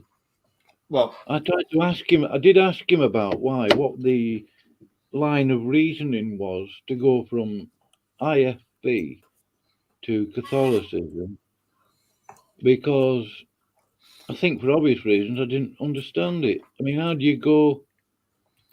Because to be an IFB, even they believe, I think, you could tell me this, John, that the Catholic so-called church is the whore of Babylon. Well, yeah, I mean, when I was part of the new IFB, you know, it was just a fact that, like, historically, IFB, you could not be part of the IFB without believing that the Pope was a Satanist, basically, that the Catholic Church was the whore of Babylon. Like that was that was basically a requirement belief for you to be part of the new IFB. Like, if you said the Catholic Church, the Christian Church, they would have thrown you out of every IFB church out there. So, Yeah. you know, and plus too, like, anti-Catholicism is like, even in the new IFB, you know, anti-Catholic sermons they do all the time. I mean, Yeah. in fact, listening to Stephen Anderson actually was what convinced me that Catholics were not Christians, because he did a lot of anti-Catholic sermons, you know. Yeah. So he actually showed me that Catholics are not Christians. They're Satanists, basically. Yeah. Oh, In fact, Anderson, you know, to his credit, he did a whole sermon called "To the Romans," and he basically showed, just even from the Book of Romans alone, you can refute the entire Catholic Church just from the Book of Romans. You know, it was a sermon Stephen Anderson did. You know, to his credit, obviously, you know, I don't agree with him, but to his credit, he did a whole sermon just showing that even just from the Book of even the Book of Romans alone destroys a lot of Catholic theology.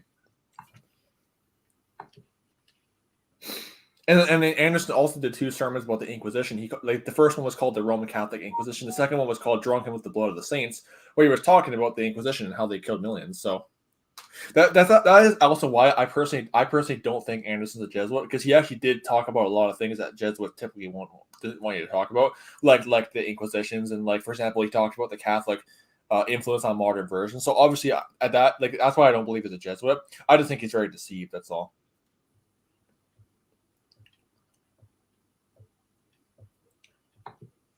Because he did talk about things that, like, Jesuits typically would not want you to talk about, like the Inquisitions, and he did say too that, you know, like, he did used to say that Catholic Church was Mystery Babylon. So I'm not sure when he switched to it being America, but, like, he used in his older sermons, he used to say that the Catholic Church is Mystery Babylon. In fact, one of his very first sermons he preached was called "The Mother Whore Catholic Church," where he was saying that it's Mystery Babylon. What do you think of Reuben Israel? He's a very wicked guy. I just did a video on him today. Actually, he's a very wicked. He's a very profane individual. There was actually one video where he's standing outside of a Catholic church. I showed it in my video I did on him today, where he's standing outside of the Catholic church, and he says, "This is what he says. He says, 'We thank God that you spend more time touching little boys than killing people like us.'" You know, he literally says that verbatim. Oh. And then there's another video where, and he also was featured on that BBC documentary "America's Hate Preachers." You know, so I think he's propped up by the media to, like, as you know, your hate preacher or whatever. But yeah, he's a very wicked guy, and plus a lot of his doctrine is, for example, he's a sinless perfectionist. He does not believe in eternal security. He thinks that he's like into the whole, you know, open theism. What do they call Pelagianism? So yeah, he's just basically a papist. That's all he is. I don't know what church you go to.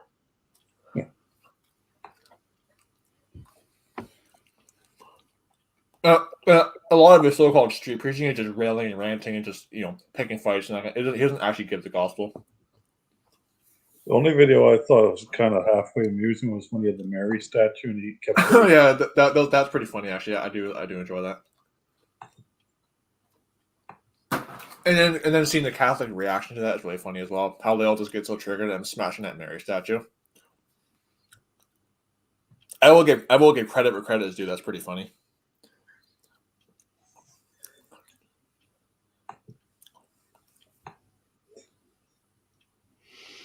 There's one video I saw of him where he was at this Catholic convention that he goes to every single year. In fact, he goes there so many times that they actually all know who he is. Well, of course, he does his usual smashing at the Mary statue. He had, like, a crowd of Catholics just surrounding him and, like, trying to get at him, and, like, you're all, like, saying Hail Mary around him as he's smashing the statue. It was pretty funny, actually. Is that the one where he had the tampons? They're all. Oh yeah, that was a funny one. And then there's one video where he goes to, like, a Hindu event. He's, like, wearing a cow suit at this Hindu event or whatever, because he was claiming that like, his reason was that they had been attacked at the Hindu events before, so he figured I'll just wear a cow suit because they consider cows to be sacred and they won't attack me. And then he actually, like, wears a cow suit.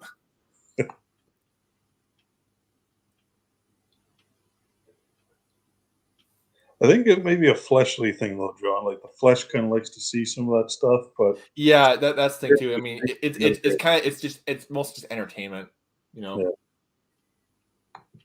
Yeah. But I mean, and plus, I think the reason why they kind of do why a lot of trippers why they do these kind of videos too, is that it's like they want to get views and that kind of stuff. I mean, because a lot of these guys don't have jobs. A lot of these guys just make money off this stuff, so they want to have like a kind of a catchy video that will get them lots of views. Well, I see that his assistant guy, he doesn't even believe the King James is God's word. Yeah, one of his little buddies, Rich Penkoski, who I've been exposing on my channel, he doesn't even believe the King James. In fact, he calls you a cult member if you think that King James Bible is like the only Bible that's good, you know. Yeah. And then you got other guys like what's his name, Jesse Morrell, and all these other guys. They're a phenomenon of their own. You see that little midget guy? Yeah, he is. Yeah, I have some videos on him as well. He thinks he's sinlessly perfect, yet he also has a very filthy mouth as well in a lot of his videos. Like there's one video I saw which is actually pretty disgusting, where he actually was at the Supreme Court when they were going to legalize gay marriage back in 2013. And there's one part where he's like going into graphic detail of like homosexual acts. And like, first of all, how do you even know that? First of all, and second of all, like why do you just say that in public? But he has this weird thing where he'll go into graphic detail of what sodomites do in their bed. It's like, it's disgusting. But you know.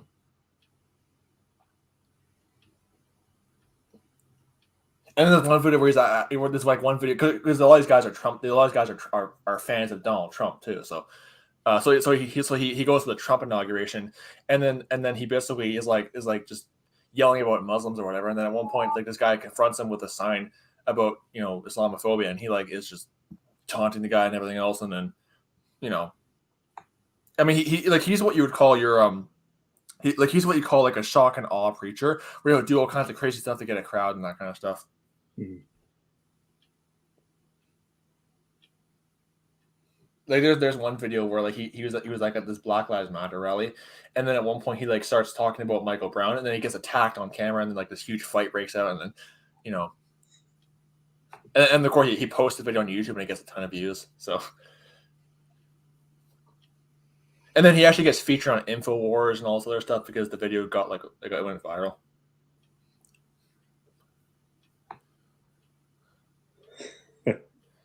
And then there's another crazy video where he's actually like at another college campus, and then at one point someone tries to like pour coffee on him, and then he like, and then like another fight breaks out. It was, I mean, again, like I said, a lot of it is just worldly, fleshy entertainment for a lot of people because it's like, and plus too, a lot of it's just like strife and contention. Like you're purposely going there trying to like say provocative things to get people like listen to you. So it's like a lot of it's very fleshly.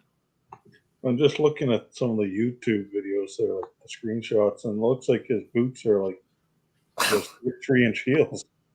Yeah, and it's funny too because the way he dresses. I mean, I heard one person say that he dresses like a 1955 ballroom dancing instructor a lot of times.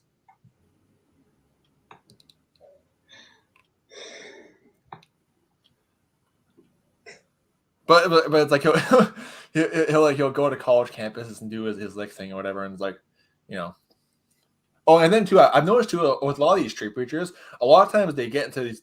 Oftentimes they get into all these different confrontations with the police quite a lot too. I've noticed like quite a lot as well, where like they're being obnoxious and just really annoying, and then the police are called on them, and they get into this big huge argument with the police, and then it's like, like I just think a lot of them are just agent provocateurs a lot of times, like with the whole Westboro Baptist Church thing as well. Like a lot of them are just like agent provocateurs. Because with Westboro, they kind of their media stint kind of just died down. Like no one really pays attention to them anymore. So then you have these new guys come out with these street preachers who just are kind of the new Westboro. I got a verse for you, John. I'm going to post it in the chat.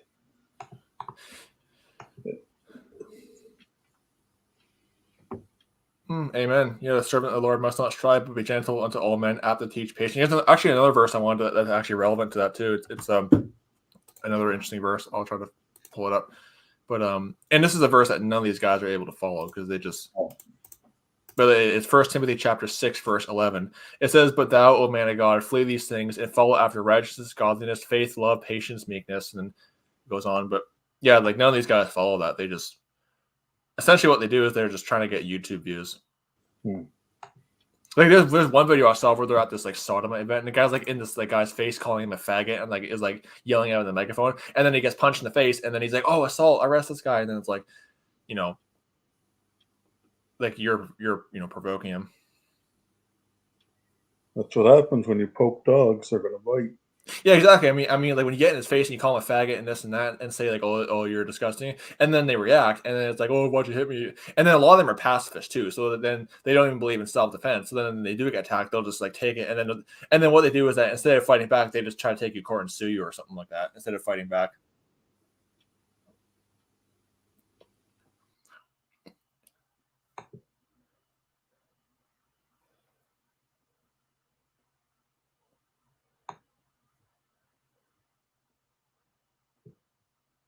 But yeah, my recent video on my channel I did on Reuben Israel, which basically just shows clips of him saying all kinds of really like wicked stuff, and then it's just showing the kind of fruit that he produces, and the kind of, and he claims to be sinless. Meanwhile, he talks like that like I did when I was an atheist. So where are your videos, John? They're on my channel, Faithful Servants of Christ. The recent videos I made On YouTube? I'll post it. Yeah, on YouTube. Yeah, YouTube. My strikes wore off, so I'm back on YouTube finally. Because when I got 2 strikes, I'm like, I'm not going to risk it and get a 3rd strike. So I'll just leave YouTube till the strikes go down, which they did just a few days ago.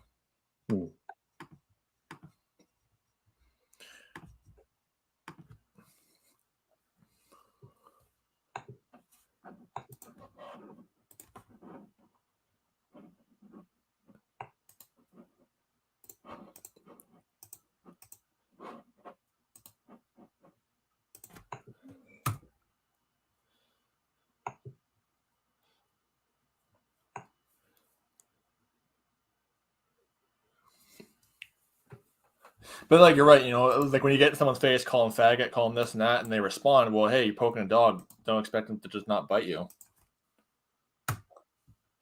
And plus, what does the Bible call sodomites? It calls them dogs. In Philippians, I think it's 3:2.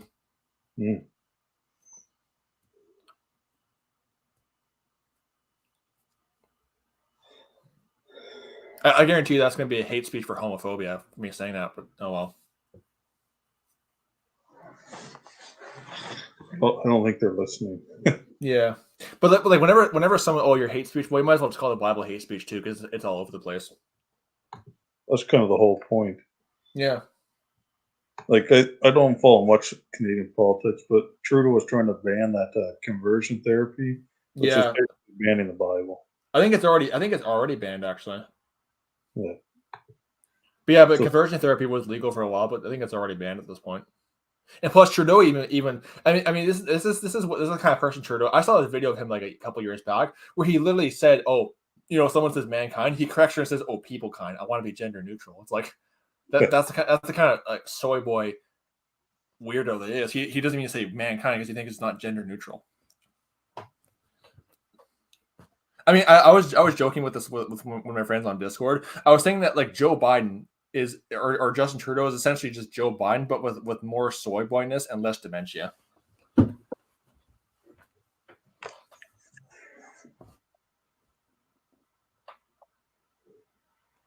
Problem is though, John, is people have the leader they deserve. Yeah, that's true. Yeah, Trudeau is simply just a reflection of the kind of nation we are, really. Just like Joe Biden is the kind of reflection of the majority of America. Fast asleep. Yeah, Biden's a pedo, isn't he? Oh, and by the way, too, I'm not sure if you saw like Joe Biden's press conference he did on January 20th. Oh man, it was just a disaster. I mean, there was one point where somebody asked him a question, and then at one point he like forgets the question halfway through, pauses, and then like struggles to think of an answer. And this is with a teleprompter too. I mean, the guy is clearly not mentally fit to be running anything. And there was one video I saw of him where this is during one of his campaign rallies. He's running for president, right? Well, he says, "I'm here to announce my campaign for Senate. I mean president." Like he actually says, "Oh, I'm running for Senate." No, wait, sorry, I mean president. He actually thinks he confuses it with Senate at one point. I'll try to find the video. It's actually really funny. But there's like so many clips of Joe Biden just failing to just speak properly. That like it is very possible that he could be like developing dementia, considering he is at that age. He's 79. Like my grandfather and my mom's side of the family, he had dementia. So, and he had a lot of the same symptoms that Joe Biden is displaying.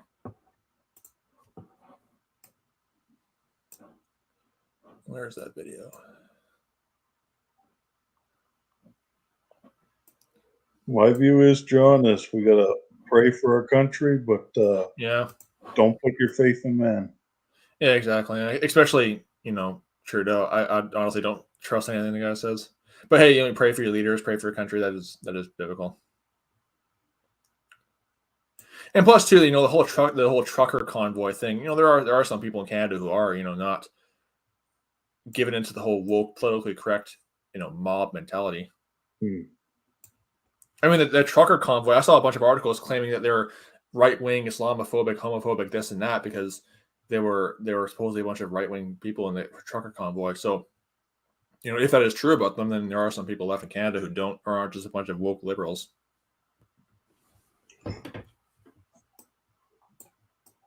Where is that video? I think he got rid of it. I don't know, it didn't.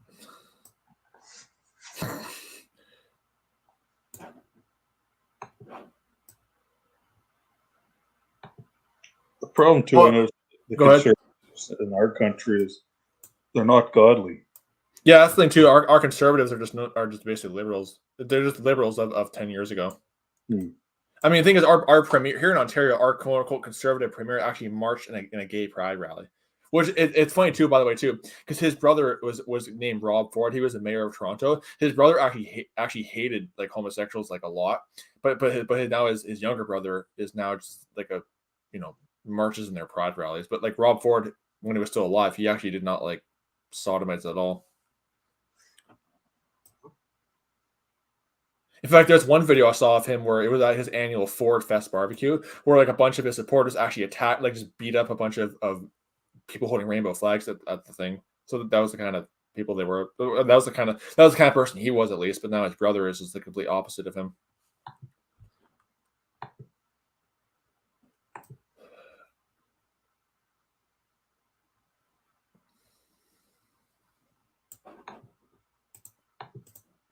I find it funny too, that one video where Joe Biden's like falling asleep during this thing or whatever. That was funny. Hence why some people call him Sleepy Joe Biden, because he actually fell asleep one time.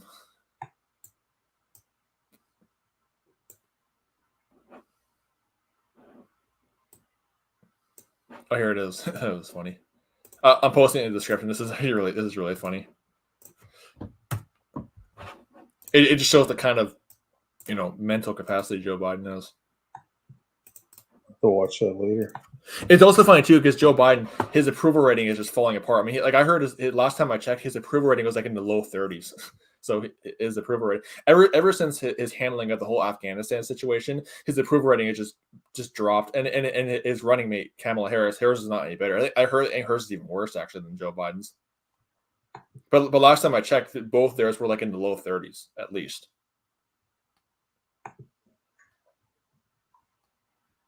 Shall I play this, John? Yeah, believe me, it's really funny. Play it. It's actually really like when I saw it, I was just dying laughing when I saw it. Released this morning by Politico Morning Consult found 49% of registered voters disagreeing with the statement, Joe Biden is mentally fit. Not even a majority of Democrats who responded strongly affirmed that statement.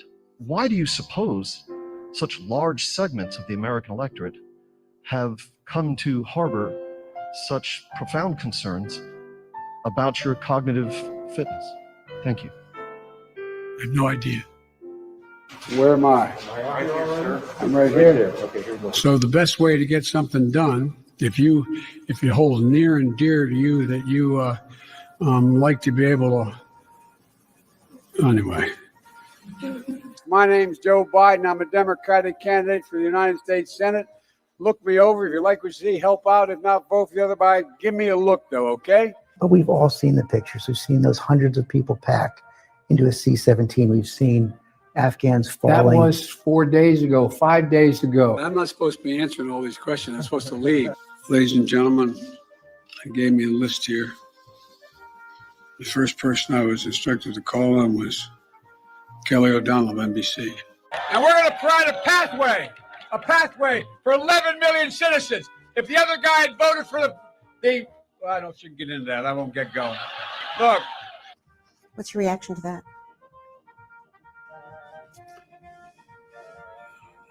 I wonder about his grasp. Even Dr. King's assassination did not have the worldwide impact that George Floyd's death did. This is my little sister, Valerie, and I'm Jill's husband. Oh, no, you switched on me. This is my wife. This is my sister. They switched on me. Not a joke. Not a joke. Fact. Not a joke. Fact. Not a joke. All right, Chuck. Thank you very much. All right. It's Chris, but anyway. Chris. I just did Chris. No, I just did Chuck. I tell you what, man, these are back to back. Anyway. So I learned about roaches. I learned about kids jumping on my lap. And I've loved kids jumping on my lap. Go to Joe 30330. Come on, man. Come on, man. Come on, man. It's all about round-the-clock sex. It's all. Come on, man. Come on, man. Let's do it. Get vaccinated. Repeatedly throughout this interview with David Muir, which was recorded this afternoon, President Biden seems confused. For real. You think I'm joking? I'm not joking. You hear me? Not a joke. Let's go, Brandon. I agree. That's right. Order your Let's Go Brandon shirts from my online store, markdice.com, or click the link in the description below. Or maybe you prefer my F. Joe Biden, Want to Buy a Vowel shirt, and Arrest Dr. Fauci shirt, or any of my awesome designs. All available in a t-shirt, long sleeve, and a hoodie, and a whole bunch of different colors as well. So head on over to markdice.com or click the link in the description below and check them out.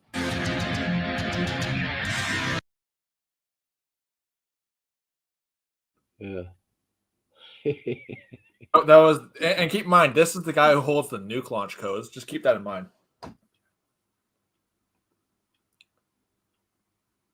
This is the man that has access to the nuke launch codes and who basically runs the government. So wonderful choice they made. It would be an inspiration to Mr. Putin if he was going to invade, wouldn't it? Yeah, I mean, the thing is that when in fact, I saw pictures of the Russian embassy on their Facebook page posting memes mocking Joe Biden, saying that he's not. Even the Russians see that he's basically not competent to do anything, really.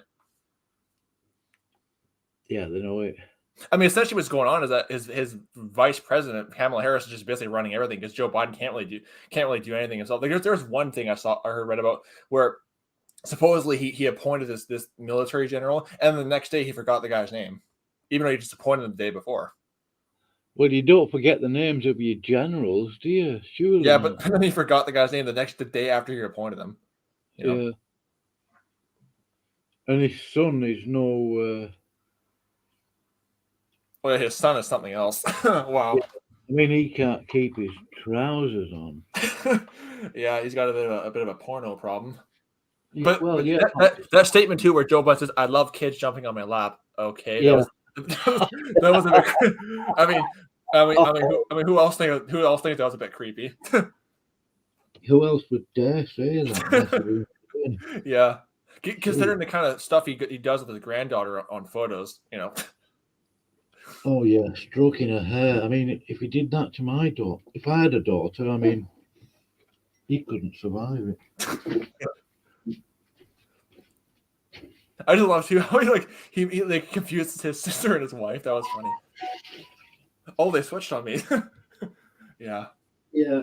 Yeah.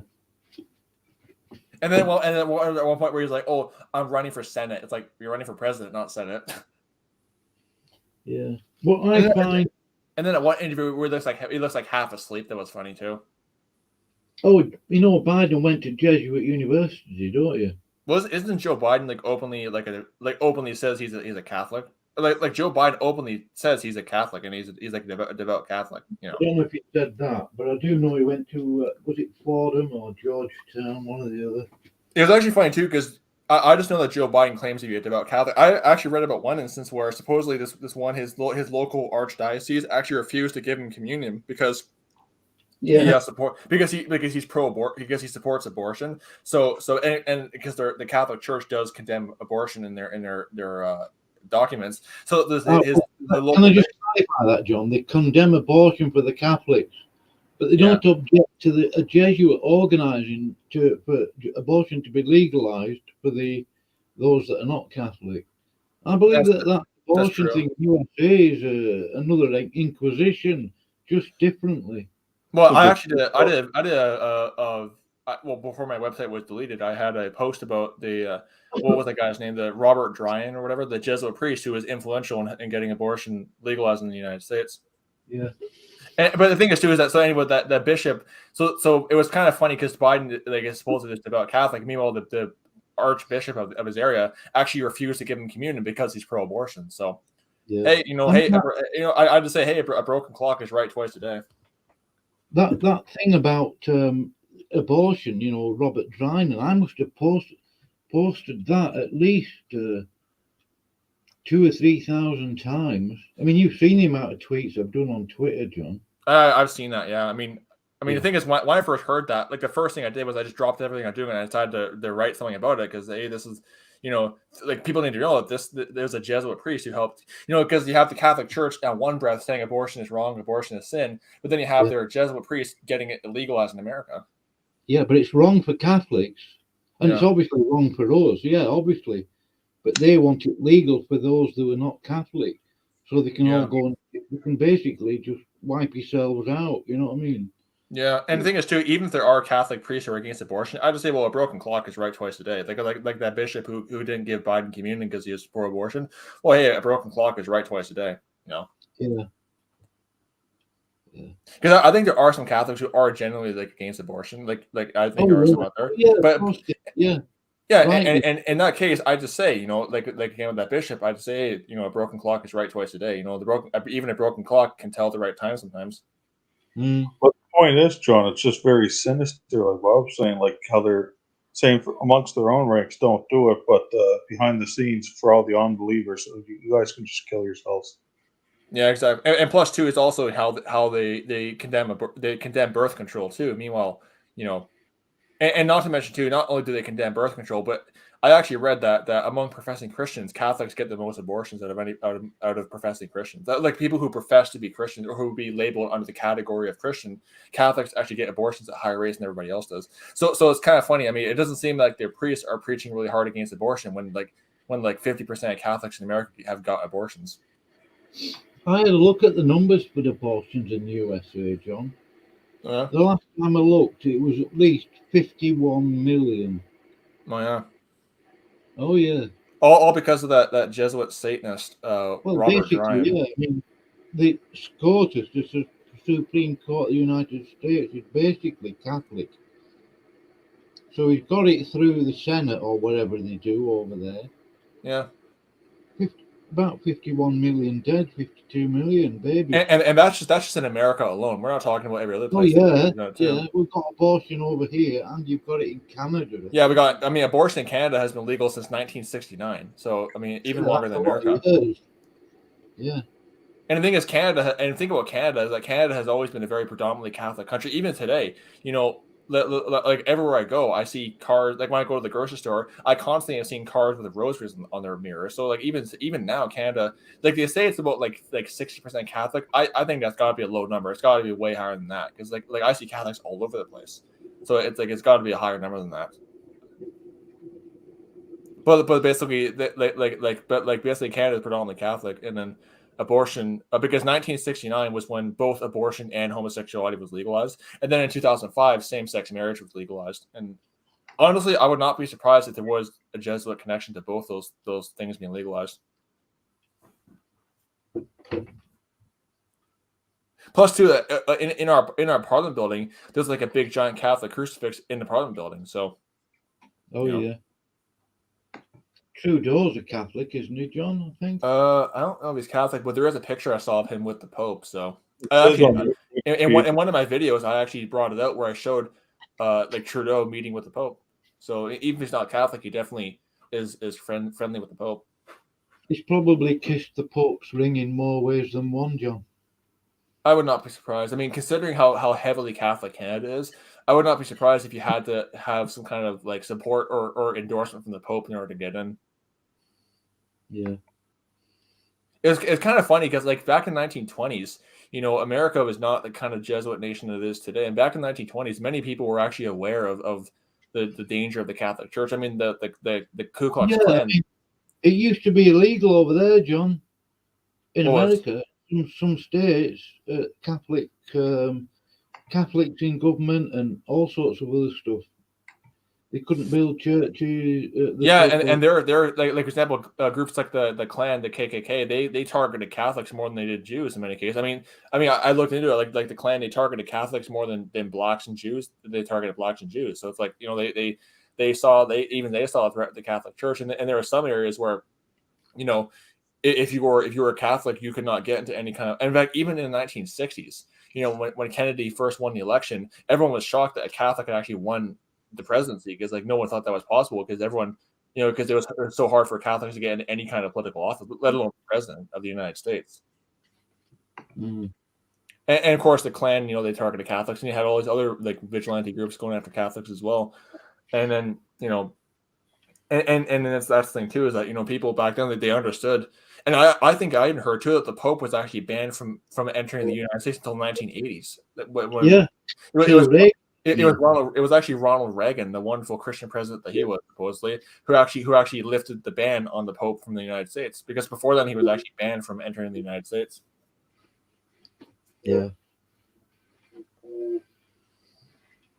I actually think Kennedy was a decent person, really. Yeah, he may have been Catholic, but he definitely was. He definitely did not go. He definitely bucked the trend of a lot of what they wanted him to do. Well, he was a proponent of no church and state. Yeah. Yeah. He was what they would have called a liberal, basically. Because when Catholics talk about liberals, they're not talking about what you think of liberals. They're talking about like people who just hold the biblical doctrines like church-state separation or liberty of conscience, basically. In fact, I just did a video about this recently where I showed how the popes have always been against liberty of conscience, and how one of their documents from the 1800s condemns liberty of conscience as a heresy. Yeah. You're not allowed a conscience if you're a Catholic. Yeah, you can't if you don't. Which is actually funny. This is actually a scripture someone showed me today. Actually, this is actually a really good scripture they use against the concept of a pope or that kind of stuff. This is Luke chapter 9 verses 49 to 50. This is actually it's a really good scripture to use. Actually, this is what it said. Luke chapter 9 verse 49 to 50. It says, John, so I can put it on screen. Okay, I'll put it on the. So it's okay.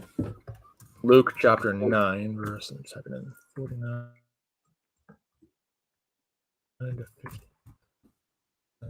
Sorry about the song. So this will get. Here's what it says. So it says, and John answered and said, Master, we saw one casting out devils in thy name, and we forbade him, because he followeth not with us. And Jesus said unto him, Forbid him not, for he that is not against us is for us. And I was pointing out that what it's basically showing is that there is no special church leadership that has any kind of special access to God. Anybody who has Christ is has the Holy Ghost, and he has just as much of authority as the apostles did when it comes to doctrine, basically. And then basically here where the apostles were telling him, hey, no, a second, wait, he shouldn't be doing this because he's not following us. And Jesus saying, no, he's with me, and that he can cast out devils too. It basically is showing there's no kind of exclusive access to God that some people have but others don't have, basically. Which is a good kick at the Pope, because he acts like he has some kind of special access or special knowledge from God that others don't have, which is not true according to that verse. And plus, it also disproves the idea of the apostles being infallible, because right there he also corrects them.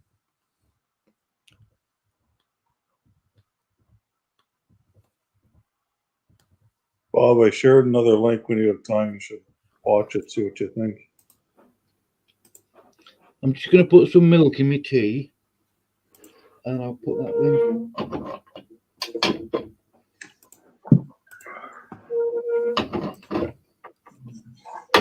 Oh, and by the way, too, that V for Vendetta thing, how it's based off that, what's his name? Guy Fawkes or whatever? He was a Catholic, by the way, too. Oh, yeah. He actually tried. He tried to like rebel. He rebelled against James, King James the First. He tried to rebel against him and failed. He failed the rebellion, which is, But yeah, the Guy Fawkes, he was a Catholic. He was, and not just a Catholic. He was a very devout Catholic too. He was very devout in the Catholic religion. So he was a member of Spanish royalty in some way. His proper name isn't Guy Fawkes. It's Fawkes of the Guise family. Oh yeah, but yeah, he's the one behind the he's the kind of your figurehead behind the whole anonymous meme thing. Spanish nobility, it was. Yeah, piece of garbage. Yeah, I just find it funny. He tries to rebel against the James the First, and he fails miserably at doing so.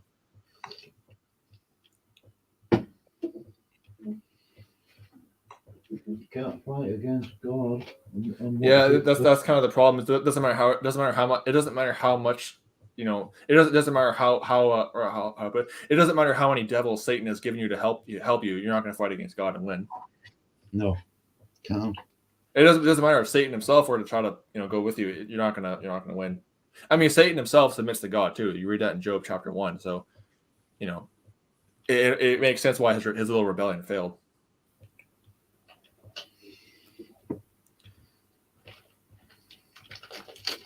Now, I always say this too. Whenever Catholics say, "Well, our church is the church that Christ founded," well, that is true. Your Christ did found your church, but your Christ is not the Christ of the Bible. So there is truth. Your Christ did start your church. That's because your Christ is the Antichrist. Their Christ is not the Christ of the Bible. So there is truth that when they say, "Oh, Christ started the church," yeah, your Christ did start your church. Yeah. Well, they actually think that the Catholic so-called church is Christ. Yeah, they actually think that their church is basically the kingdom of heaven. I literally read it in their catechism. They think that their church is basically the kingdom of heaven on earth, and that the Pope actually fills the role for Jesus Christ while he's gone. They literally say that verbatim in their catechism. Yeah, I just hope that none of them's been daft enough to tell God that. Yeah. And that's my theory too. I happen to believe that when the Antichrist does return, they're going to think he's Jesus Christ, because again, the Christ of Rome. Because again, the Christ of Rome is not Jesus Christ. The Christ of Rome is the Antichrist.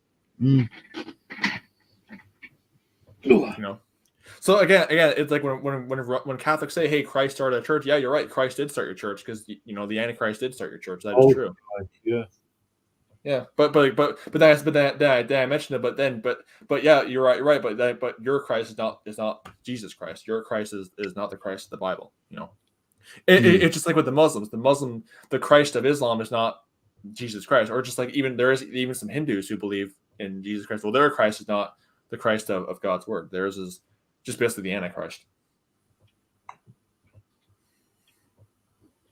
Because the Jesus Christ of Islam is well, first of all, they believe he was submissive to Mary, just like the Catholics do, but they also deny he's God, which the Catholics do that with their Trinity doctrine in many ways.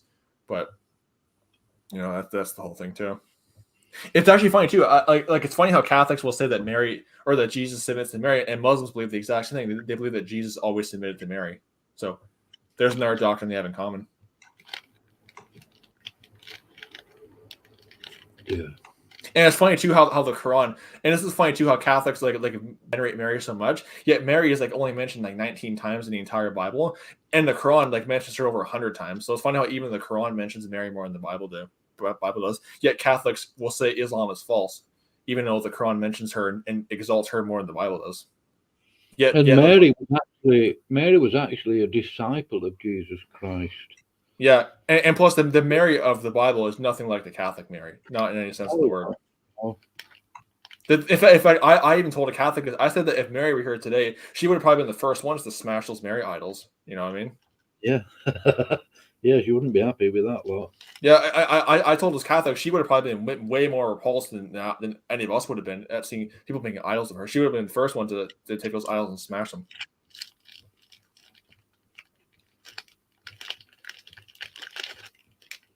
I mean, for example, if someone started making a statue of me, I would just smash it right there. I'd say, "Hey, don't make a statue of me." That's just the natural reaction any sane person would have to someone trying to make a statue of them like that. That's just a natural reaction. You take it and smash it. That's Reuben Israel's job. Yeah. I would just love it too. Like, you know, obviously I don't believe in like the, you know, like whenever you hear about Mary apparitions, yeah, it's called devils. That's what it is. But basically, it would have been just kind of funny if Mary actually were to return just to smash a Mary idol to prove the Catholics don't worship me and then just go back to heaven and then they realize, okay, we'll stop worshiping her. You know, I don't know, just be kind of funny that happened. They keep having those apparitions, John, don't they? Yeah, that's the thing too, is that, you know, when you understand how the Bible, you know, when you understand biblical doctrine, like whenever they say these things, I believe they're telling the truth. I don't think they're lying. I think they are telling the truth, because when you know how devils work in the Bible, it's very possible they're telling the truth. You know, I mean, I don't think they're lying. I think they're telling the truth when they see these things. Have you ever seen an image of Mary on one of your potato crisps, John? Yeah. I mean, I don't know. Maybe I just love that when Ruben Israel one time said, "Hey, you know, if you saw Mary in your potato chips, you'd start bowing down to that potato chip," which is true in many ways. So they did see that they would start bowing down to it. Oh, they would. Yeah, I'd just eat it, me. Oh, and it's funny too, because because again, Canada's a very Catholic country. So in my hometown, there's just Catholic churches all over the place. Literally every single one, there's like a big Mary statue right in front of it, and then there's like a little tiny thing of Jesus on the back of it. So it's like they put way more emphasis on Mary than they even do who they think is Jesus Christ. Or what they'll have is they'll have Mary holding baby Jesus. It's like, hey, how would you get him out of the manger and get him off that cross too? Because he's not on there, it's finished. But no, they'll have him as a baby, which is like, well, I've got this image. It's a Roman Catholic image of this Dominican monk holding what's supposed to be baby Jesus. Oh yeah, I think I saw that picture. That was funny. Yeah. Like, wow. It's like, okay. So now we have not just Mary holding baby Jesus, we also have Catholic clergy doing the same thing as well. It's saved on one of my memory sticks somewhere, John. But I've got. I think I have a screenshot of that same image. I saw it on a Catholic art website. It's like, you know, and I think that some people would actually pay money for that thing. Oh, they would. Oh yeah, yeah. Well, because again, they think this little baby is Jesus Christ. First of all, Jesus Christ is not a baby. He's grown up, and he was never born to begin with. He was always God from the beginning. But like I always say, get him out of that manger and get him off that cross, and you know, just show him some respect. You know what I mean? He wasn't blonde either. Yeah, he wasn't. He was not a white man either. Okay, he was not a blonde-haired white man. He was from the Middle East, so he was not white, and he was not black either. Too, he was not from Africa either. So to all the black Hebrew Israelites, sorry to all of them.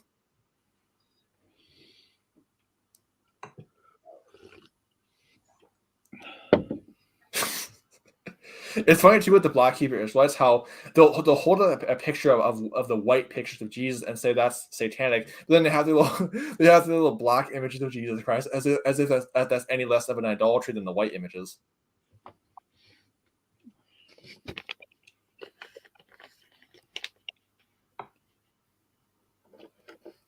I also find it funny too when I tell Catholics, and this, you're not even going to believe this, but it's funny how. Well, I got into a little argument with Fro in the comment section, and I was telling him, you know, hey, you know, how do you make images of God the Father if we're told, like I quoted in the verses that we're talking about God being invisible? How do you make images of an invisible God? And he said, well, you can do that. I'm like, it's like, you know, it's like he literally, I have the screenshots. He literally said, you know, he said, well, I asked him, how do you make images of God the Father when for example, John chapter 1, verse 18, I think it just talks about him being invisible. He just says, well, you can do it, you know, and like how? He couldn't really explain it properly, but he just tried to say, well, you can just do it because, you know, the church says so. But it's funny. I've always found a problem, like, how do you draw a picture of God the Father when he's invisible? How do you draw a picture of him? But they can just somehow do it, apparently. So when did you? So I've never noticed these comments. It was actually on a video I did a while back about scripture versus Catholic traditions, but like, oh, but I just asked him, like, you know, how do you make an image of God the Father when he's invisible? And he just said, well, you can do it, and he didn't really explain why. But I just always found it problematic. How do you, like? I've always wondered how you just somehow know how to draw God the Father when you don't even know what he looks like when he's invisible. I mean, like, you know what it reminds me of? It reminds me of this book I read when I was in second grade, where this kid says, "Oh, I drew a picture of an invisible castle," and it's just a blank piece of paper. That's what it is. How do you draw something that's invisible? You can't.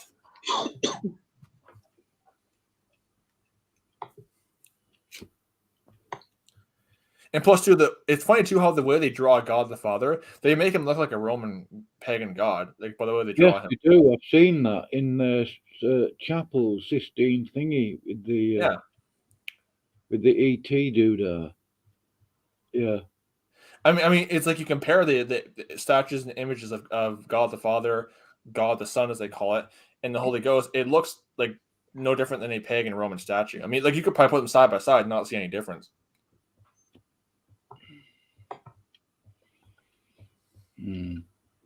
I'd guarantee any let's just say that there was some pagan Roman who we could just time travel to the modern era. He was to visit the St. Peter's Basilica. He would think it's a pagan Roman temple because of how similar it looks. Or no, I'll say this: you bring back an early Christian from the 1st century. You take him to St. Peter's Basilica. He would probably think it's a pagan Roman temple too because of how similar it looks.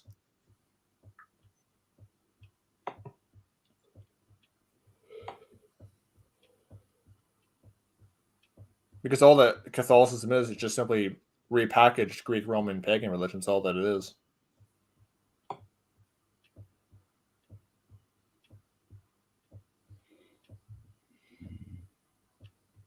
Like I know Eric Phelps, he pointed out how what they did was they like for example, he said the College of Cardinals, it became basically the Roman Senate became the College of Cardinals, and then the office of the Emperor became the office of the Pope, basically, and then their temples were just turned into Catholic churches, basically. What's their magisterium? Magisterium. I don't even know what that is. It's weird. I don't know what it is.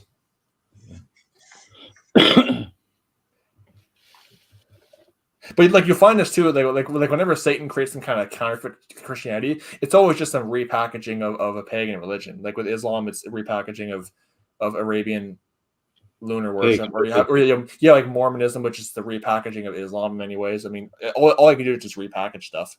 Yeah. Well, like essentially Islam. Masonry, isn't it? Was that? Mormonism is sort of repackaged masonry, I think. In many ways, it's just simply repackaged. Essentially, what it is essentially Islam for the white man and repackaged Freemasonry. Just like how I've heard it said that Islam is essentially just Catholicism for the Arabs, basically.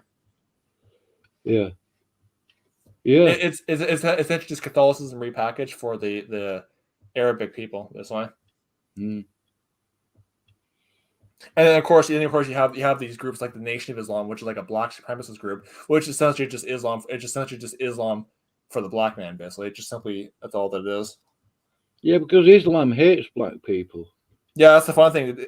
I actually love it too when they try to say that Christianity is the white man's religion, but you're following Islam. I mean, the Arab Muslims took slaves too, black people slaves. In fact, the reason why most of Africa is Muslim is because of the Islamic expansion and forced conversions of Islam to Islam. That's why places like Nigeria or Somalia are like 99% Muslim. Well, there's still slavery over there. Yeah. And in Libya, when America took over and opened up a can of democracy. Yeah. Or they dropped some democracy from an airplane on them. Yeah.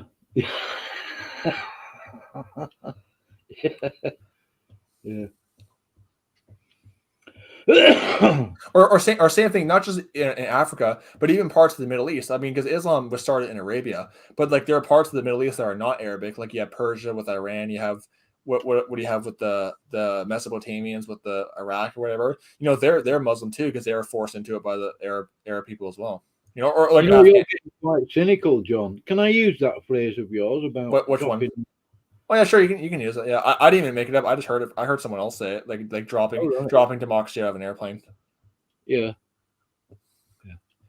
But the thing is too is that even places like Persia or Afghanistan or Pakistan, they're not like Muslim. They were just forced to be converted by the Arabic Muslims who expanded. I mean, like the reason why places like Afghanistan or Iran or everything else are like 98% Muslim is because it was forced. They didn't voluntarily do it. It was forced on them.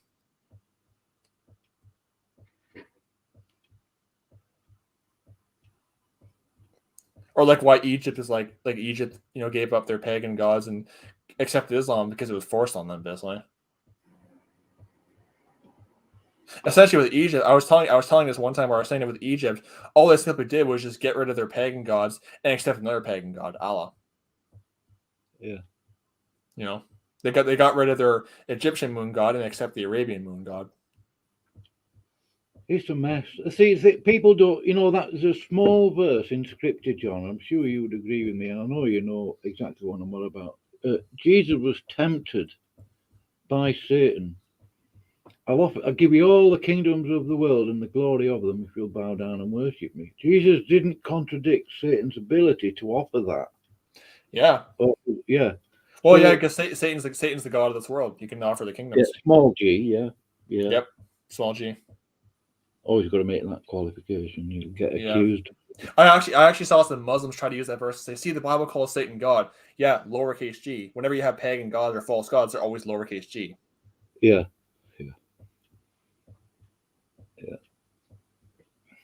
But yeah, so it just like Luke, like that verse in Matthew 4, it just shows that Satan, he can offer the kingdom. That's why I believe too. In order to get to a certain level of political power, you have to just worship Satan, because then you won't get there without it. Well, you can't get in. You just not. I mean, Benjamin Disraeli. I can't remember the precise phrases that he used, but the government that you think you've got is very different than the reality of what you really have. In other words, behind the curtains. It's a different government altogether. Yeah, hence also why too, like many of them, they do what they're told, because oftentimes what would happen is that they'll hold a picture of their family and say, hey, you want anything to happen to them, then do what we're told, basically, or do what you're told. Yeah, I mean, the thing is, I think of government as like being a big lawnmower. It's just a different prime minister pushing it, but it's still the same cogs and machinery and blades doing the whatever. Yeah, that's the thing too, is that when you really get down to it, the president doesn't have any real power. I mean, he does what he's told, and that's it. And if he doesn't, then the CIA, their goons will come after him. Like the Pope will send his CIA goons after him. Well, he can't run for president without getting clearance from the FBI and the and other organizations. And then here's the other fun part too. You have the Alfred B. Martin dinner, which is a Jesuit dinner where both sides come together, both Democrats and Republicans have a dinner, and essentially just mock the American people and say, "Look, we're all on the same side, but you can't see it because you're so dumb." I mean, like seriously, like they literally do that. You can't even make this kind of stuff up. It's right there. Is it? Oh, what's the name of that dinner again? It's called the Alfred B. Martin dinner. It's a Jesuit dinner where literally both sides of both parties come together, sit at a dinner, and essentially just mock the American people. And just, like show how they're all on the same side, and just mock the American people, like, hey, we fooled you. Look at us, we're all on the same side. I thought it was a different name. Well, there also was the Al Smith dinner too, which also was a Catholic dinner. There's that too, where you had Trump and Hillary getting together, essentially just mocking you, the American people, saying, look at us, we're all on the same side. Yeah. We all work for the same. Satanists in Rome. I mean, like, you can't make that. It's all right in front of your face. Like it's mind games. It's all right there in your face. But then you can't, like, you just think, oh, they're just there to have a friendly dinner. No, they're there to basically mock you, the American people, and say, look, we're all on the same side. And you're too stupid to realize it. It's too big and obvious for anybody to take it seriously when it is. That's the thing about mind control. They make it just so obvious in your face that you just don't even see it. It's just so obvious that you're just not able to see it. I'm just curious though. Do they not realize, or are they just so deceived that what they're doing, they're going to be going to hell for? I just think too that they're so bought into the whole left-right paradigm that they just can't see it. They actually think they're going to win. I mean, the people controlling this. If they literally think that Satan's gonna somehow save from hell, they got a big surprise coming. But I just think that some of them are just so. I don't know what their deal is. I don't know what their mentality is. They're definitely not thinking straight. They're definitely not mentally thinking straight. That's one thing. I think they're brainwashed a lot of the time. Well, they're obviously blinded by Satan, and when you're blinded by Satan, it's hard to kind of see out of that. I mean, when I was an atheist, I was blinded by Satan, so I can kind of attest to that. Yeah, well, Satan will never make himself obvious. Yeah, I mean, Satan's not gonna come to you with a pitchfork and hooves and say, "Hey, I hate God. I hate God. Let's rebel against him." He's gonna come to you subtly. I mean, he comes as an angel of light. That's the thing. Yeah. I don't actually think a human being could actually survive a proper visitation from Satan himself. Yeah. Well, like a lot of these Hollywood celebrities too. The reason why a lot of them, like I've heard too, the reason like a lot of these comedians, for example, the reason why a lot of them can do these kind of weird impressions is because they have devils in them. They're allowing them to do that kind of stuff. Like what's his name, Robin Williams or whatever the guy's name is. You know? Oh yeah. I mean, he was definitely possessed with devils. I mean, like he openly said it, and plus he mocked God quite a lot too. And plus, you know, a lot of these celebrities, the reason why they get so rich and famous is because, you know, like that phrase, "Always sold your soul for rock and they sold your soul for fame and fortune." There's actually a lot of truth to that. They sold their soul because, you know, they what's that verse in Mark chapter 8 where it says they you know, gain the whole world but lose their own soul. Yeah, they gave their soul to Satan for worldly material wealth. That's hence why so many of these celebrities are like I did a whole series of videos on this showing, you know, that these celebrities are like doing these satanic rituals subtly, but like right in your face, basically, but then all subtly. Yeah, but those satanic rituals look. I mean, I'm not sure I've seen any, but I'm sure they look tame to the average person, don't they? Well, to the average person, they look like a good light show or a good, you know, performance here and there. But like when you really get down to it, that was the verse. Yeah, Mark chapter 8 verse 36. That was the verse I was thinking of.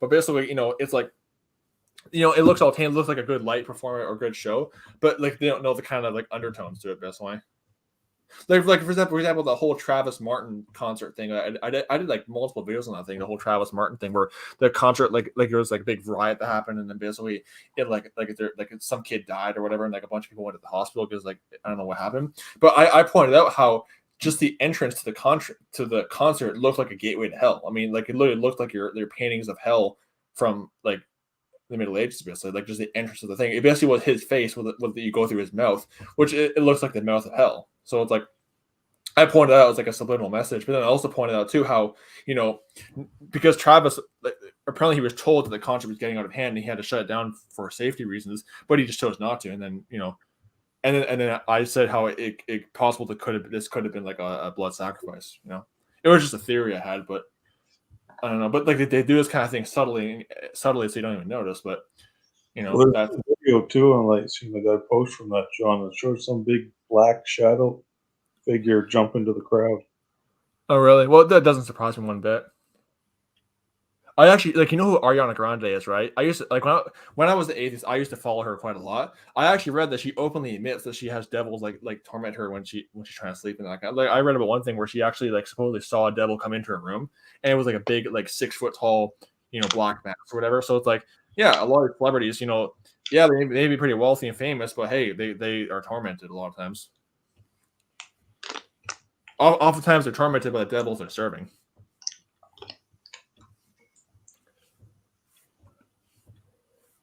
Yeah, but I would not be surprised if there was a black figure jumping in the crowd because, hey, the entire thing was just a big blood sacrifice. So that's all. So it would not surprise me one bit.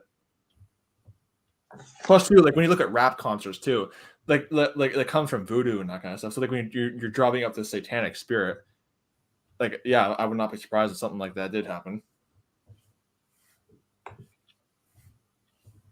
Oh, and it's funny too, by the way. I mean, I could say so much about this, but it's kind of funny too how over in what was it, Haiti or whatever it is, there's actually a saying over there how the country is was it 50% Catholic, 50% Protestant, but 100% voodoo, because they basically are able to reconcile their Catholic faith with the voodoo rituals, because in their mind, because they literally say that's the kind of one of their common sayings, that it's 50% Protestant, 50% Catholic, but 100% voodoo, because they actually will say that, hey, you know, prayers to saints is similar to contacting voodoo gods for help, basically. Yeah, well, voodoo is a compound of Roman Catholic doctrine and Afro-Caribbean pagan religion. Exactly, and that's why essentially, like, and also the charismatics too, when they pray to saints, it's like that's why the voodoo practitioners in Haiti are able, like, you go to any voodoo shop, you'll see statues of Mary, you'll see crucifixes, because they're actually able to reconcile their Catholic religion with the voodoo rituals, because it's so similar. They like pray, like they'll say that praying to saints is just basically the same thing as invoking voodoo gods for help, basically, because you pray to saints for help, you know. Yeah. Like you have the patron saint of this or patron saint of that, no different than you have the voodoo Loa of this or that, whatever. So like that's what they're able to reconcile their Haiti voodoo practice with their Catholic faith, and that's why you go to any voodoo shop, you'll see Catholic symbols, you'll see pictures of Jesus, you'll see Mary statues. I mean, because it's just basically the same thing. Essentially, it's just the same thing repackaged. And not to mention too, like you look at a Catholic mass, it's very similar to a witchcraft ritual. You know, the incense, the candles, everything else. Yeah. The chanting. I mean, it's no different. I posted a meme about that on Instagram, and a whole bunch of Catholics got triggered that I dare to compare their church to witchcraft. Yeah. On what was that, on Twitter? It was on Instagram. Oh, Instagram. Yeah, I'm not on there. Yeah. I gave up on Twitter because it was just pointless, really. They just block it and that's it, you know. Yeah. I just think it's funny too how Catholics are able to actually like say, "Oh, we eat the flesh of Jesus Christ," and not like cringe when they say that, because like it's like, how do you not find that kind of creepy? Almost like they're eating flesh of God. I mean, it's creepy when you break it down to it. I don't understand how they can like actually try to defend that. That's why. It's cannibalism, John. Essentially. Yeah, but then they try to deny it. Oh, it's not cannibalism. Oh, you're eating flesh. That's cannibalism. Don't kid me, buddy. I mean, I just tell them that because it's like the fact that they can somehow say it's not cannibalism is ridiculous. And also just ignoring the countless scriptures that condemn drinking blood and eating flesh like that. You know. Yeah. And that's just beef and lamb, isn't it? Yeah, and not to mention too, they're with the Eucharist. You know how they lift up. You know, it's essentially just sun worship. You know, it's all that it is. Yeah, well, that's what that monstrance is from Mithraism. Yeah, it's the worship of the Babylonian sun god. Yeah, something like that. You know, yeah. Which makes sense because Rome is Mystery Babylon, so of course they're gonna worship the Babylonian sun god. Can't get through to him, John. We've got to pray for him. Yeah, well. I agree. That's the problem too when you're dealing with hardcore Catholics. Like, no matter what scripture, no matter what arguments you use, they're not going to budge. All you can do is pray for them. Because why? Well, they're blinded by Satan. You can't really do much except for pray at that point. No. You know, I mean, no amount of arguing is going to get through to them. It's not. You can't really do it. You can't. Like, all you can really do is just pray. You know. I think Fro is almost a lost cause. Yeah, that may be the case because I've just, you know, I can't seem to get through to them. So I mean, all we can really do is just pray for them. You know, that's the best we can do. Because when you got someone who just won't budge and just no matter what you do, then not much you really can do at that point. Except just let God deal with it this way. The other thing I've mentioned on my videos is that we have to be careful when Catholics are using biblical terminology because they mean something completely different by it than what the scriptural meaning would be. Exactly. When they say church, they're meaning the Catholic Church, not the body of Christ. Or for example, when they say communion, they're referring to the Mass, not to the biblical communion. Yeah. Or for example, when they say, you know, salvation by Jesus Christ, they're not referring to the gospel. They're referring to the Catholic, like baptism and all this other stuff. They're not referring to the biblical gospel. So yeah, and the sacraments and whatever. Yes, the sacraments. Or when they say baptism, they're referring to sprinkling a baby, not to biblical baptism. So that's the thing. They use biblical terms, but it's not the biblical meaning, not the biblical thing of that biblical term. That's why I'll put it that way.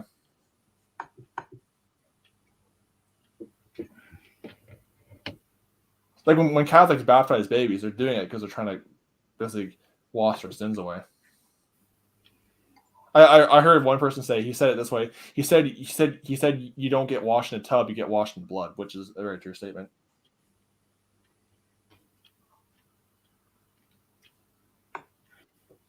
Baptism doesn't save anyway. Yeah.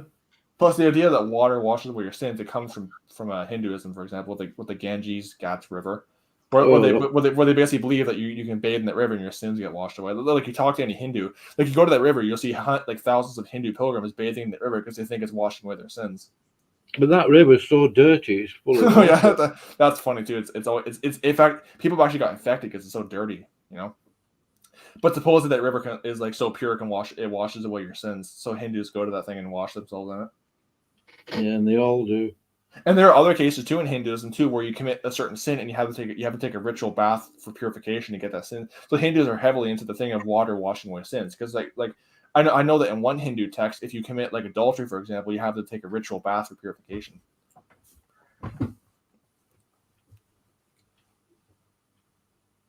So I was like, I heard someone joking one time saying, "Hey, so if you're a Hindu, all you have to do is just live right next to the river, and then you can sin all you want and then just bathe in the river when you're done." Which is what it comes down to. Like when you believe in that kind of stuff for salvation, you can just sin all you want and then just wash yourself in the tub later, just get it washed away. So it doesn't produce any holiness in your life. Because it's like, hey, I'll just sin all week and then confess my sins to the priest and then have it all gone. So it's like, hey, I'll just sin all day and then after I'm done, I'll go down to the Ganges River and wash myself off. Yeah. Because if you're a Hindu, if you're a Hindu, that's just what you can do. If you're a Hindu, you sin and then you go to the Ganges River and then you go out and sin some more and you just go back to the Ganges River and wash those sins away.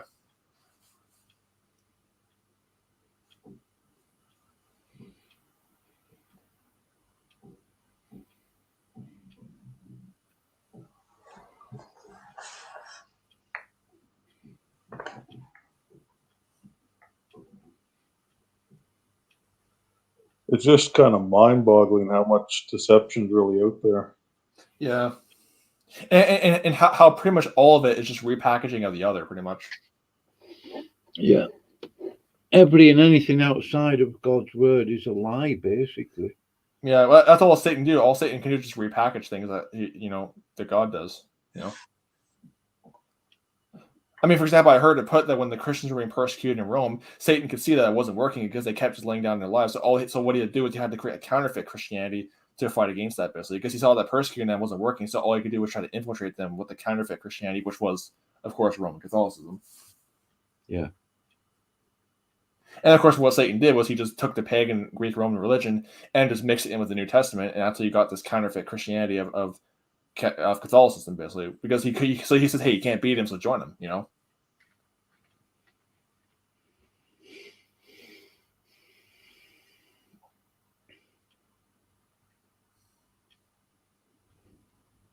And when you go get down to it too, like the Catholic Church, I always tell Catholics this whenever they say, "Oh, our church goes back 2,000 years," I say, "No, your church goes back way before Jesus Christ. Your church goes all the way back to the Tower of Babel. It goes way back." I just tell them, hey, your church is indeed very old. It goes back all the way back to the Tower of Babel, so it is indeed very old.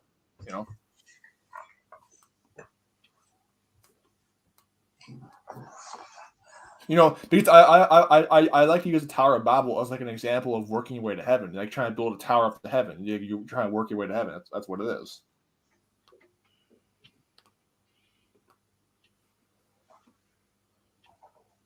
Because I've always said that it's no more ridiculous thinking you build a tower to heaven than thinking you can work your way to heaven. It's no more ridiculous.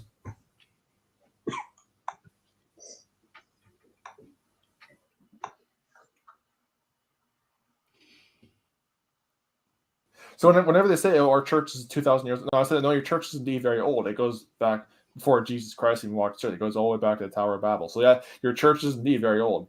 That is true. Goes back a long way.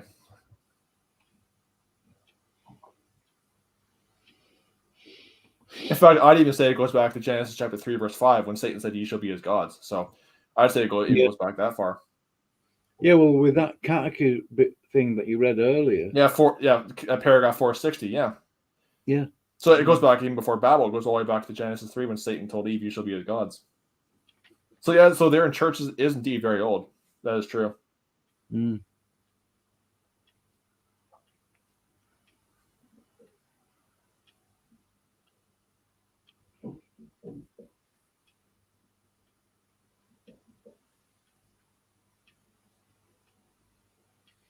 I just can't believe that. So like it openly says, Christ will make us gods, but then that's somehow just not like a Catholic is not reading that thinking like, wait, what?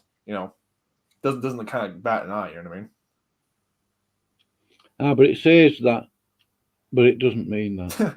Yeah. Oh no, I forgot. We need Catholic sources to tell us what Catholic sources say. Mm. So not only do they use it for scripture, they use eisegesis for their own sources too. Oh yeah. Yeah. But they're forced into it, really. Well, yeah, they force their own doctrine into their own sources too. Yeah. Because whenever a Catholic does study the Bible, like he takes off his shell, blows the dust off it, gets rid of any cobwebs because it's been sitting there for so long, he'll often have his catechism right beside it because he'll read the Bible through the catechism. So if the catechism says it, that's what he does. Or he'll take whatever church council or this or that, but But I just heard that analogy too, where it says, "Hey, you take the Bible, you blow the dust off," because they never even read it, and whenever they do read it, it's always covered in dust at that point because they just let it gather dust.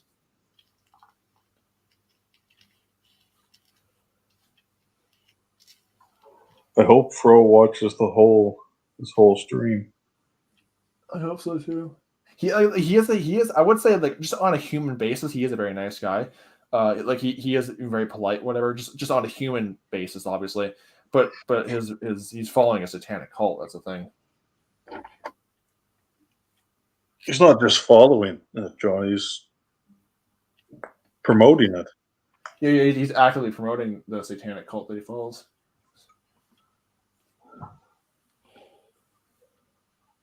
And I'm not the kind of person who just throws around the word satanic lightly. I mean, Roman Catholicism is blatantly satanic. I mean, I'm not just throwing it around lightly. Yeah. It's blatantly just full of Satanism. Yeah. I mean, anyone who doesn't believe me can just watch the Easter Mass where they literally say Christ is your son, Lucifer. So, or just pick up a catechism where it says you're going to be gods. Yeah. So you know what? One of the other problems is, John, and I'm not an intellect, I do have an intellect, I suppose, but in the school system, I don't know what it's like in Canada. Pretty bad, believe me. School system is pretty bad. But it's almost as though it's a factory for dummies. Believe me, it's way worse than that. Believe me, when I was in high school, I remember being grade 10 history class.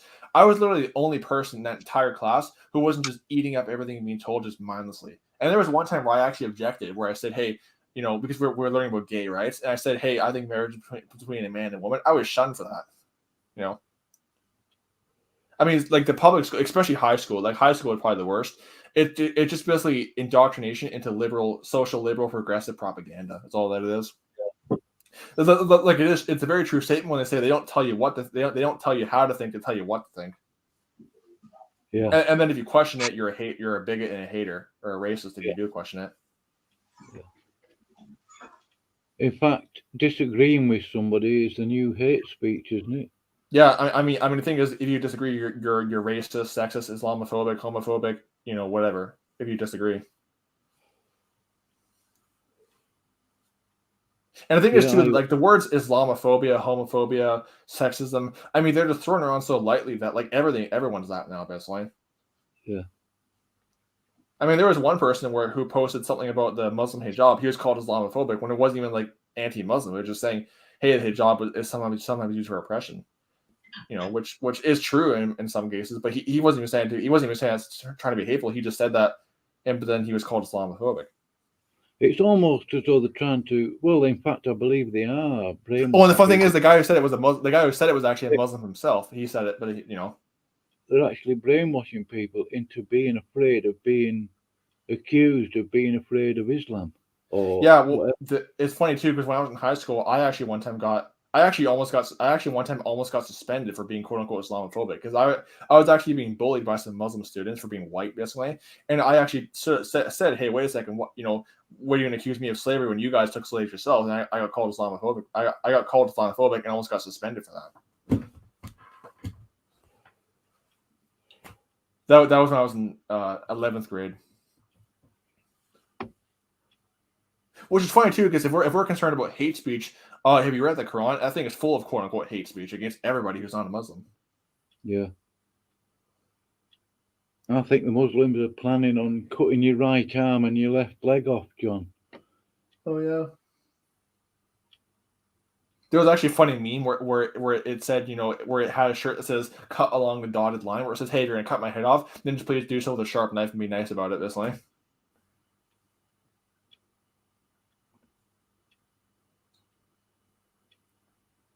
But I actually felt like when I almost got suspended, I felt like coming to school the next day with a shirt that just says, that just says, "Hey Muslims, please cut along the dotted line" or whatever to make it less painful. But of course, I didn't want to, you know, make anything worse. So, but I felt like doing that one time. Yeah. Muslims, there's quite a lot where I live. Oh, really? Yeah, I know the UK is becoming pretty Islamified or whatever you want to say, or Islamized, or I can't ever say that word properly. Islamified, I'll put it that way. And then I've heard all kinds of. Every time I read something about the UK, I'm always just amazed at how nuts it is over there. Well, I don't read the news, or I don't have a television, so I don't know what's going on. There was one instance I heard of over the UK where like this British politician actually got arrested for calling a Muslim rape gang a Muslim rape gang, even after they were prosecuted and called a Muslim rape gang by the media. But she got arrested for saying they're a Muslim rape gang after they're prosecuted. Tommy, what's his name? Tommy something or other. Tommy Robinson. Yeah. Yeah, he got arrested one time for just reporting on the Muslim grooming gangs. Yeah, which is fun. It's funny. So it's like just simply pointing out, just reporting on, hey, this is what they're doing. That's now they'll get you arrested now.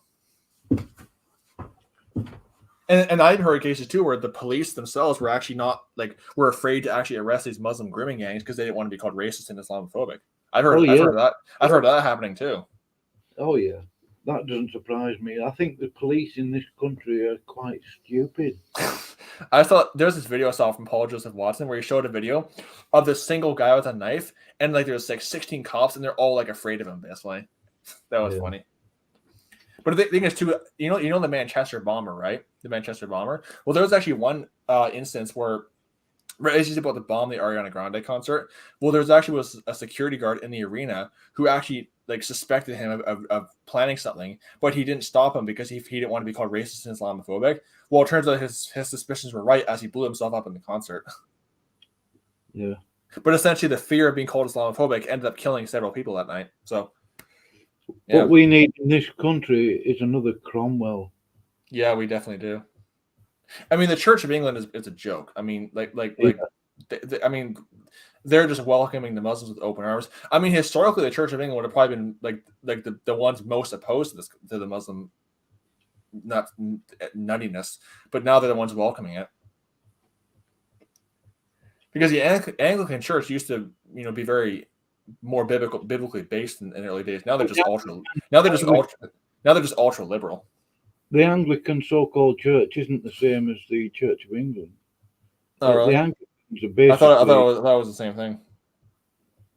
Well, I mean, in some ways you could argue that now, but I think Anglicanism is just unpoped Catholicism. Yeah, that's the thing too. Like you look at the Church of England, like they do. It is essentially again just a repackaging of Catholicism, but even from like a biblical basis, it's like historically they would have probably been the ones like most opposed to the Muslim migrants, but now they're the ones welcoming them. Yeah. But yeah, I'm sure if England had a leader like Oliver Cromwell, they definitely would not have the problems with the Muslims they have today. Well, all of his soldiers had the King James Bible in the pocket. Oh yeah. Oh yeah. It doesn't surprise me. And here's the thing too. This is why these selfish politicians. So they bring in these Muslim migrants. The Muslim migrants destroy the landscape. But meanwhile, they're safe in their little mansions on the hill with all their bodyguards. But meanwhile, they don't have to worry about what the average people have to go through with the Muslims they brought in.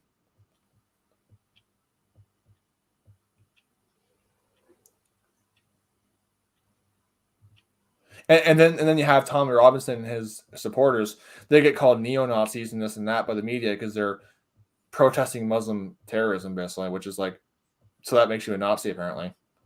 I don't know what Tommy Robinson has been up to lately. Is he? I followed him on Gab. He still isn't into all. He's still doing a lot of activism, especially he's exposing a lot of the COVID insanity too. He's been doing that quite a lot of stuff, exposing that recently. All right. But yeah, he what happened was that he started the group. He started the English Defense League back in the 2009, which was basically they were a group that basically was fighting against the Muslim terrorists, and then of course they got called neo-Nazis and this and that because supposedly what happened was that neo-Nazis apparently were joining the group, and like there's pictures of them doing Nazi salutes at rallies. So then because that happened, the whole group got called a neo-Nazi group. So then they kind of lost their credibility at that point.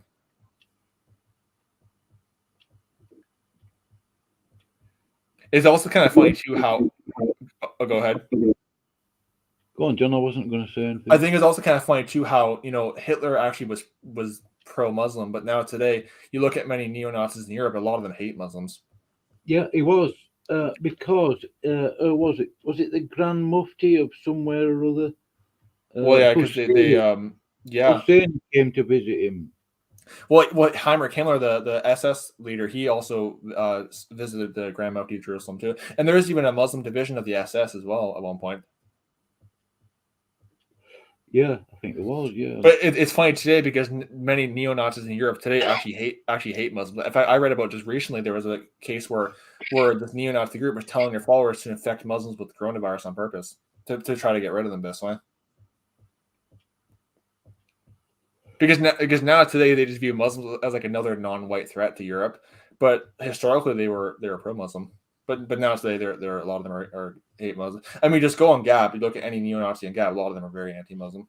Oh, I haven't been on Gab for over a year now. I don't think. Yeah, it's a lot. Ever since Trump got banned off Twitter, a lot of politicians joined Gab, so it's kind of funny. Oh yeah. But a lot of neo-Nazis today are anti-Muslim because they just view it as another non-white threat to Europe. I mean, for example, there was a Sikh temple shooting over in Wisconsin where the guy who shot it up actually mistaken it for a mosque because he was intending to shoot up a mosque, and the guy was a neo-Nazi skinhead. And of course, you got the Christchurch mosque shootings, who basically was a neo-Nazi who just shot up these two mosques, basically, and was playing Nazi anthems while he was doing it. I don't know all of this, John, because I mean, as I say, I don't keep up with the news. Yeah, I used to know about a lot of this because I was like into right-wing politics when I was following a lot of that stuff. But there have been several shootings at mosques by neo-Nazis. A lot of them today just view Islam as like a non-white threat to Europe, but they kind of forget the fact that Hitler loved Islam. Yeah, I think he did because they hate the Jews. Yeah, and even today there are some cases where even Nazis who hate the Muslims will ally with them when it comes to being against Jews. Like there's one video I saw where these white supremacists were actually protesting the what they called the Jewification of the UK, and they were holding Palestinian flags and that kind of stuff at the rally. Yeah, the white supremacists were so even though they hate Muslims, a lot of times they'll just ally with Muslims when it's convenient for them when it comes to being anti-Jewish.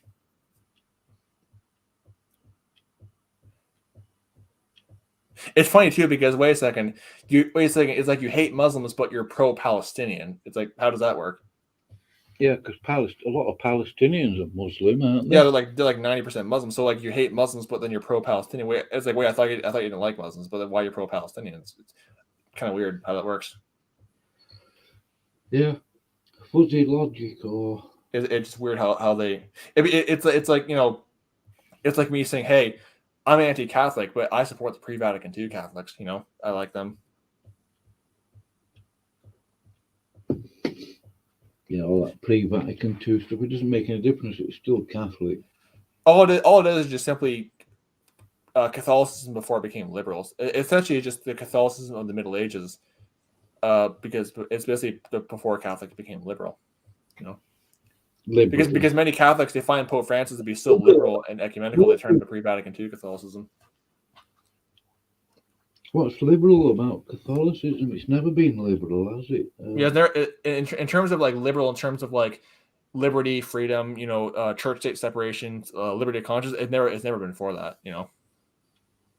In fact, again, in my video I did about the Pope, I showed examples where the Pope himself condemns liberty of conscience as basically a heresy.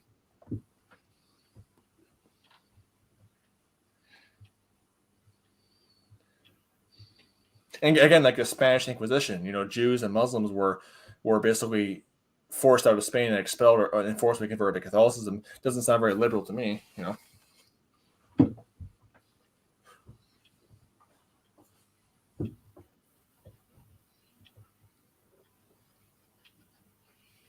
I find it funny too because, like with Brian Dillinger, they hate the monsters they create. Well, they created Islam, and then Islam goes rapid. Now they start persecuting the Muslims. They hate the monsters they create. Yeah, they create the Muslims, and the Muslims go out of hand, and then they start persecuting the Muslims.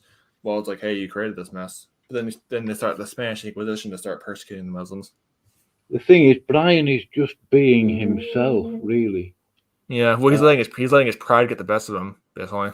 People are following that. Yeah. Because once people just, especially JT. I think. Well, obviously, I think JT does it because it's beneficial for him because then Brian will promote his stuff, and obviously he needs the followers. The money is the glue in both cases with Jake. He's making money out of his book and this, that, and the other. Yeah, and his book would probably not have got anywhere if Brian hadn't promoted it.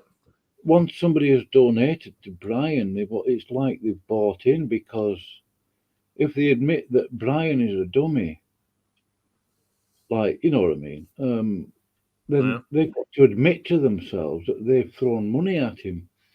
Yeah, I'm actually glad that I never sent. There was one time where I was thinking of sending Brian money. I'm glad I never did so, because it probably would just got spent on a new car or like a new this or new that. But probably nothing had to do with the ministry though.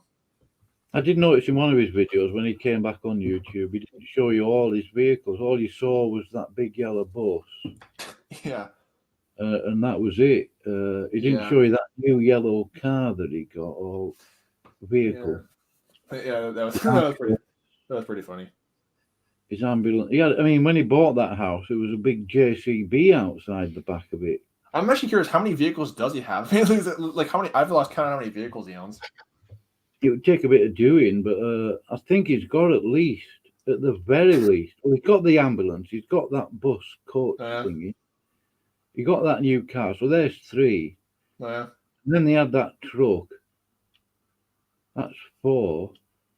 That's a lot of money there, John. You can't buy a big lorry like that for, I don't know, $6,000 or $7,000. Well, again, like his new quote unquote ministry headquarters is bigger than like both my colleges combined. So like it must have been pretty expensive. How many bedrooms does it have upstairs? It must be at least 4 or 5.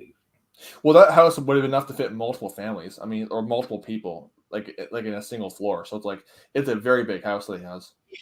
Well, there's enough room for him to live on the ground floor with his wife and child. Yeah. Definitely. Which is funny too, because he wants it as his ministry headquarters. Yeah, he does all the videos from one room, but then he uses the entire house for a so-called ministry headquarters. But nobody can visit him, John. Yeah, it's a funny thing. Nobody visits. So he's somehow the Apostle Paul, yet nobody can visit him. Yet Paul visited the churches he wrote to.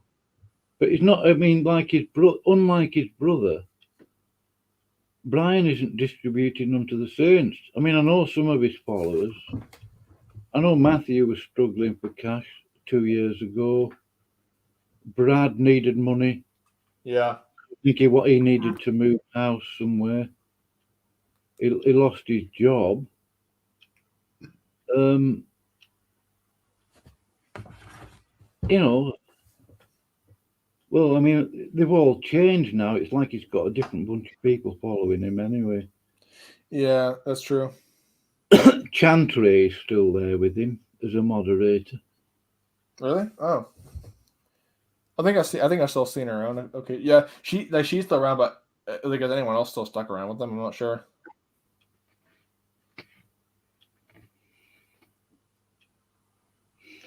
Yeah, I'd love to talk. If you ever get to talk to Tim again, tell him I'd really like to talk to him. I'd love to get him on the stream and just talk. Not pry him for information on Denver like that, you know, because I'm sure he could come out with some stuff. I mean, I don't believe all that stuff that was said about Jeremy Carter. Yeah, same here. I just don't believe that he's a thief or a deceiver like that. Yeah, I mean, given how much Brian lies, I would not be surprised if Brian was lying about some of the stuff there too. Yeah. It would not surprise me one bit. Mm. One of the worst things Brian did was bring his wife in on his video. Oh yeah, tell me about it. That was oh my god. She made him look like an absolute fool. Yeah, that was really funny. John, I mean, that was That was a massive wreckage. That was a train crash. Oh yeah, that train crash would be a complete understatement. That was a 3-mile motorway pile up. Oh yeah, easy. I'll never have a woman in my studio again, John. After that, yeah, 5 hours whinging. oh yeah, I remember that. I still have that stream saved. Oh, don't. Let's change the subject. Let's change the subject. Oh no.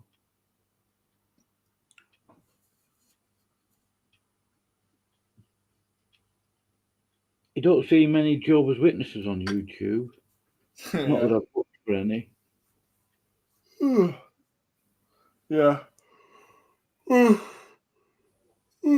going to bed now. I'm tired. Are you tired, are you, John? Yeah. Oh, it's 10 o'clock at night there, isn't it? Yeah, it is.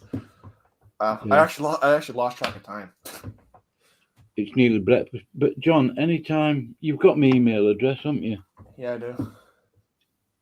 So anytime you want to stream, John, I'll be straight on it. Yeah, I'll probably stream tomorrow if you can do that. Yeah. Well, I'm off to bed now. Good night. All right, John.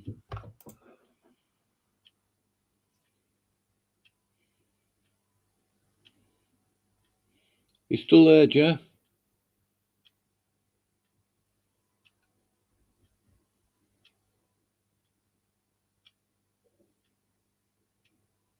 Jeff?